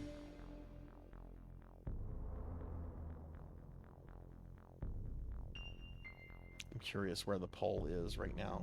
How is the poll doing?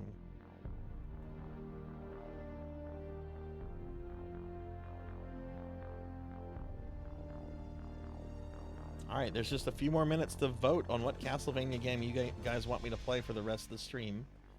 We have almost around 10 votes. So go ahead and vote on Ecclesia, Super Castlevania IV, Judgment, Symphony of the Night, or Chronicles.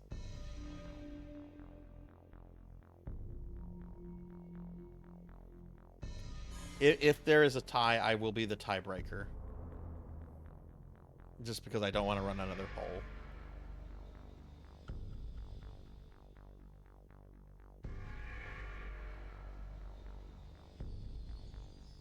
New console with hardware support for the Master System, Genesis, Dreamcast. That would be really neat. That would be a very risky risky thing on Sega's part to do. Oh, did the poll end? Are we done? Oh no, it's still going. Yep, poll is still going if you want to get a vote in.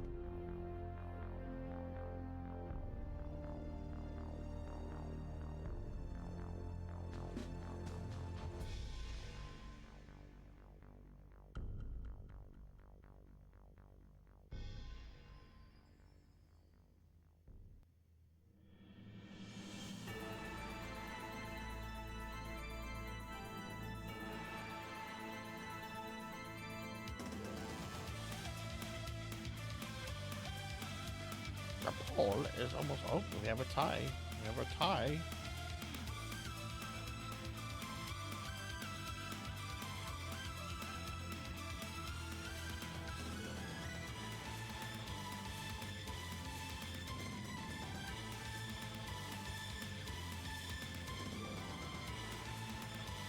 And we have a tie between Order of Ecclesia and Super Castlevania 4.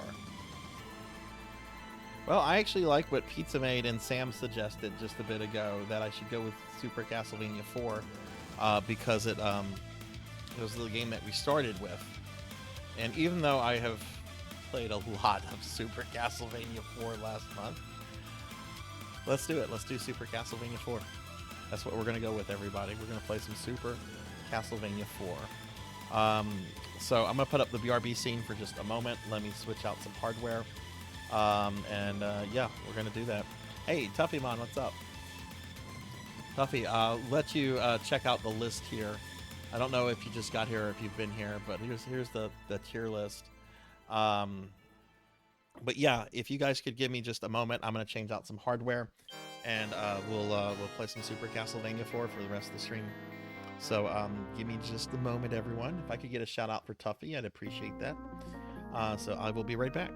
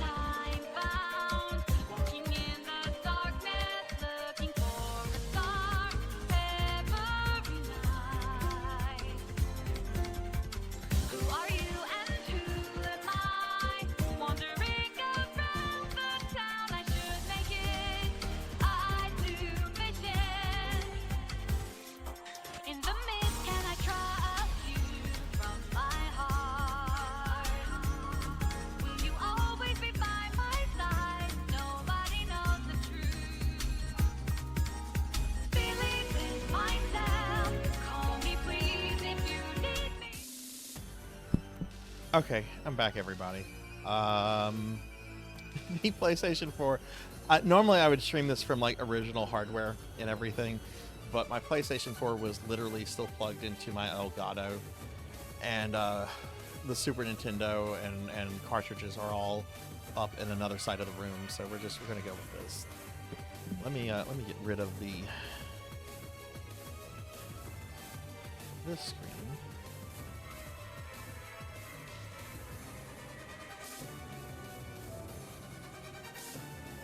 Oh, and let me adjust volume. I don't know if that's super loud or not.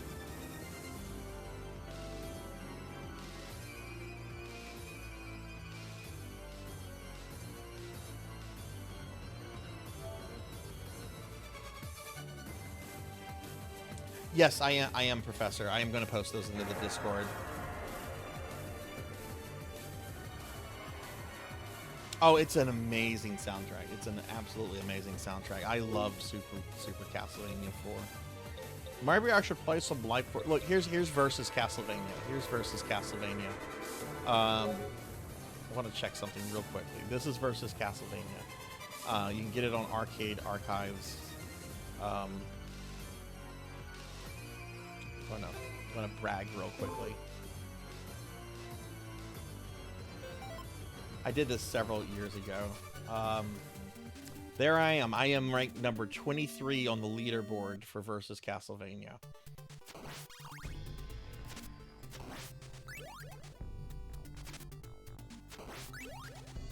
But yeah, for people that were asking what this is, like literally this is Castlevania on the NES.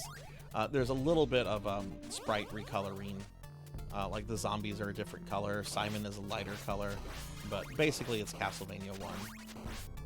But yeah, this is available for anybody that has a PlayStation 4 or 5. It's like $5. Okay, we're gonna play this to the collection. Do you guys want me to play the Japanese version of Castlevania 4, or do you want the North American version? The North American version has a bunch of censorship stuff in it. The Japanese version does not. There's no difference gameplay wise.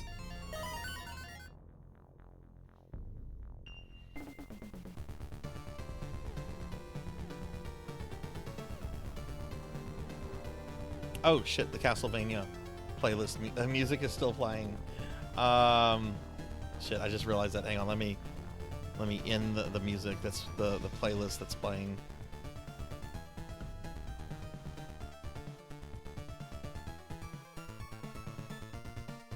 Okay. How is the volume here? Is it too loud? Do I need to lower it?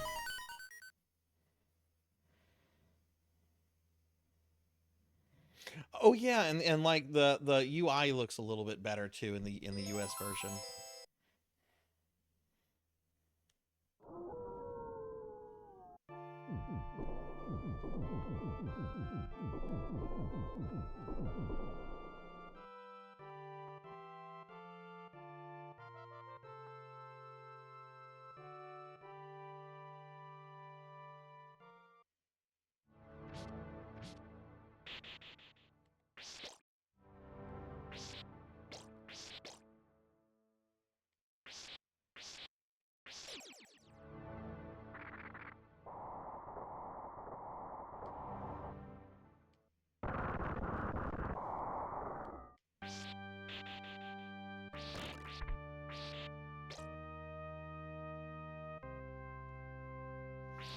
How would the Bloodstain games? Oof. Okay, so I've only played 2 of the 3. I've not played the second 8-bit one with the Robo Corgi. Haven't played it yet. God, I think I would make those both S-tier games. Like, Bloodstain Ritual of the Night has the same like level of gravitas that I think Symphony of the Night has. And I think it's a better balanced game. I think it's better than... Oh my god, that was loud. That was very fucking... Why was that so loud on my end? Oh, right, because I'm not in dual screen mode anymore. Okay. Yeah, I would say they're both S tier. I really liked the 8-bit game Professor. It's really... Ow! I'm playing Castlevania! What are you doing? What are you doing, Kron? Kron the abuser. Ah! Oh my god, that's a ton of fucking hits. Ow! Let me play Castlevania! Never played this game before. Thank you, Kron. Thank you for the bits. I appreciate that. How are you today? Oh no, now Amy's 69 me. That wasn't so bad.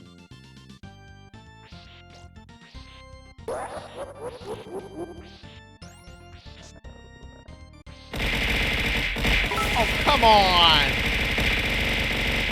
At least save this for the Vegas Bridge. Pokey, thank you for the 100 bits. Oh my god, we have a hype train. Which let's get shout outs for the streamer friends there. Thank you guys for your generosity. A big shout out for Amy. And then we'll get one for Pokey. Oh, Amy already had a big shout out. I can't do one for Amy right now, but I can do one for Pokey right now. Ah, Professor, have a rad. Good thought.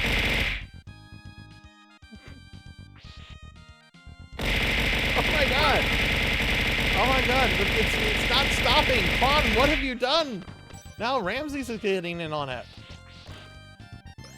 God, thank y'all for the bits. I see what kind of person Kron is. Kron likes to popularize slime abuse. Thank y'all for the bits. Let's, mods, if y'all could do big shout outs for Professor Hammerrad and Ramses when it comes up, I'd appreciate that. And be sure to follow these streamer friends too. That's very kind of y'all.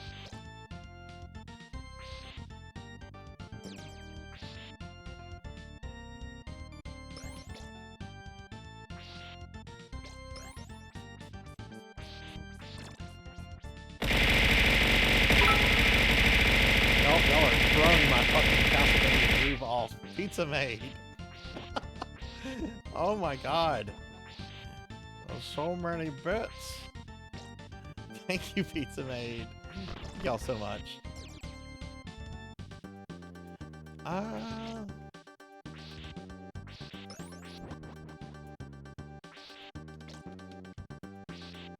So, there's no reason to kill this guy, except that I'm spiteful.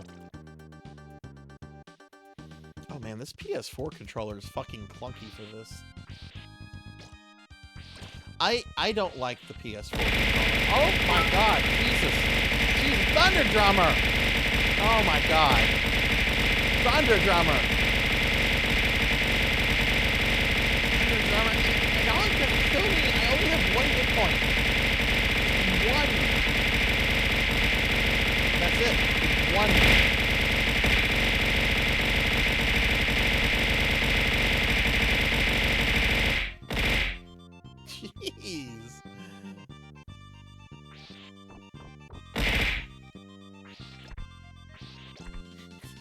The bits. Thank y'all so much. I'm gonna kill this guy and we'll get a shout out for somebody. How are you doing today, Thunder, by the way?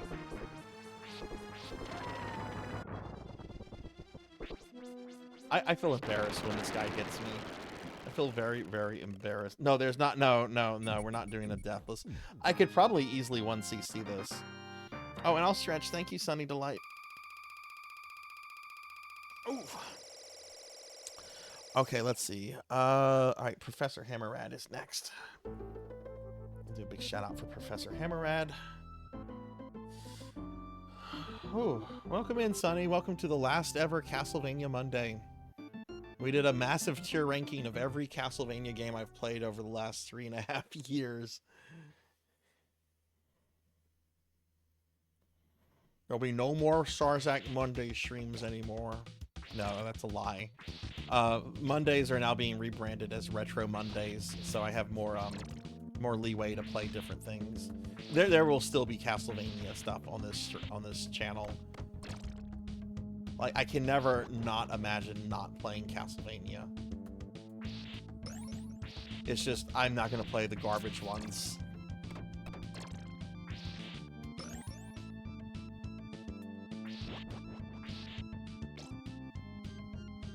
And multiplier.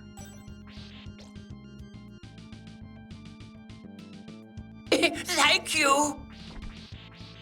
Finley Fish, thank you for the gifted sub to Yamaman Gaming. Thank you. Yamaman, enjoy your emotes. Finley, thank you very much for that. We will get a big shout out for you too, my friend. What is everybody's favorite area of this game? Does anyone have like a favorite section? If you've played this one. Can you believe, Thunder, Kid Dracula was not the lowest ranked thing on the list? It was pretty low. Wow, that zombie appeared right on top of me.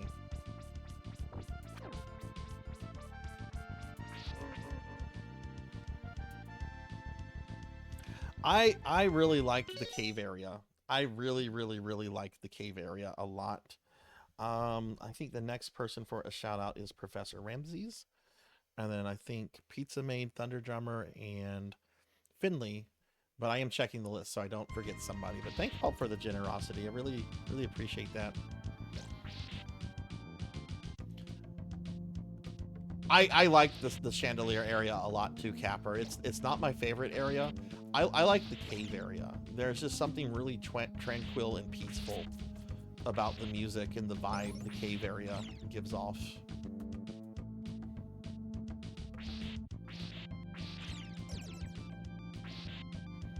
You don't do platformers. I platformers and RPGs. That's my main stuff. Though I do love beat 'em ups. I really love beat 'em ups. I used to play a lot of beat 'em ups as a kid. Hell, I did a really good in Maximum Carnage when I was playing that the other day, and I hadn't played Maximum Carnage in forever.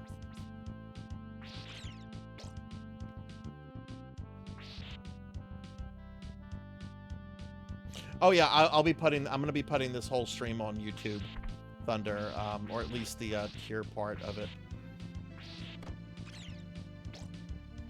It's why I disabled certain redeems tonight, which I guess I could maybe resume, but no, I'm not gonna do that. They'll be back next time.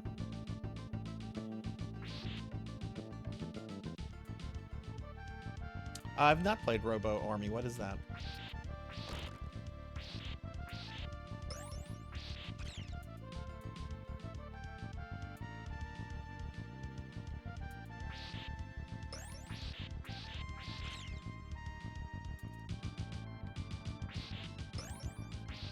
Oh.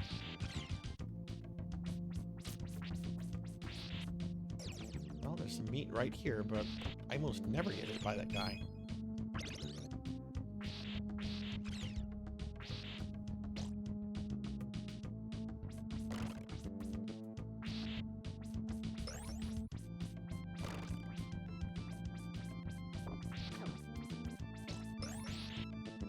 Okay, don't blink or you'll miss Medusa.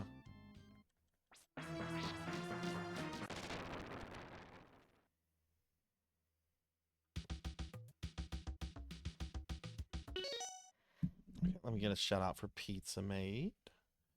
Yeah, thank you all for all the bits and the gift subs.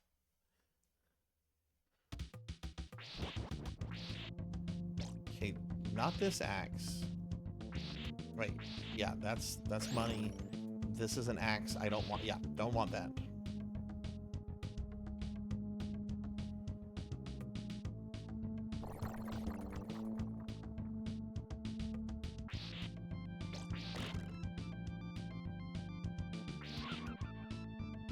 I don't know when I'm gonna post the tier ranking to YouTube though.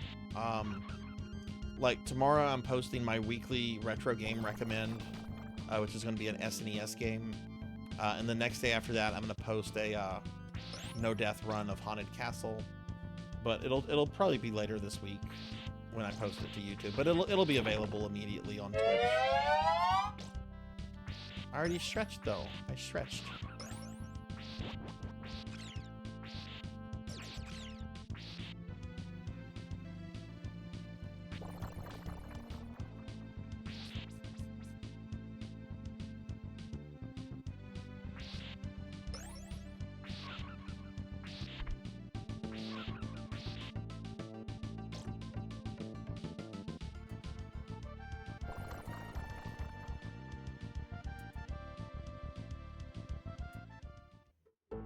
Level 2 hype train. Thank you guys very much for that.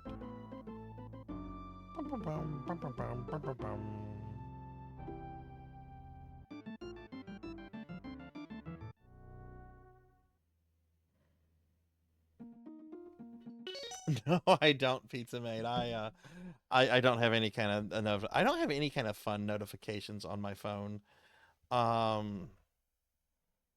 Well, actually, I take that back. I have the intro, the first few seconds of the intro to Curb Your Enthusiasm. You know, the directed by Robert D. Wise. That is what goes off if anybody calls me, because that's what I feel when anybody calls me. I don't want people calling me. This is my favorite area in this game. I love this cave area.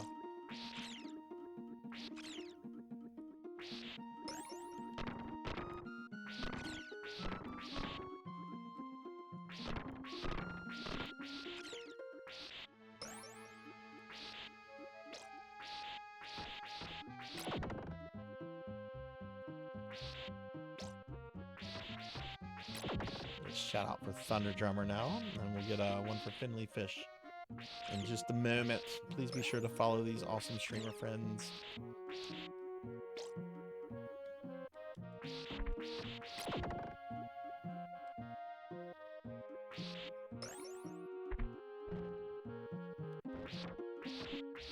No reason to go here, but I'll show this area anyway. If you need some meat or just a few little more hearts or whatever, just you go this way. It's one of the secret areas.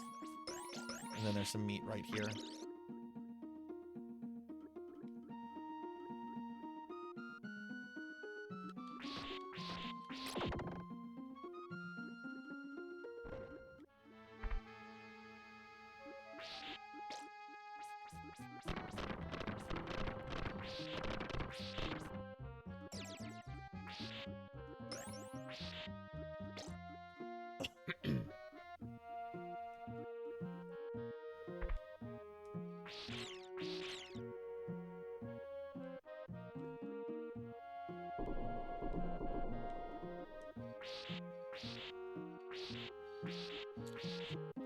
I'm doing well, Traveler.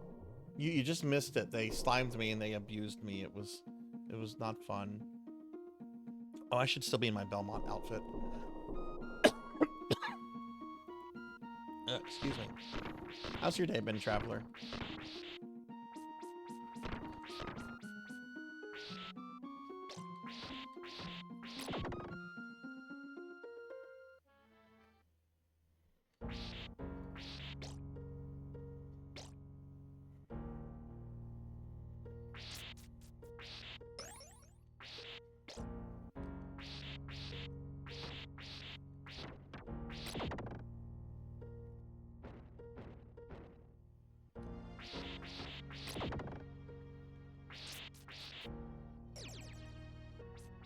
I had a nap earlier. I did not want to take a nap. If I had not taken a nap, the stream would have started exactly on time, but oh my god, my body was like, lay down.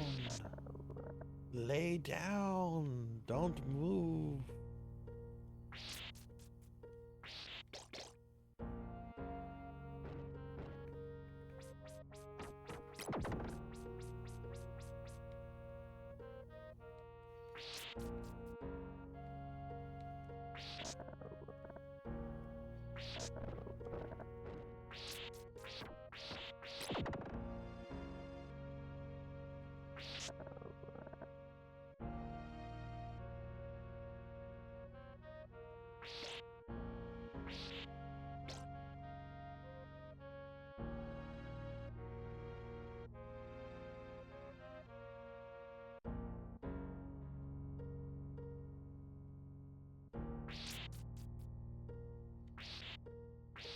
Okay.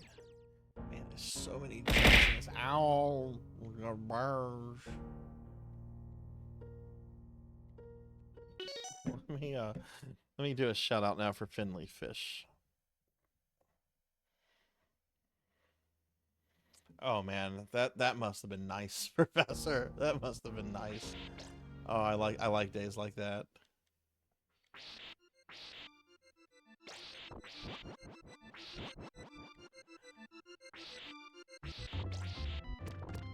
One, 2, 3, 4.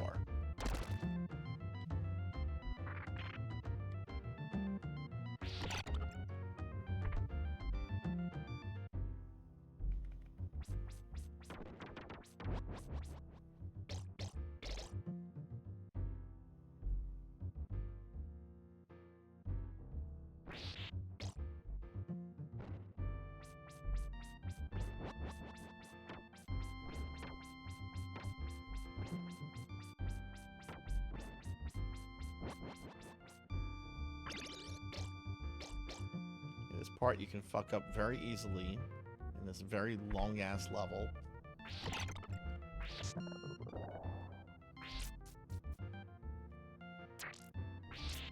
I don't think no, I didn't fuck it up. I do have to let that guy go away.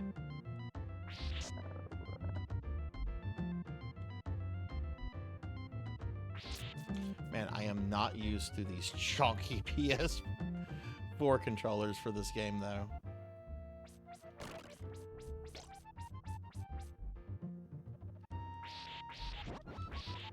Hey, Tiggy. Hello, hello. How are you doing? Let me give Tiggy a shout out real quickly. Tiggy, what's going on? How are you? We're just dorking around playing some Castlevania IV. We did a tier ranking of all 61 Castlevania games that I've played over the last 3.5 years. And this was the very first game I ever streamed, Castlevania IV. So I thought it was fitting, since my Castlevania Mondays are now over, to kind of end it with this game. I don't know if I'm going to play through the whole thing tonight. I've played a lot of Castlevania 4 in the last month. But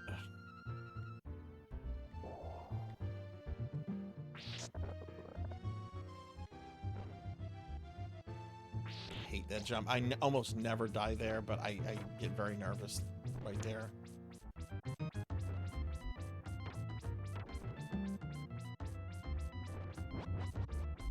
And yeah, I know you can get on the platform and kill him from here, but I'm a little cautious sometimes. Some meat right there if you need it.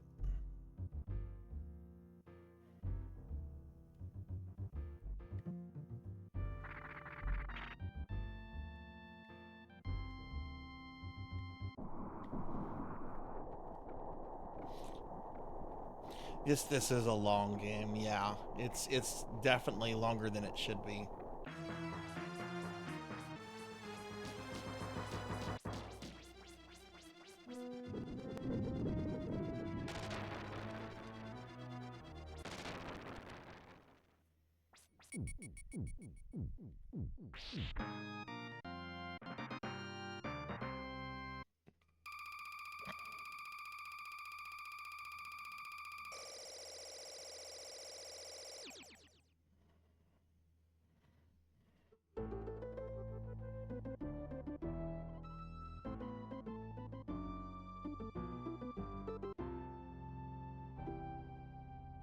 I don't think so, Capper, but I haven't really played much of the second loop. I kind of want to learn the second loop deathless at some point. There's other things I'd like to learn first, but wouldn't mind trying to do the second loop deathless. I think next year for Dot's challenge, that I'm kind of gonna try to do certain games on higher difficulties. Like I want to see if I can learn Bloodlines deathless on expert mode, but we'll have to see. Expert mode is really fucking hard. Last year, when I was playing Bloodlines, I forgot that Bloodlines automatically switches to expert mode. So I had beaten the game and I was going to do another run of it, and I forgot it switched to that, and I couldn't realize why the game got like so much fucking harder. I'm like, why is the game harder? Why am I struggling in level 2 now?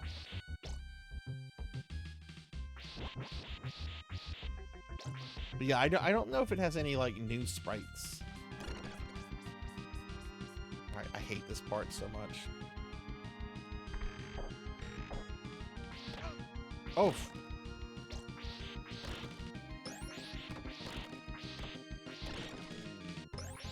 Another guy right here. This is the level where things can start to go wrong in a run for me.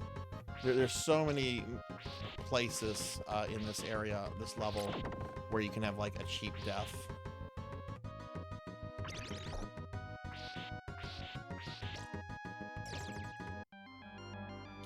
Bat here, I think. Yep. We got this dude. Then another bat.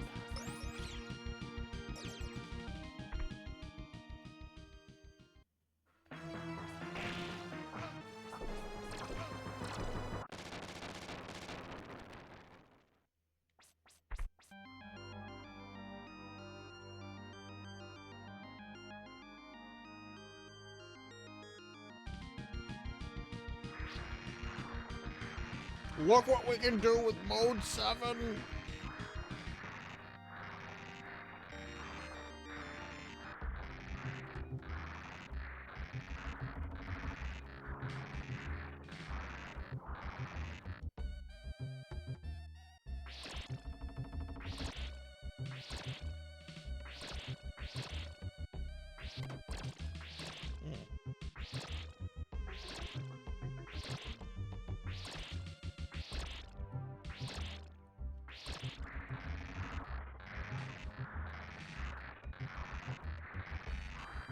I hate the next area. It looks so cool, and yet the Note 7 just causes so much lag.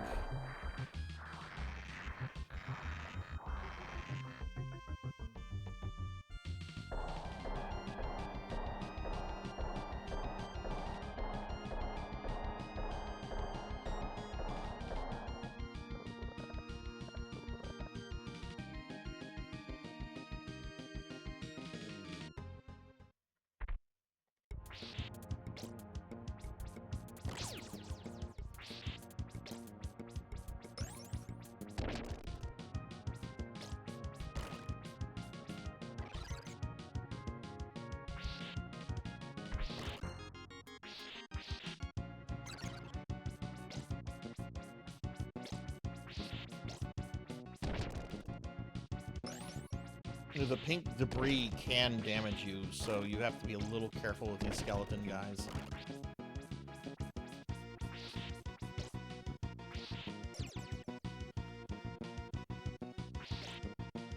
I have to be quick here, or I'm going to have to go the long way.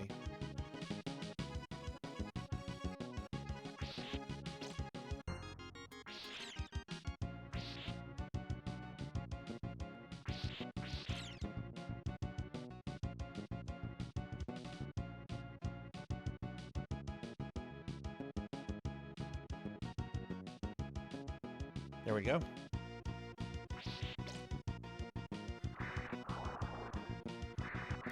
That was close, Sarzac. That was very close.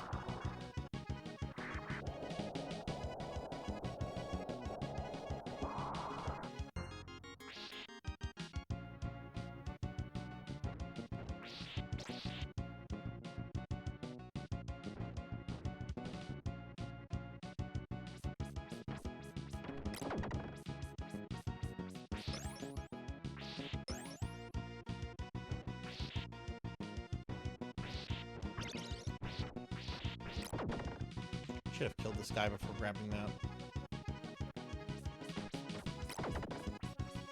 Oh well, doesn't matter. This guy is obnoxious, and he has a stupid death animation.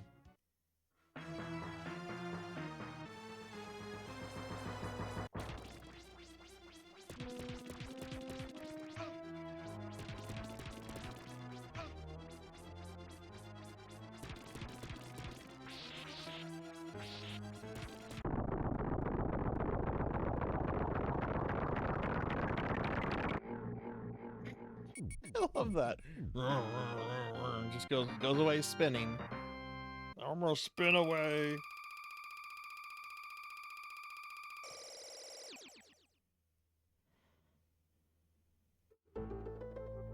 Professor, do you know if for this next level, the eagles and the little gremlin things, the not flea man things, they seem to kind of be able to just randomly spawn wherever in the level?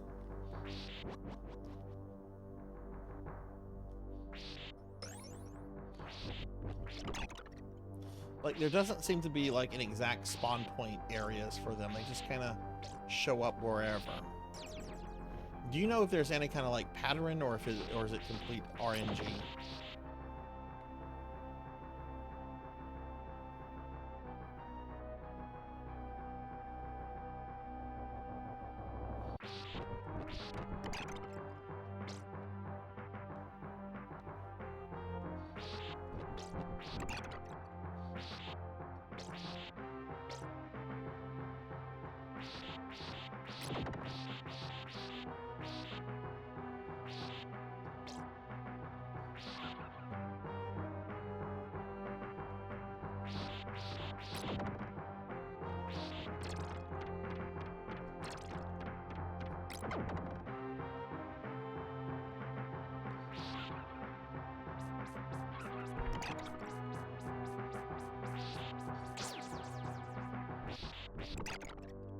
I hate when they appear right here at the end.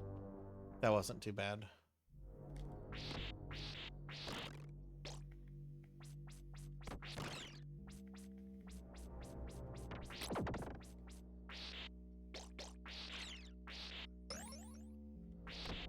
This is such a short level compared to every other level in this game.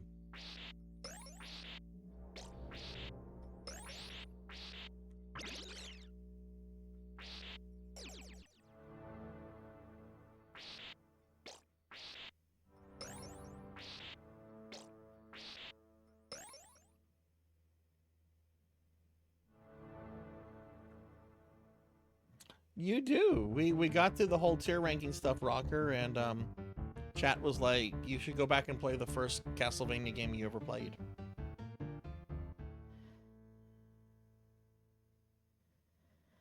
Yeah, that time limit has gotten me a couple times. Not this year, but I want to say it got me a few times last year. This dog's gonna respawn.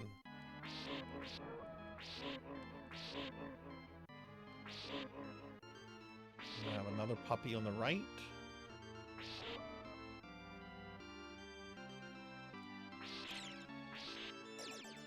Rocker, are you feeling better? Oh, I don't want holy water. Holy water's garbage here. Oh, shit.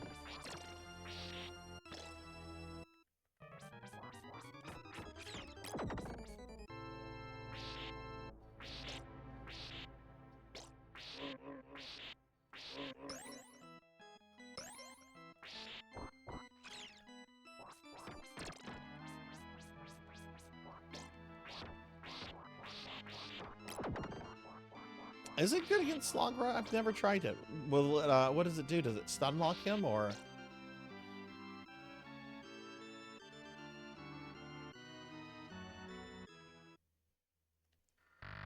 I love the music here.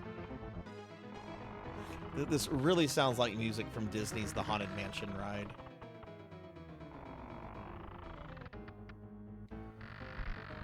Which, you know, has giant chandeliers and ghost dancers. I really think parts of this level was inspired by that ride, including the music.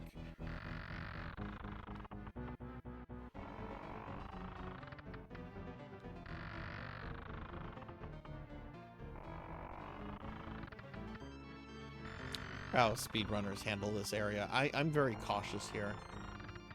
I generally don't watch speedruns of games unless I'm really trying to, like, learn stuff about the game. Otherwise, I kind of like just trying to figure out stuff on my own.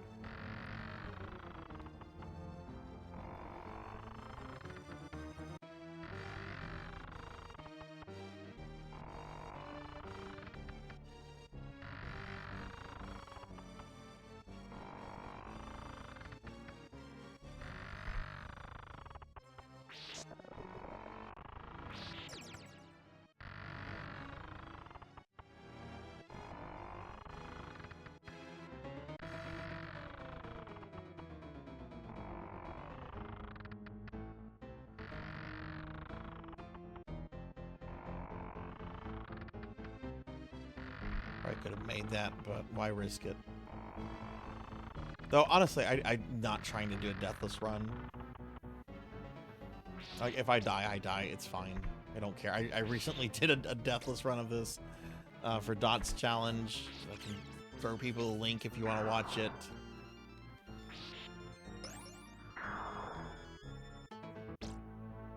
Gonna kill this guy real quick.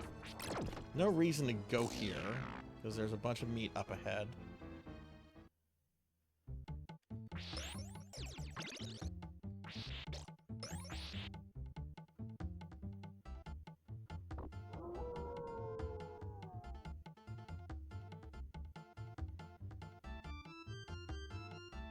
My work here is done.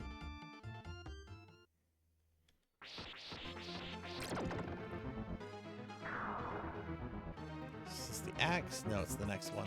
There's the axe. Oh, not quick enough, Sarzac.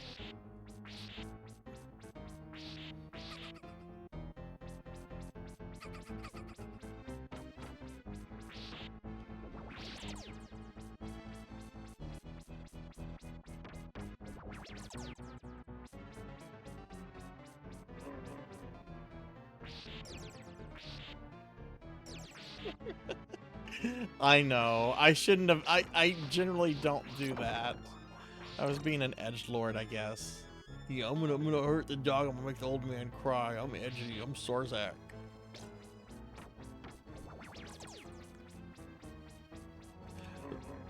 So my most embarrassing death when I was trying to do this deathless last month for Dot's challenge, I'm here, and I just, for whatever reason, I jump up into the spikes. for whatever reason, I just wanted to jump, and I just jumped into these spiked platforms. There's no reason to jump, and yet I jumped. I don't know why. It was really stupid and 100% my fault.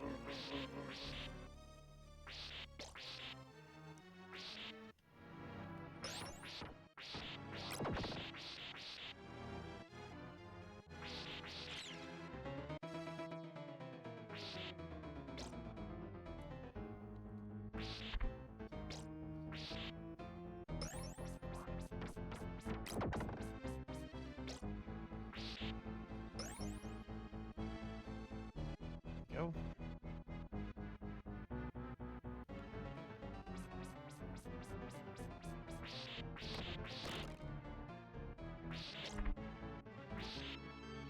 Oh, not quick. Okay. I don't know what happened there. I froze up. Simon froze up. Someone froze up.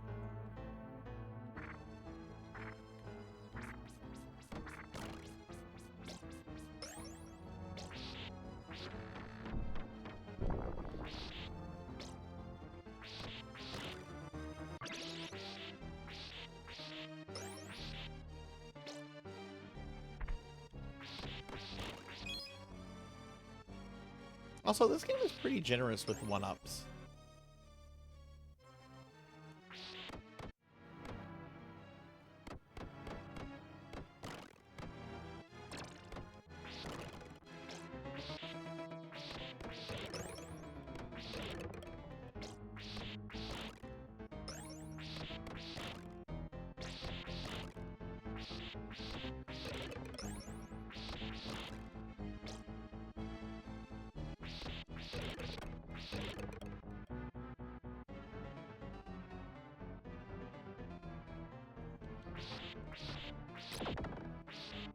I think there's some extra life here. Yeah, there's some meat. Not an extra life, but meat is what I meant to say. There is an extra life coming up in the level right before the boss. Which I fucked up a couple of times on my recent runs. Like, generally I can kill him very quickly, but I for whatever reason, I started fucking up my timing.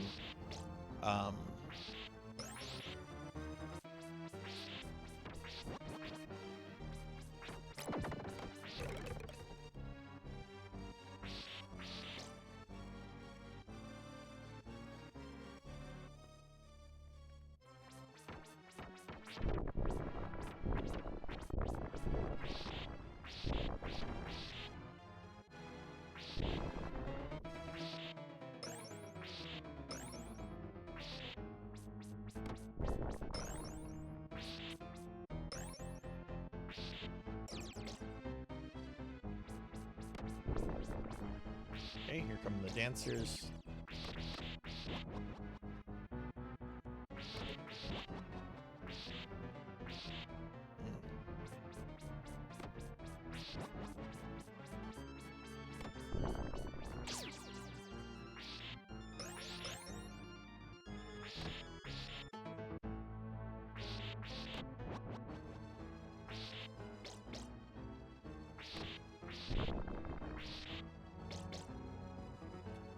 Last pair of dancers.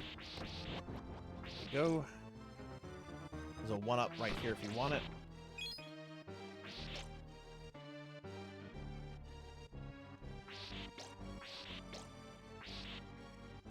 I'm gonna fuck this up. Oh god.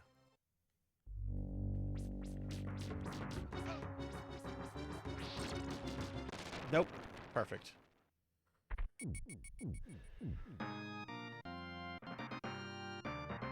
I mean, other than getting hit.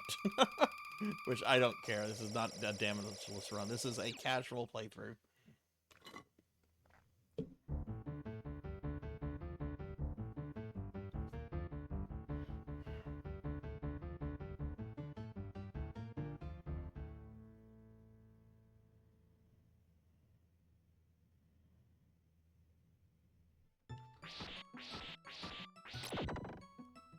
Oh, look at those little dancing things. They're so cute. They're cute.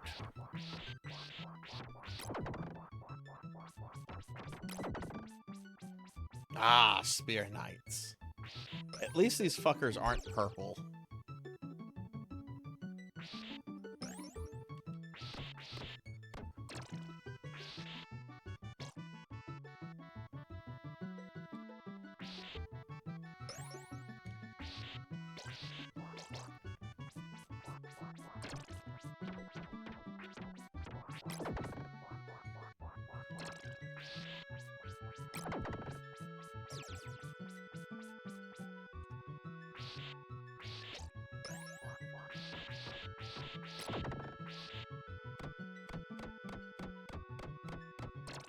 You can despawn this guy here.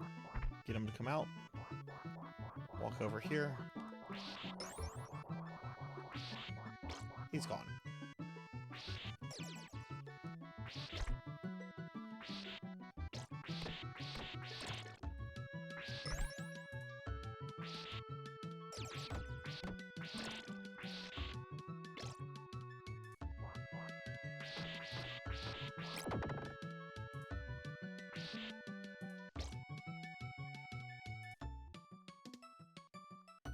Yeah.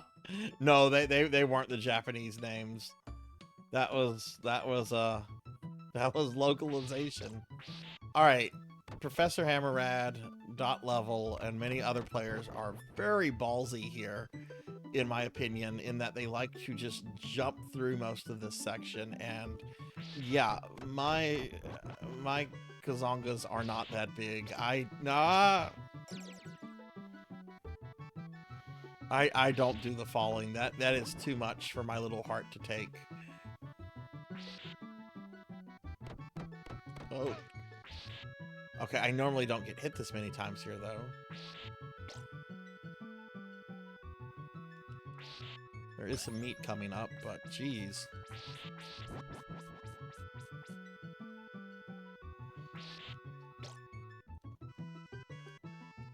Yeah, I don't do the falling stuff. That's too much for me to deal with.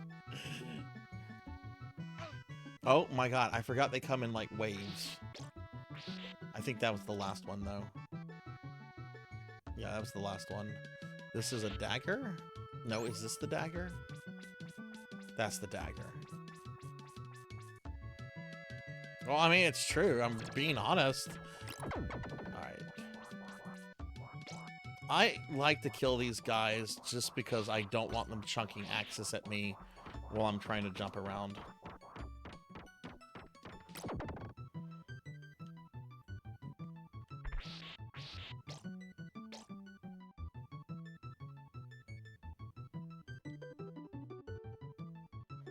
Okay. And good.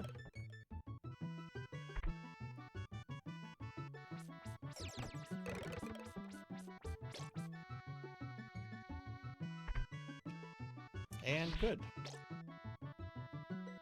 Okay, now we're in the armory, art gallery part. Bunch of bats right there.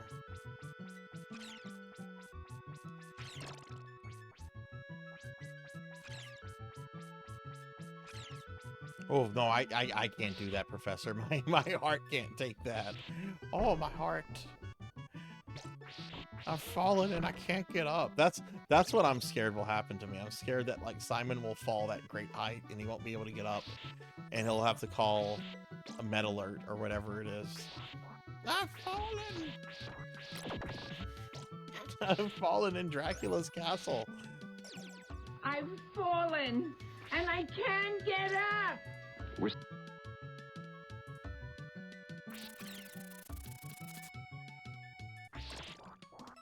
I hope that lady got paid decently for that. I mean, she probably got like $25 and like a coupon to the local buffet.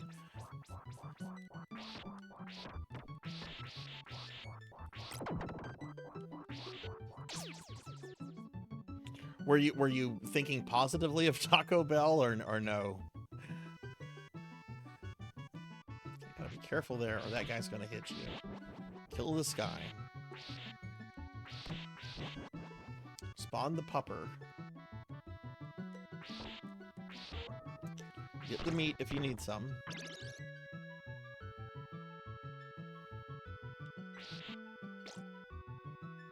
Spawn it.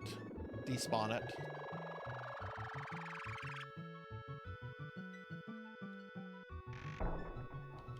More meat there if you need it.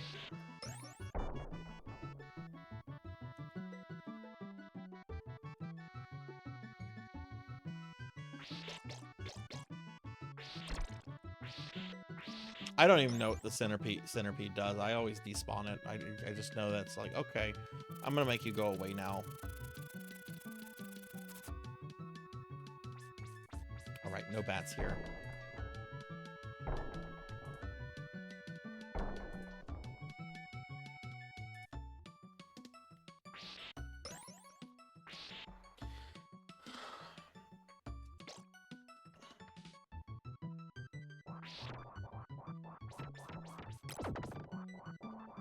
Oh, a little too soon on my part. Whoa, did he just respawn? No, he didn't. Okay. I think this is meat right here.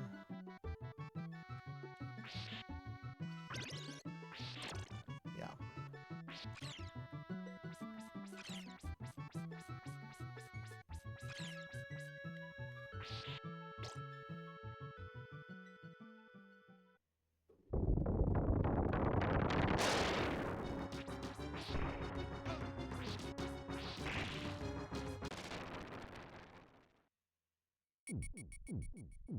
Hey, a dork named Steph. Hello, hello. Welcome to the channel. How are you?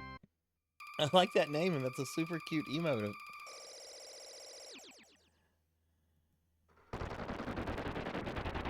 Alright. This next stage is pretty tough, though. I did not have as much trouble with this stage this year as I did last year. Like, this year, the stage I had trouble with was the clock tower, like, hands down. A lot of really dumb deaths on the clock tower. But yeah, welcome in, Steph. I hope you're having a great night.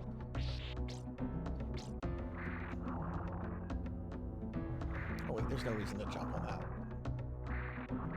I don't know why I wanted to jump on that. I'm like, wait, there's no reason to do that. Might as well get the hearts.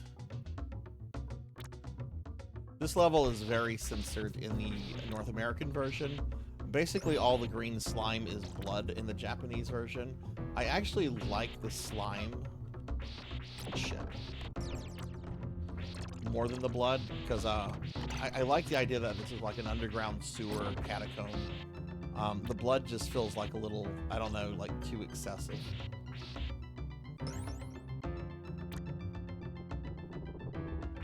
Like, this is Castlevania, it's not Hellraiser.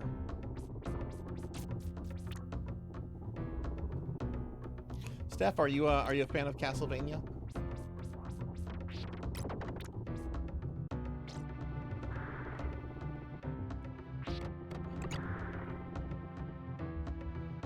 Which I do have to be careful here, guys, because just it's so easy to take a cheap death in this level. Which, again, I'm not trying to do this deathless tonight. It's fine.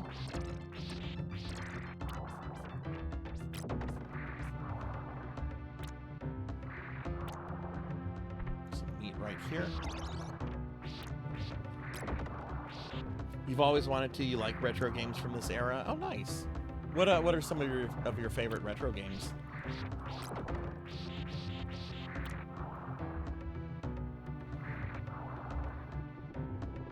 There's some places where you can take some cheap deaths here. I sometimes take a death right here. Let's see if I cannot do that. Nope. Too slow with my jump there.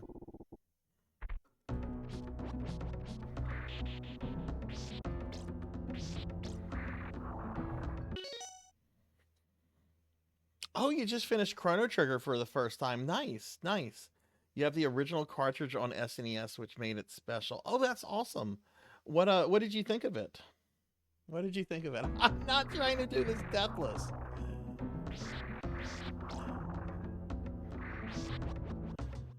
I am annoyed now that I don't have the full whip or the cross. I don't know where the cross pickup is in this level.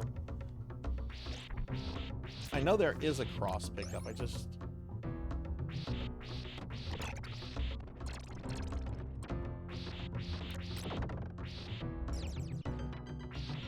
Who was your favorite character in Chrono Trigger? I love the character of Frog. Frog is such a good character. I mean, they all are. Like, Chrono Trigger has, like, amazing characters. And so much replayability. Such a good game.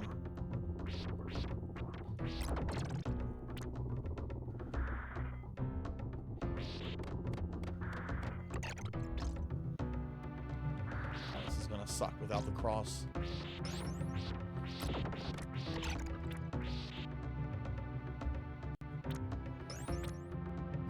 Okay.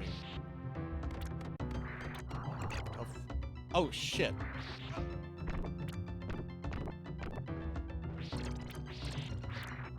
Okay, didn't know he would spawn. Steph, thank you for the follow. Thank you. I appreciate that a lot.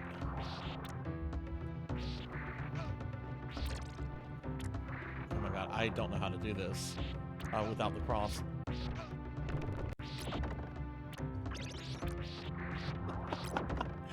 Steph, thank you very much for the follow. Are you a streamer too?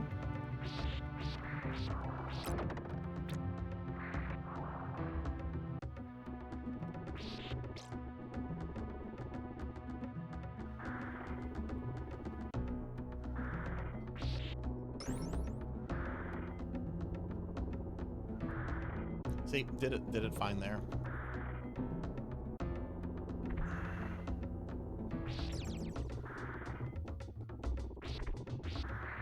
How are they doing this? There we go.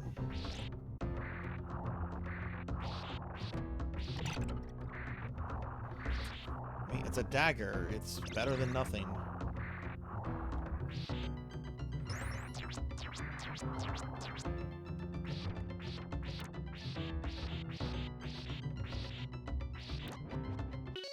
Oh, you do stream. Well, let me drop you a follow. I'm always looking to make new streamer friends. Let me drop you a follow, and hopefully I can catch out your some of your content down the road. Do you think you might stream the Chrono Cross later, since you enjoyed Chrono Trigger?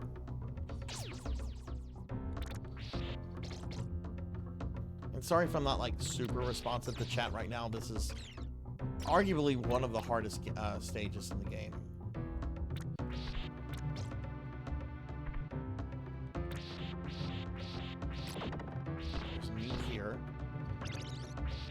Bad.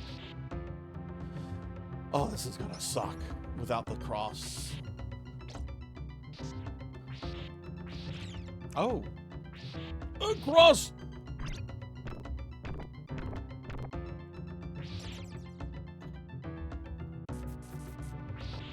I'll take that damage. I'll take that damage.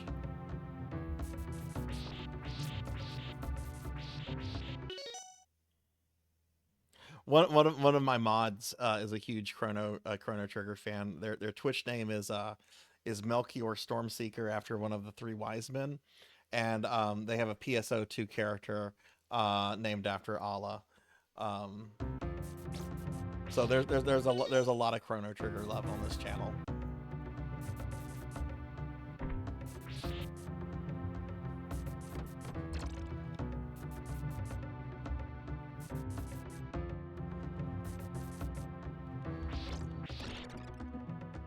You also, this is a level you can't really dawdle in either.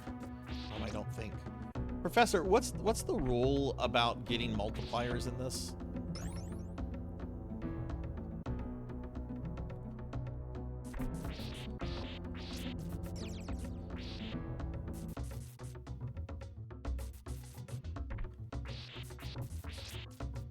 This guy give me multipliers? Nope.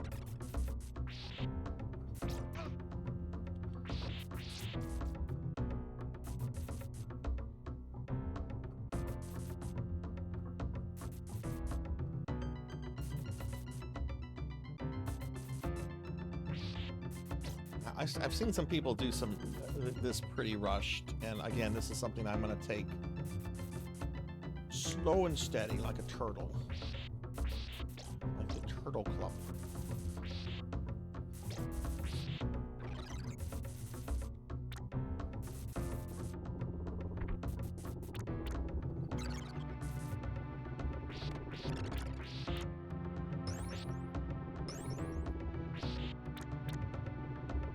It's not worth it.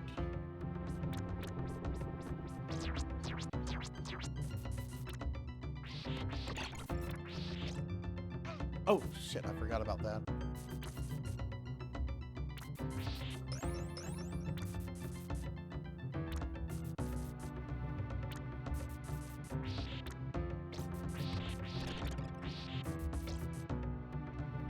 Now, here comes one of the worst spots in the game if you're trying to do a challenge run. The infamous Vegas Bridge.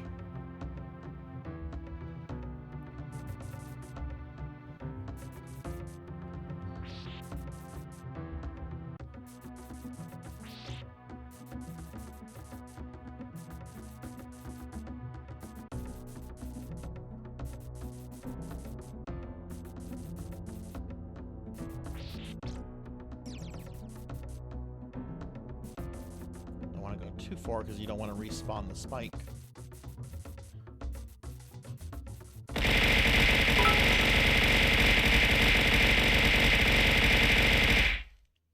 You're a jerk. I appreciate the bits. I appreciate the bits and everything, but I know what you were trying to do there, Professor Hammerrad. Thank you for the bits. I know what you were trying to do there.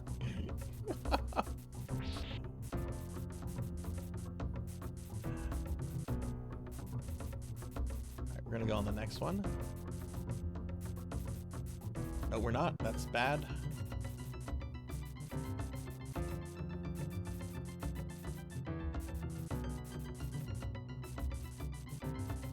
Oh my god, I have like 70 seconds. I need to reset the whole thing.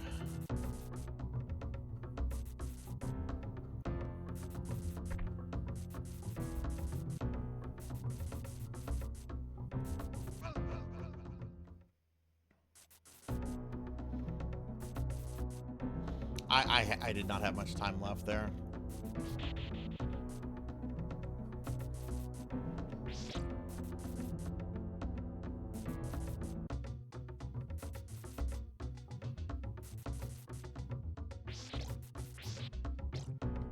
I don't think the cross drops again here.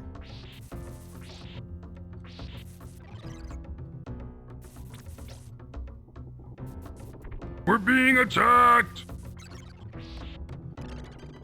Hey, Zero Wise Man, thank you for the raid. Welcome in, everybody. Hi, I'm Sarzac. Welcome in. I'm a retro VTuber. We are playing this is our last ever Castlevania Monday. For the last 3.5 years, I've been playing Castlevania games, and this is the last one that's dedicated to Castlevania. We did a tier ranking stream earlier where I ranked 61 Castlevania games. And now we're just kind of playing this because it finished early. But Wise Man, how was your stream? What were you up to? There's the dagger there. That's something.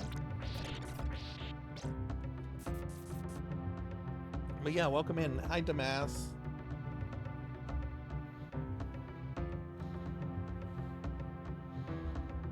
Wise Man, what were you streaming? What were you up to? This is gonna suck.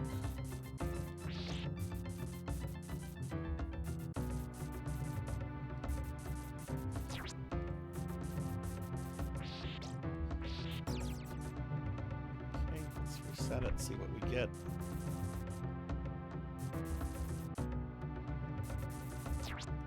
Look at that. That was so easy. Okay. I don't have multipliers, so I'm gonna... This could get tricky.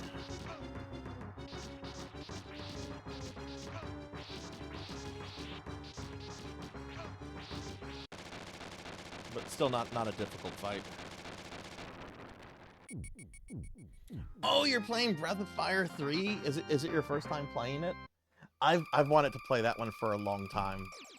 It looks so gorgeous. I love the animation style and everything.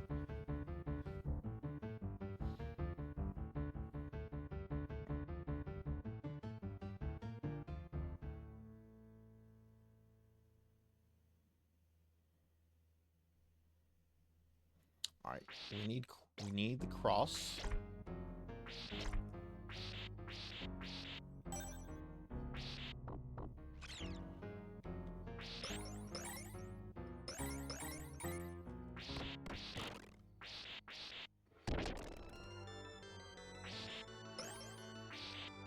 Yeah, I really want to. I never played any of the Breath of Fire games through completion. I played the first two. I just couldn't get into them at the time. Oh, what a jerk! That's not gonna hit him. He's too far.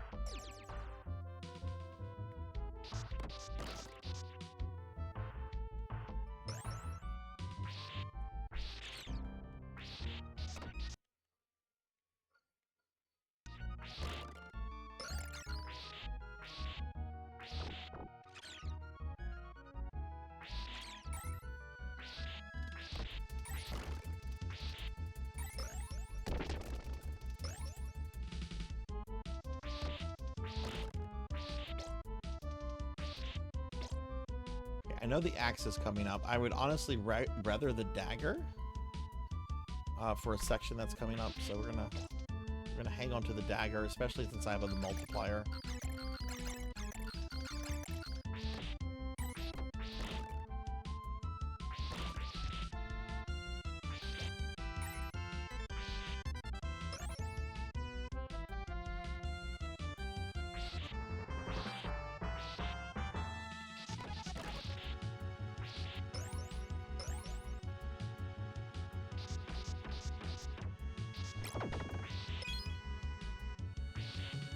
Is there a way to reach this?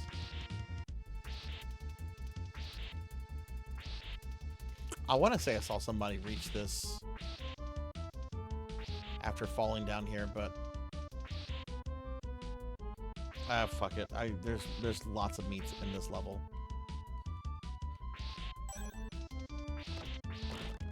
Jump off the step right here. I'm not worried about it.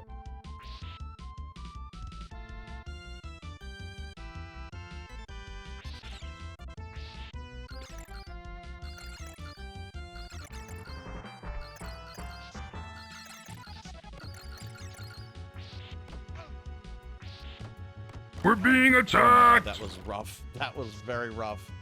I'm so used to not having the dagger. I'm used to having the cross here. And hey, we're getting raided by Super RPG friends. Welcome in, raiders. Hi, everybody. Hi, I'm Sarzac. I'm a retro VTuber, and we are finishing up a very long stream project on the channel. I, for the last 3.5 years, have been playing through all of Castlevania, notable ports, all characters, 61 games in total over 3.5 years. We did a tier ranking of them earlier, and now we're just kind of working around with Castlevania IV. But welcome in. We're fans of himbos, but what's Castlevania? It's a game. I mean, I'm a himbo because I'm cute and dumb. But welcome in, everyone. Hey, Super RPG, how was your stream? What were you up to? Yeah, this is it for Castlevania Mondays. And hey, thanks for the comments on the Leon outfit. Leon Belmont is best Belmont. I love Lament of Innocence. It's such a good game. This is what I normally look like without the Belmont outfit. But my chat put me in this earlier. But yeah, welcome in, everyone. How was the stream?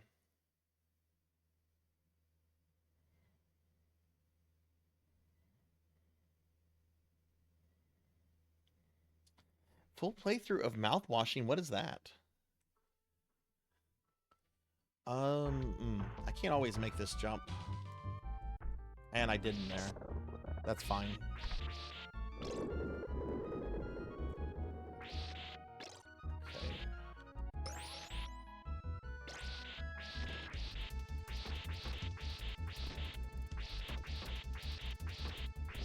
There we go, got him. There's some meat right here. But yeah, I hope everyone's having a great night. Thanks again for the raid. Really, really do appreciate that. It's a narrative horror game. Oh, cool, cool. Tempted to stream it myself. It was really cool and only like 3 hours.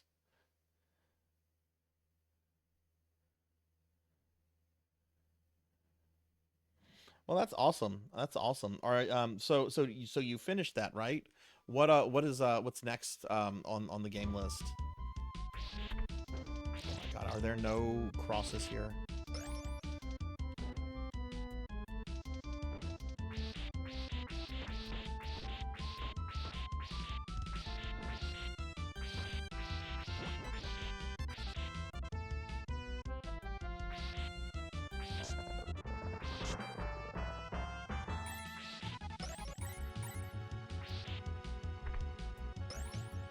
About dental care. You know, I actually wanted to be a dentist when I was a little kid, but then I realized that like most people don't have good dental care, and it was like, ooh, no, I don't want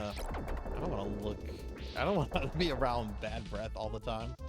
Probably should have done it. I'd probably be making a lot more money than I make now. So I believe there's a secret area here. Yeah, okay, there is. I never come into this secret area because it's almost not necessary, since I almost always play this game to do it deathless these days. We don't want that. We want that.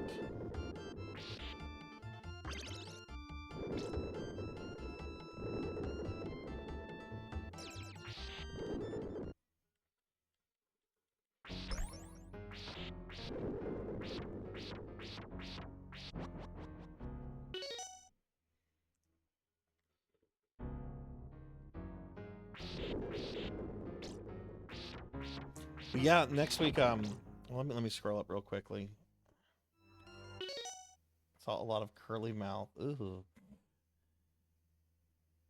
Wanted to be a dentist. Hopefully, I love that scene. That is the best part of Little Shop of Horrors. You know, my dentist was always a little sus as a kid. Like, we would go to the dentist and we would get these like little bags of like, you know, like the free toothpaste, the free toothbrush. And he would always give us like coupons for like free French fries from McDonald's.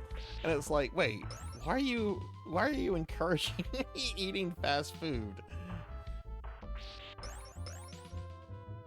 Oh, that's right. I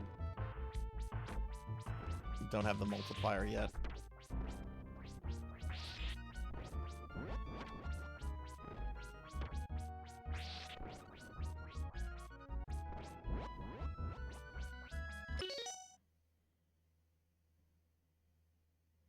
He's the only goodest in town. Good dinner. Oh.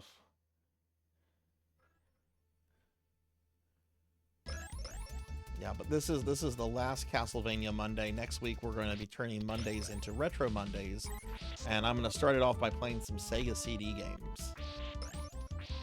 Some good Sega CD games. Let me preface it with that. Okay, sometimes this Bone Dragon is here, and sometimes he's not, and I don't know what triggers his spawn.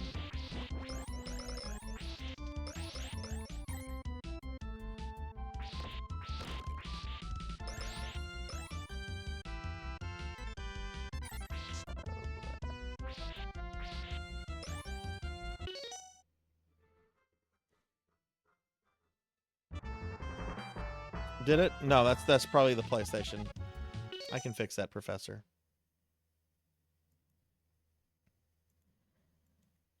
Okay, it's probably fixed now.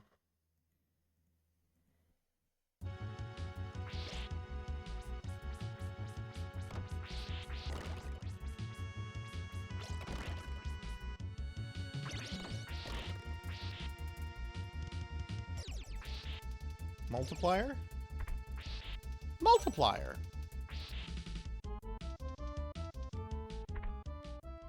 Was this show any more or any less cringe than It's absolute brutality. than Club Mario? Down at the club, Club Mario. Oh, I'm doing a bad job.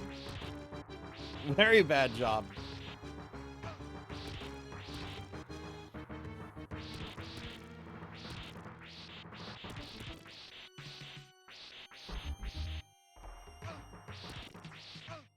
What the fuck, Sarzac?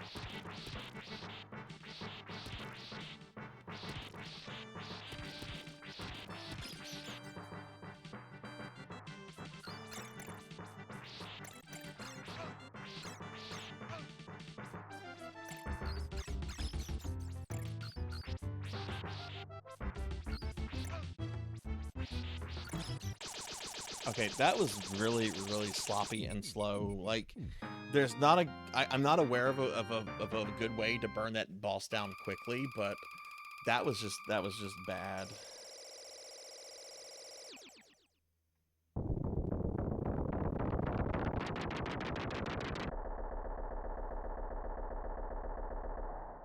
All right, the clock tower. I had so many problems with the clock tower this previous... Sloppy and slow. Look, as long as the job gets done. No, we like bad lewd jokes here. This fucking hellhole.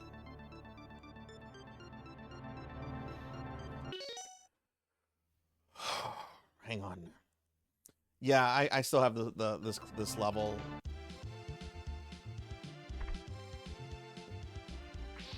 I can't tell you how many times I fucked that jump up recently.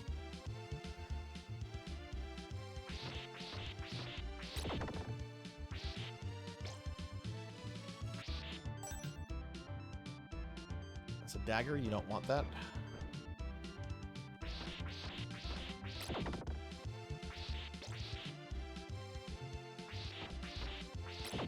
Get him out of the way.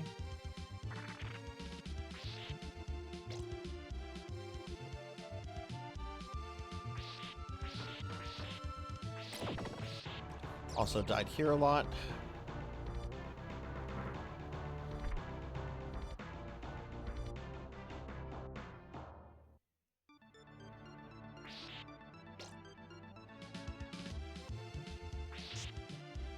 Okay, there we go.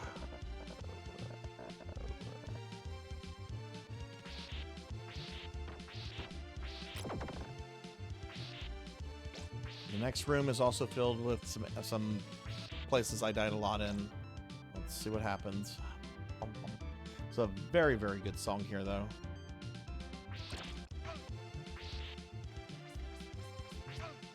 What the? Okay. I never lose control of those guys.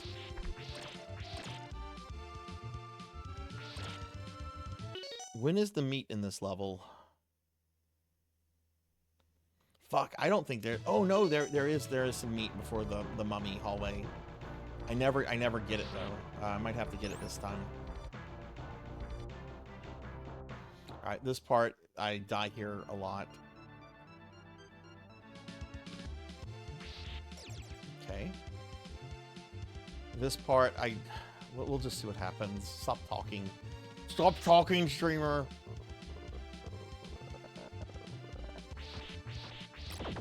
Very good.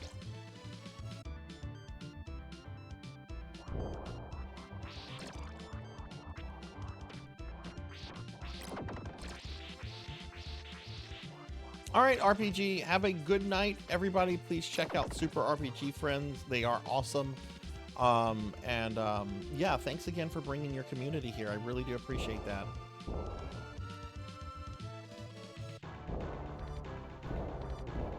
Also had a very embarrassing death right here.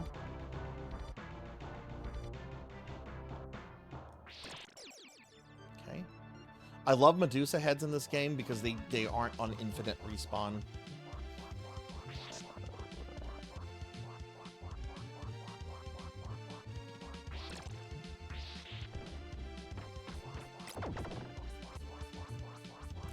next bone dragon.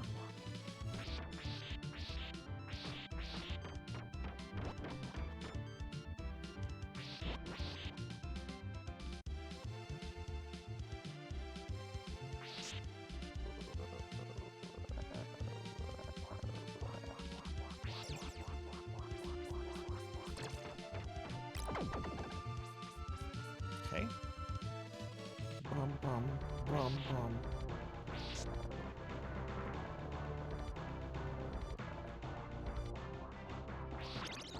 And that is something I learned. I forget where I learned about that meat from. I learned it recently. It would either have been from Dot, Lavender, or Professor Hammerad, but I didn't know there was meat right there.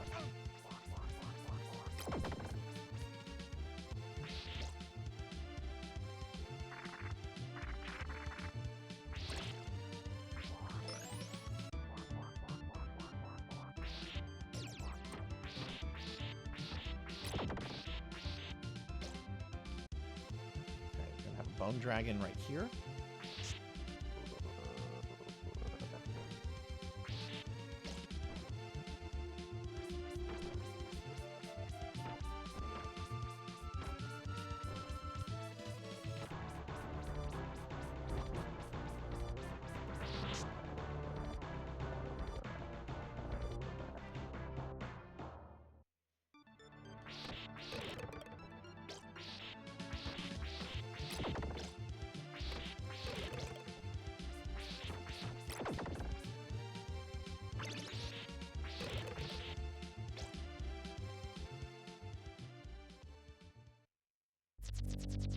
Oh, yes.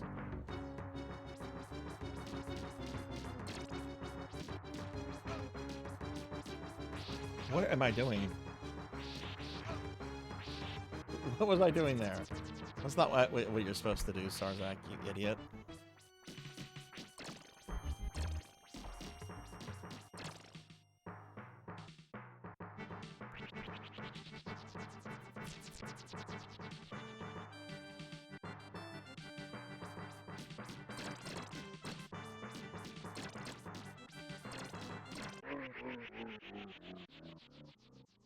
It's a very, very good depiction of bloody tears. I think it's really, really awesome. I don't know what I was fucking doing there with the mummy at the beginning right there. I don't know why I just charged him like that. All right, now we're going to the final level.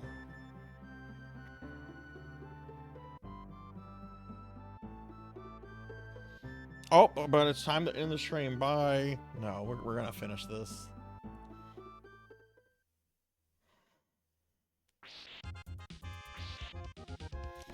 These are the same Dullahan sprites that are used in Symphony of the Night.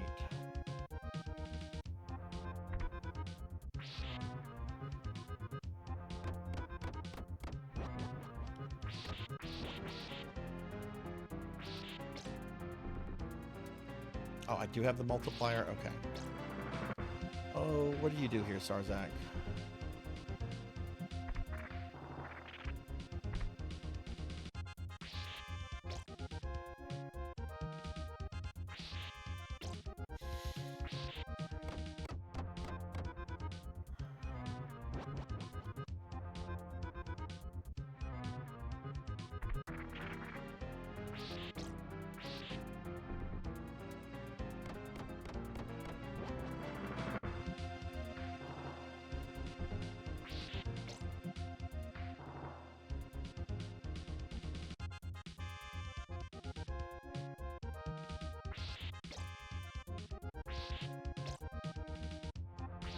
I hate this bridge.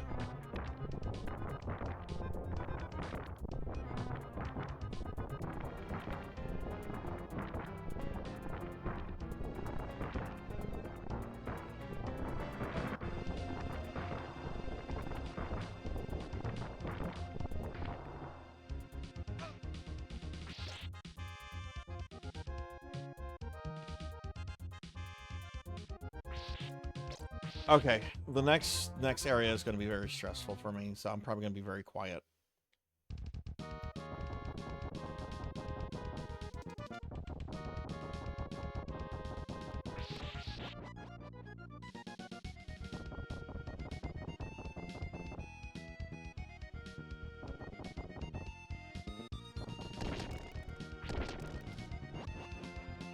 Order of Ecclesia.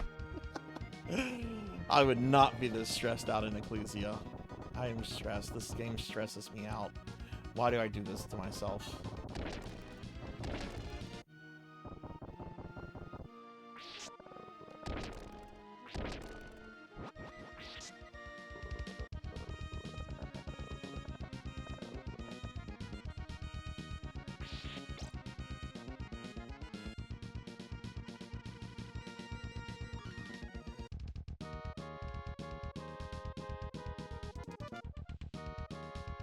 It's the first of 3. Second part's not too shabby.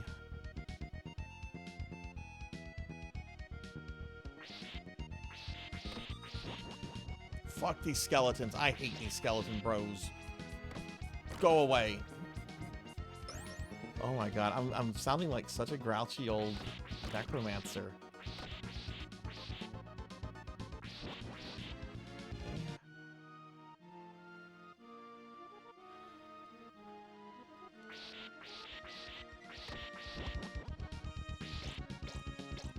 Okay, I shouldn't have to go for the risky meat. Get that. Jump there.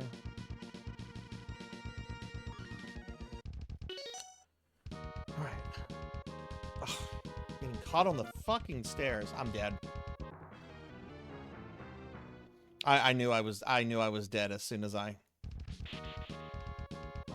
made that jump.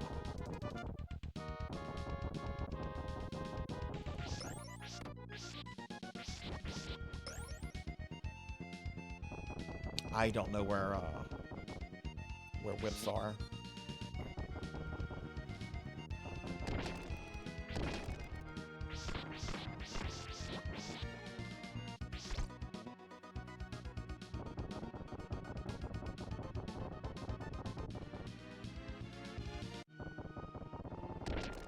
Fuck it, I'm not gonna worry about whips.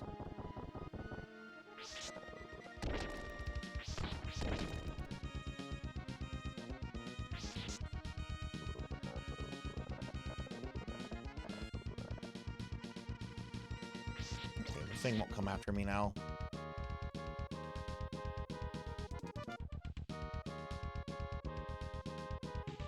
Fucker, I can't believe I did that. Are you anything good? Nope, you're shit. You're shit. You're shit, my friend. Well, Sarzac, that's how you're playing. You're playing like shit, Sarzac.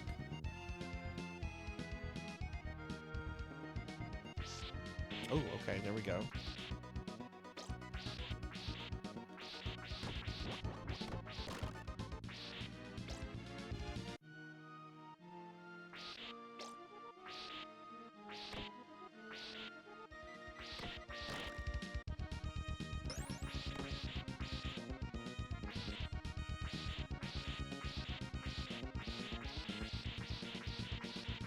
Professor Hammerad.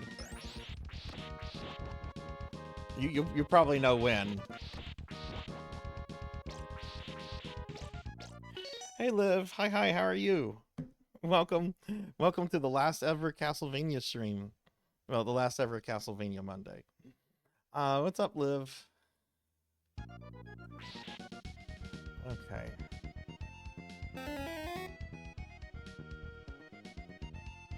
No, you wait on the second one.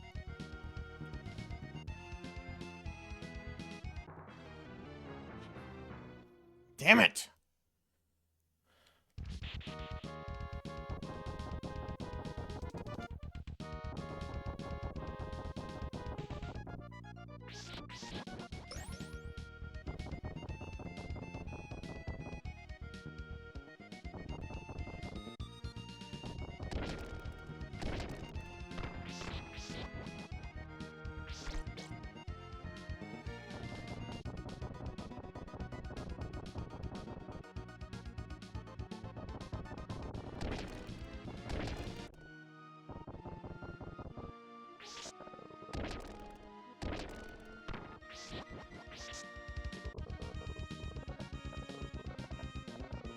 I know, there'll be no more Castlevania ever. Castlevania gets deleted.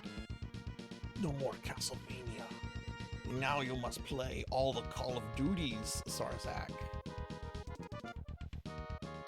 And thus Sarzac never logged on Twitch again.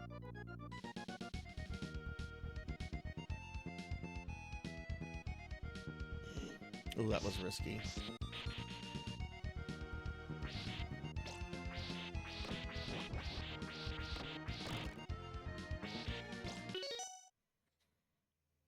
A year and 2 days. Oh my goodness.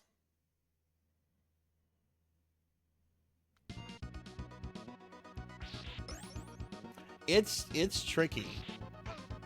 I don't care if that guy hits me. There's meat coming up. There's no more cross though. Like I'm not gonna have a cross for Gabon, which is gonna suck.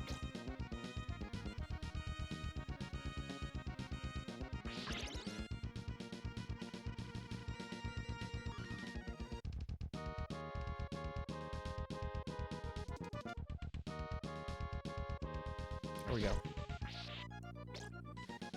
Oh, well, Liv, I hope you've been doing well. All right, hardest boss in the game, hands down. This guy is a nightmare. This guy is a fucking nightmare. All right.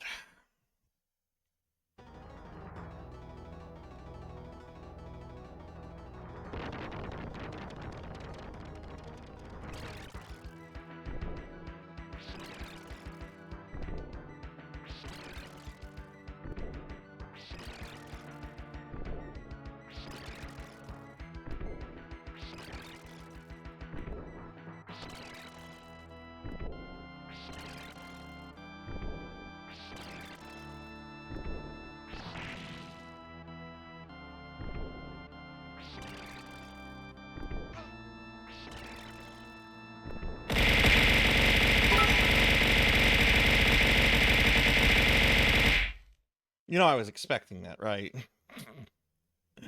All right, Abyss, have a good one. Have a good night. Hope you sleep well. You know I was expecting that, Professor. I was expecting that. Touche.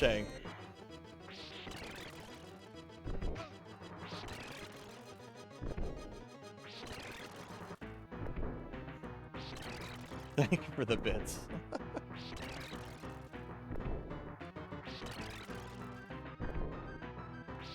It's actually a very good attempt on Slagra. But yeah, have a good night, Abyss. I hope you sleep well.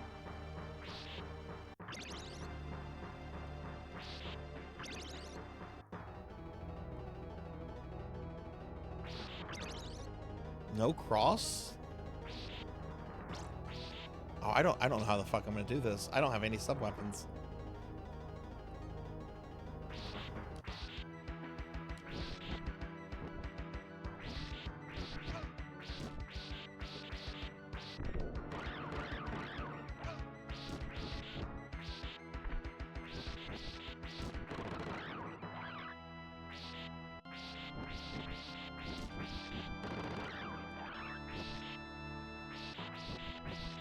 Normally he's dead by now.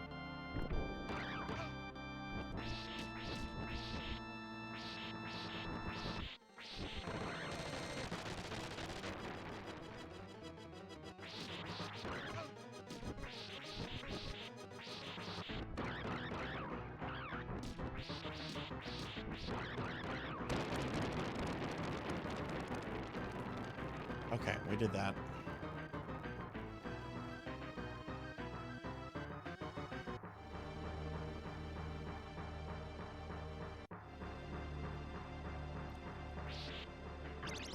All right, now to fight an old man.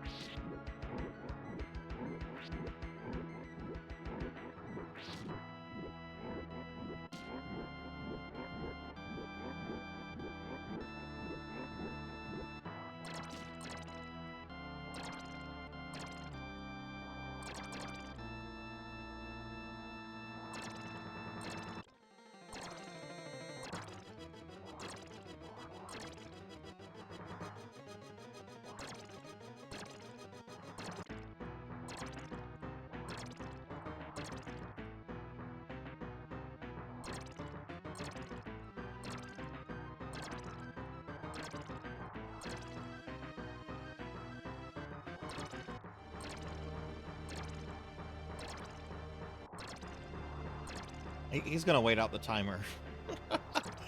That's his tactic. I'm death and I'm gonna wait out the timer.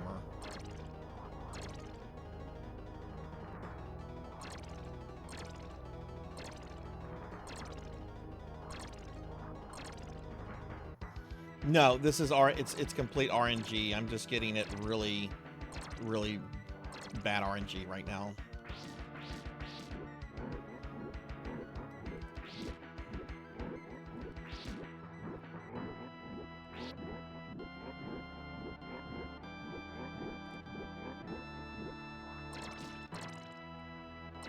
And hey DW, what's up? Yeah, it's just completely RNG whenever he goes into that phase.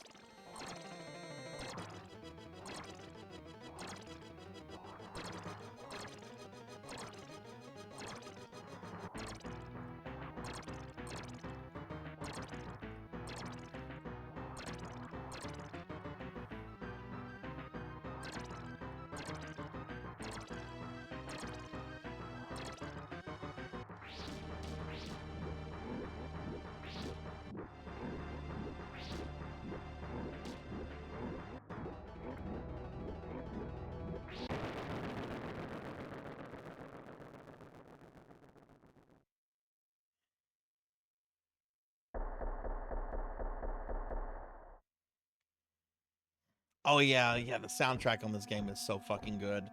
I still think it holds up even like 30 plus years later. All right, I wouldn't try to do this on like a serious deathless run because it's too risky.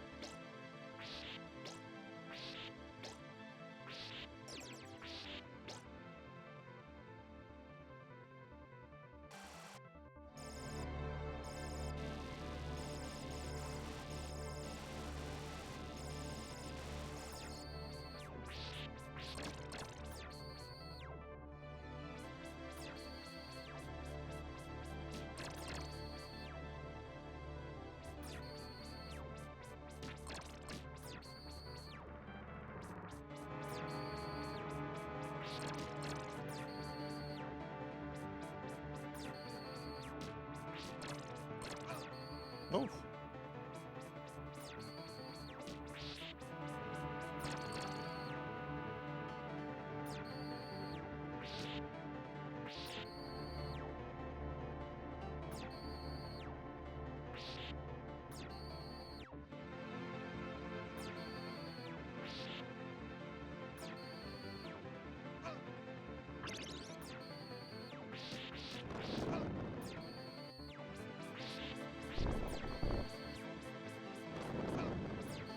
Oh shit.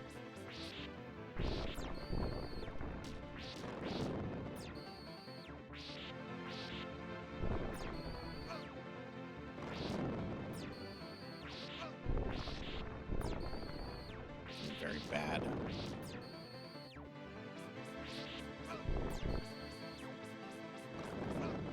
Oh my god, I've lost control of this.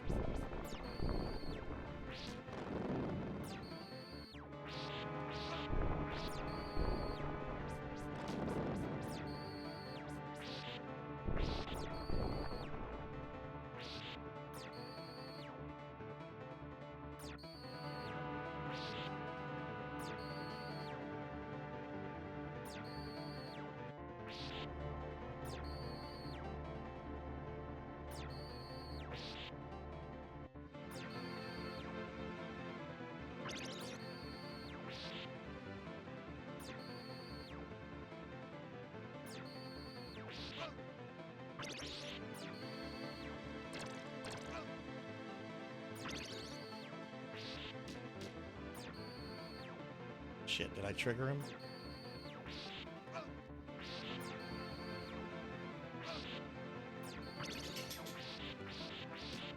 No? This is enough.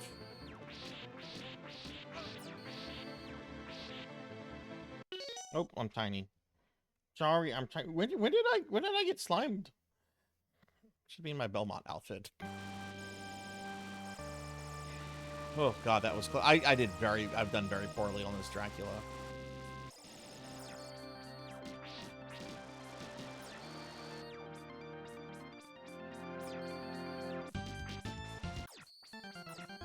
But I didn't get hit there, so that's something, right? Hey, DW Wreckage, thank you for the follow. Thank you. Welcome to the channel. I appreciate that. I kind of wish Simon would just grab that bat and like throw it on the ground and step on it. Like that would be pretty dope. Yeah, it was a better recovery, but man, I really messed that fire part up. So sometimes I can do the fire part without taking any damage, and sometimes I just like if I lose my groove during that section, it generally like falls apart.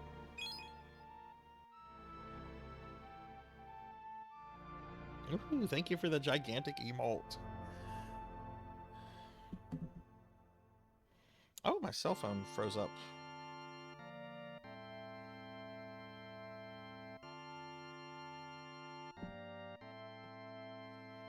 But yeah, well, that's Super Castlevania IV. I'll let the ending play. Ending's pretty good, but man, 3.5 years, 61 Castlevania games. This has been a journey.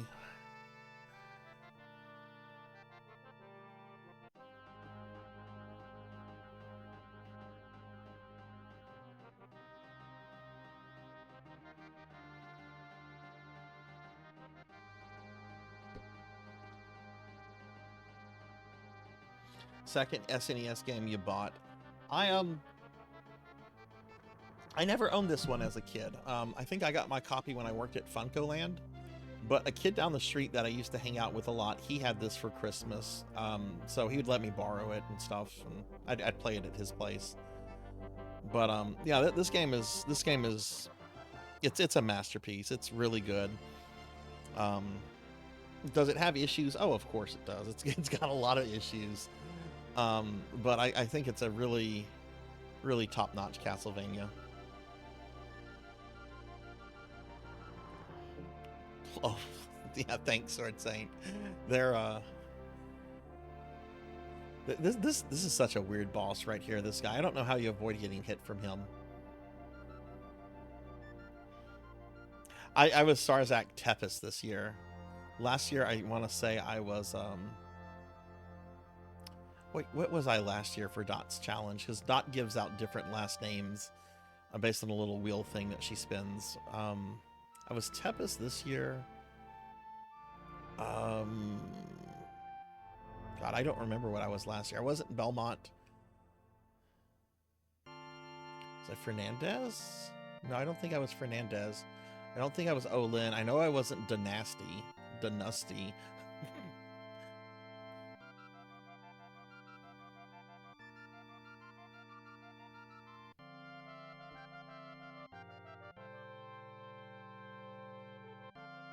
See, even like the demo like doesn't do the jump thing. The demo's like, I'm taking the stairs.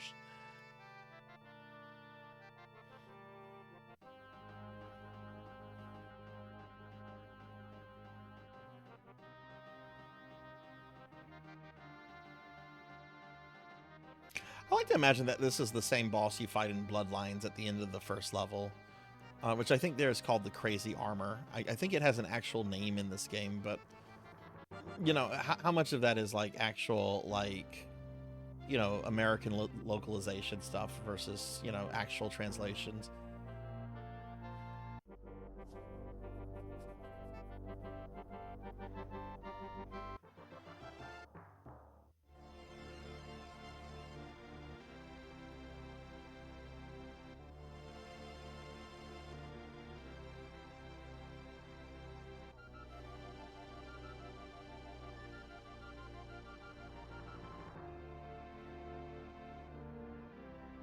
Have I checked out the commercial for this game? I'm pretty sure I've seen it before.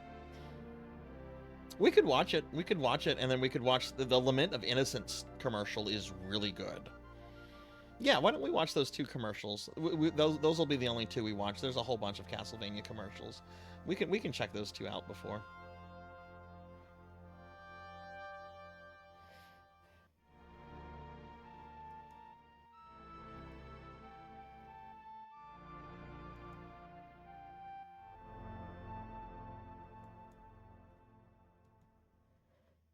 Go ahead and start pulling up YouTube real quick.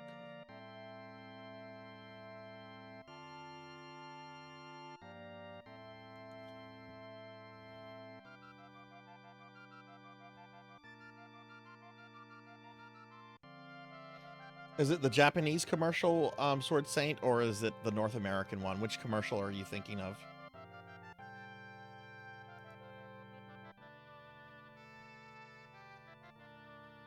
U.S. commercial, okay.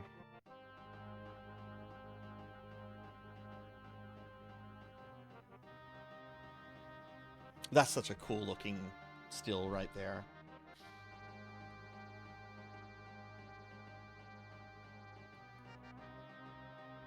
Presented by Konami. They started making games again this year. We got a new Castlevania, a new Contra, and a new Silent Hill. Okay, so the new Castlevania and the new Silent Hill are remakes technically, but and I guess you could actually argue that the new Contra is a remake too.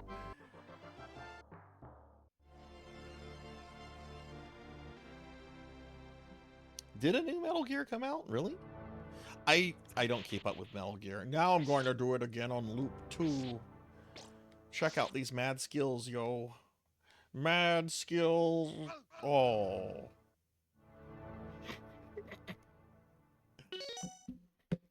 Okay. Let me pull up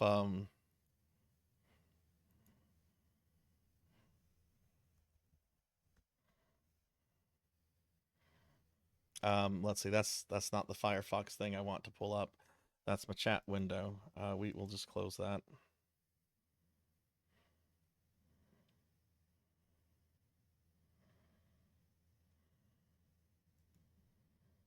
Okay, let's see. Let me make sure this is okay. Yeah, you guys can see that decently well. Okay, yeah, that looks fine to me.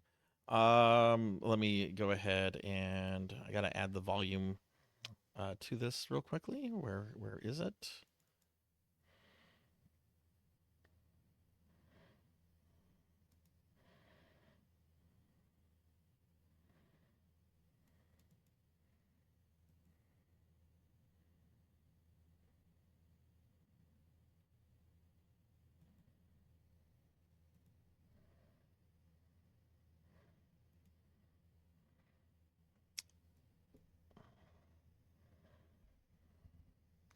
I think this is gonna work.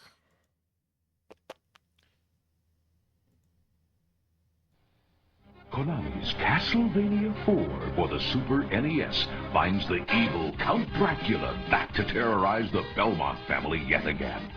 Armed with a whip, a quick mind, and even quicker reflexes, you must battle boss characters and evil enemies through a myriad of the most complex stages ever created. Alpha Select your stage and let the adventure begin. Enter stage 1 and battle across a bridge. Through a room and a stable. This almost feels like a preview. Beware of the Medusa heads. Skeletons and skeleton horses that are enough to rattle more than just your nerves. Proceed to Devil Forest and watch out for the wicked water reptiles, snakes, spiders, and man-eating plants that seem to be very hungry. In the underground cave, you'll do well to keep your eye on the rocks. And remember, things are slippery when they're wet. As if there isn't enough to look for, you need to grab as much money, food, magic potions, and power-ups as humanly possible. This is very prototypish. After you complete 10 of the toughest levels created for the Super NES, you'll find yourself in Dracula's tower. And if you can get past his gang, you will defeat the evil one himself. His gang? The intense action makes other adventures look like kid stuff. With Konami's Castlevania IV, you can count on spellbinding sales. Spellbinding sales. That was for retailers. Was that the commercial, Sword Saint? Okay. Now I'll do the Lament of Innocence trailer. This is a really cool trailer. Actually, let me type in commercial. Here we go. 1,000 years ago, a family's destiny was born. Not in a cradle, but in a coffin. Discover the origins of Dracula and the Belmont clan that's destined to hunt him in Castlevania, Lament of Innocence. Rated M for mature from Konami. Yeah, that is a fucking good. That is a fucking good commercial. All right.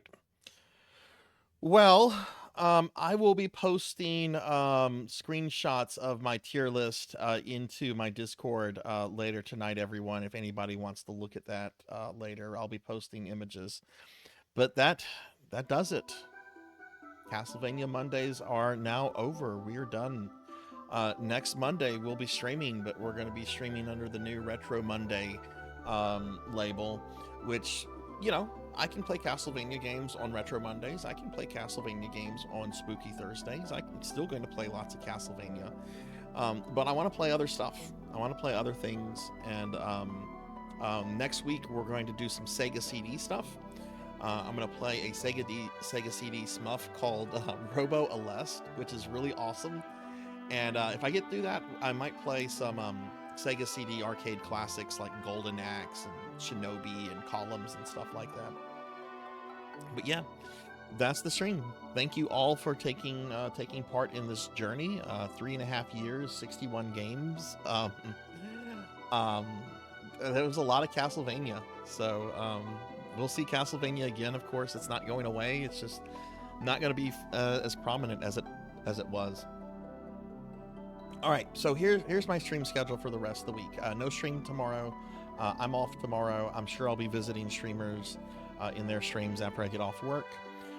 Wednesday, no stream, but we do have our Discord movie night, and we're going to be watching Nothing But Trouble, a movie that stars Demi Moore, Chevy Chase, John Candy, Dan Aykroyd, and guest stars Tupac Shakur. I love this movie, and everyone that's there is probably going to fucking hate it, but I love it, and that's what's important. Dude, Sword Saint, I'm going to be doing some Mega Man DOS for DOScember. Mega Man DOS is going to be on the channel next month. Yeah, totally feel free to pop by, Cheetah. I think you're in the Discord, so just feel free to come by for that. We do Discord movie nights every week, and next week we're going to start watching the Dune movies, the new ones with Timothy Chalamet. Thursday at 5 p.m. I'm going to continue my playthrough of the Silent Hill 2 remake. Friday at 7 p.m. Central, I'll do a little bit of Mushi Mushi Pork, and then I'll play more Darkest Dungeon. Saturday at 7 p.m. Central, a little bit of Mushi Mushi Pork, and I'm going to be playing some PSO2 New Genesis.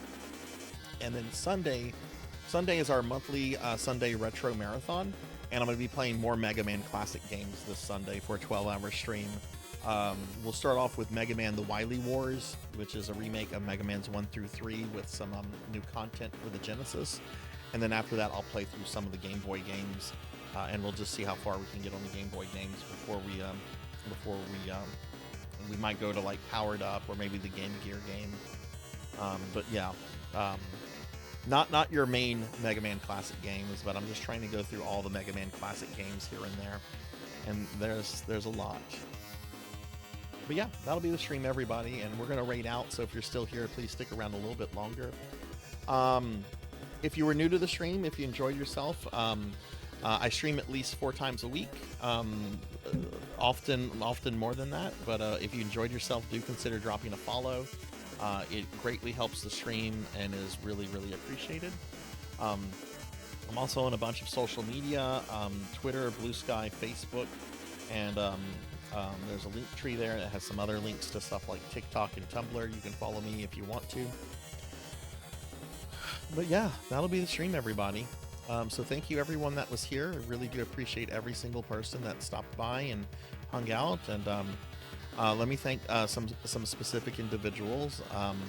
I want to thank Velociraptor J for the 26-month resub, Sheriff Ram for the 12-month resub, Rico Nico for the bits, Amy Yazuki for the 2 gifted subs, Kron151 for the 500 bits, Amy for the 69 bits, Pokil the Storyteller for the 100 bits, Professor Hammerad for the 100 bits, Professor Ramses VT for the 100 bits, Pizza Maid for the 100 bits, Thunder Drummer for the 500 bits, Finley Fish for the gifted sub, a dork named Steph for the follow, Professor Hammerad for more bits. Thank you, Professor.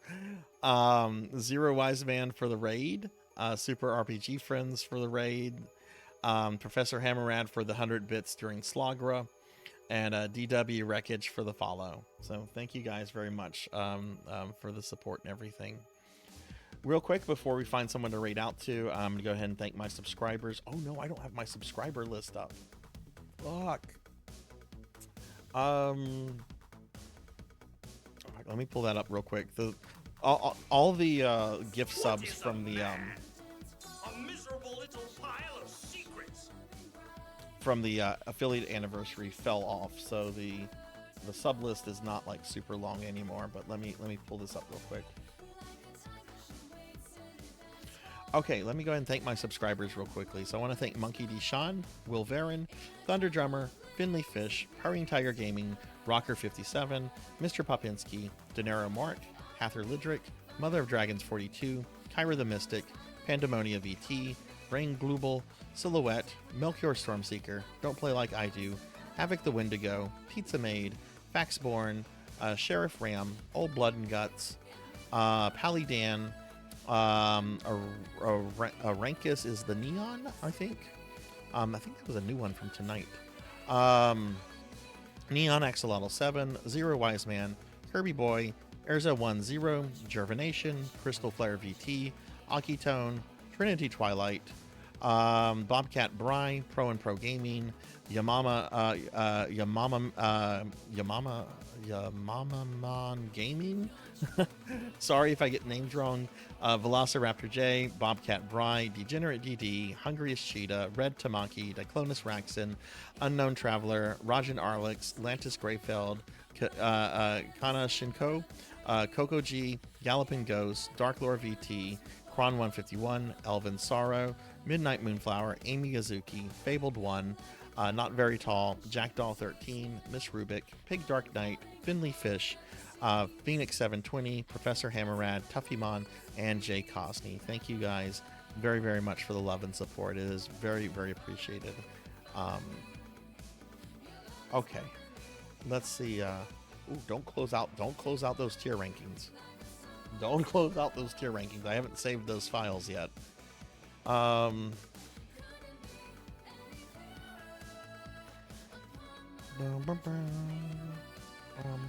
Let's see who's on.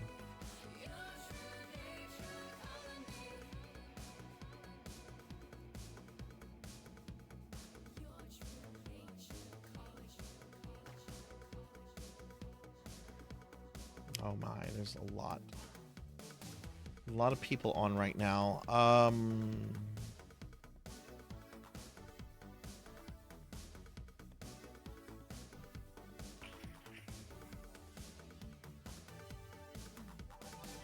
You know, I don't have my raid list is not up either, so I can't really see when I raided who. I know I've wanted to raid Zoiteki for a while, and I know it's been a while since I've raided them, so we're gonna raid Zoiteki. They're a really good retro VTuber.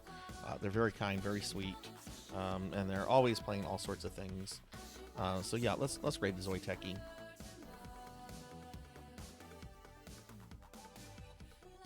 Yeah, you've been on that list twice for a while, Finley. We're gonna raid Zoiteki. Have a good night, everyone. Take care, be good, and I will see you guys later on. But thanks for watching, and remember, fuck Dracula, fuck vampires. Bye.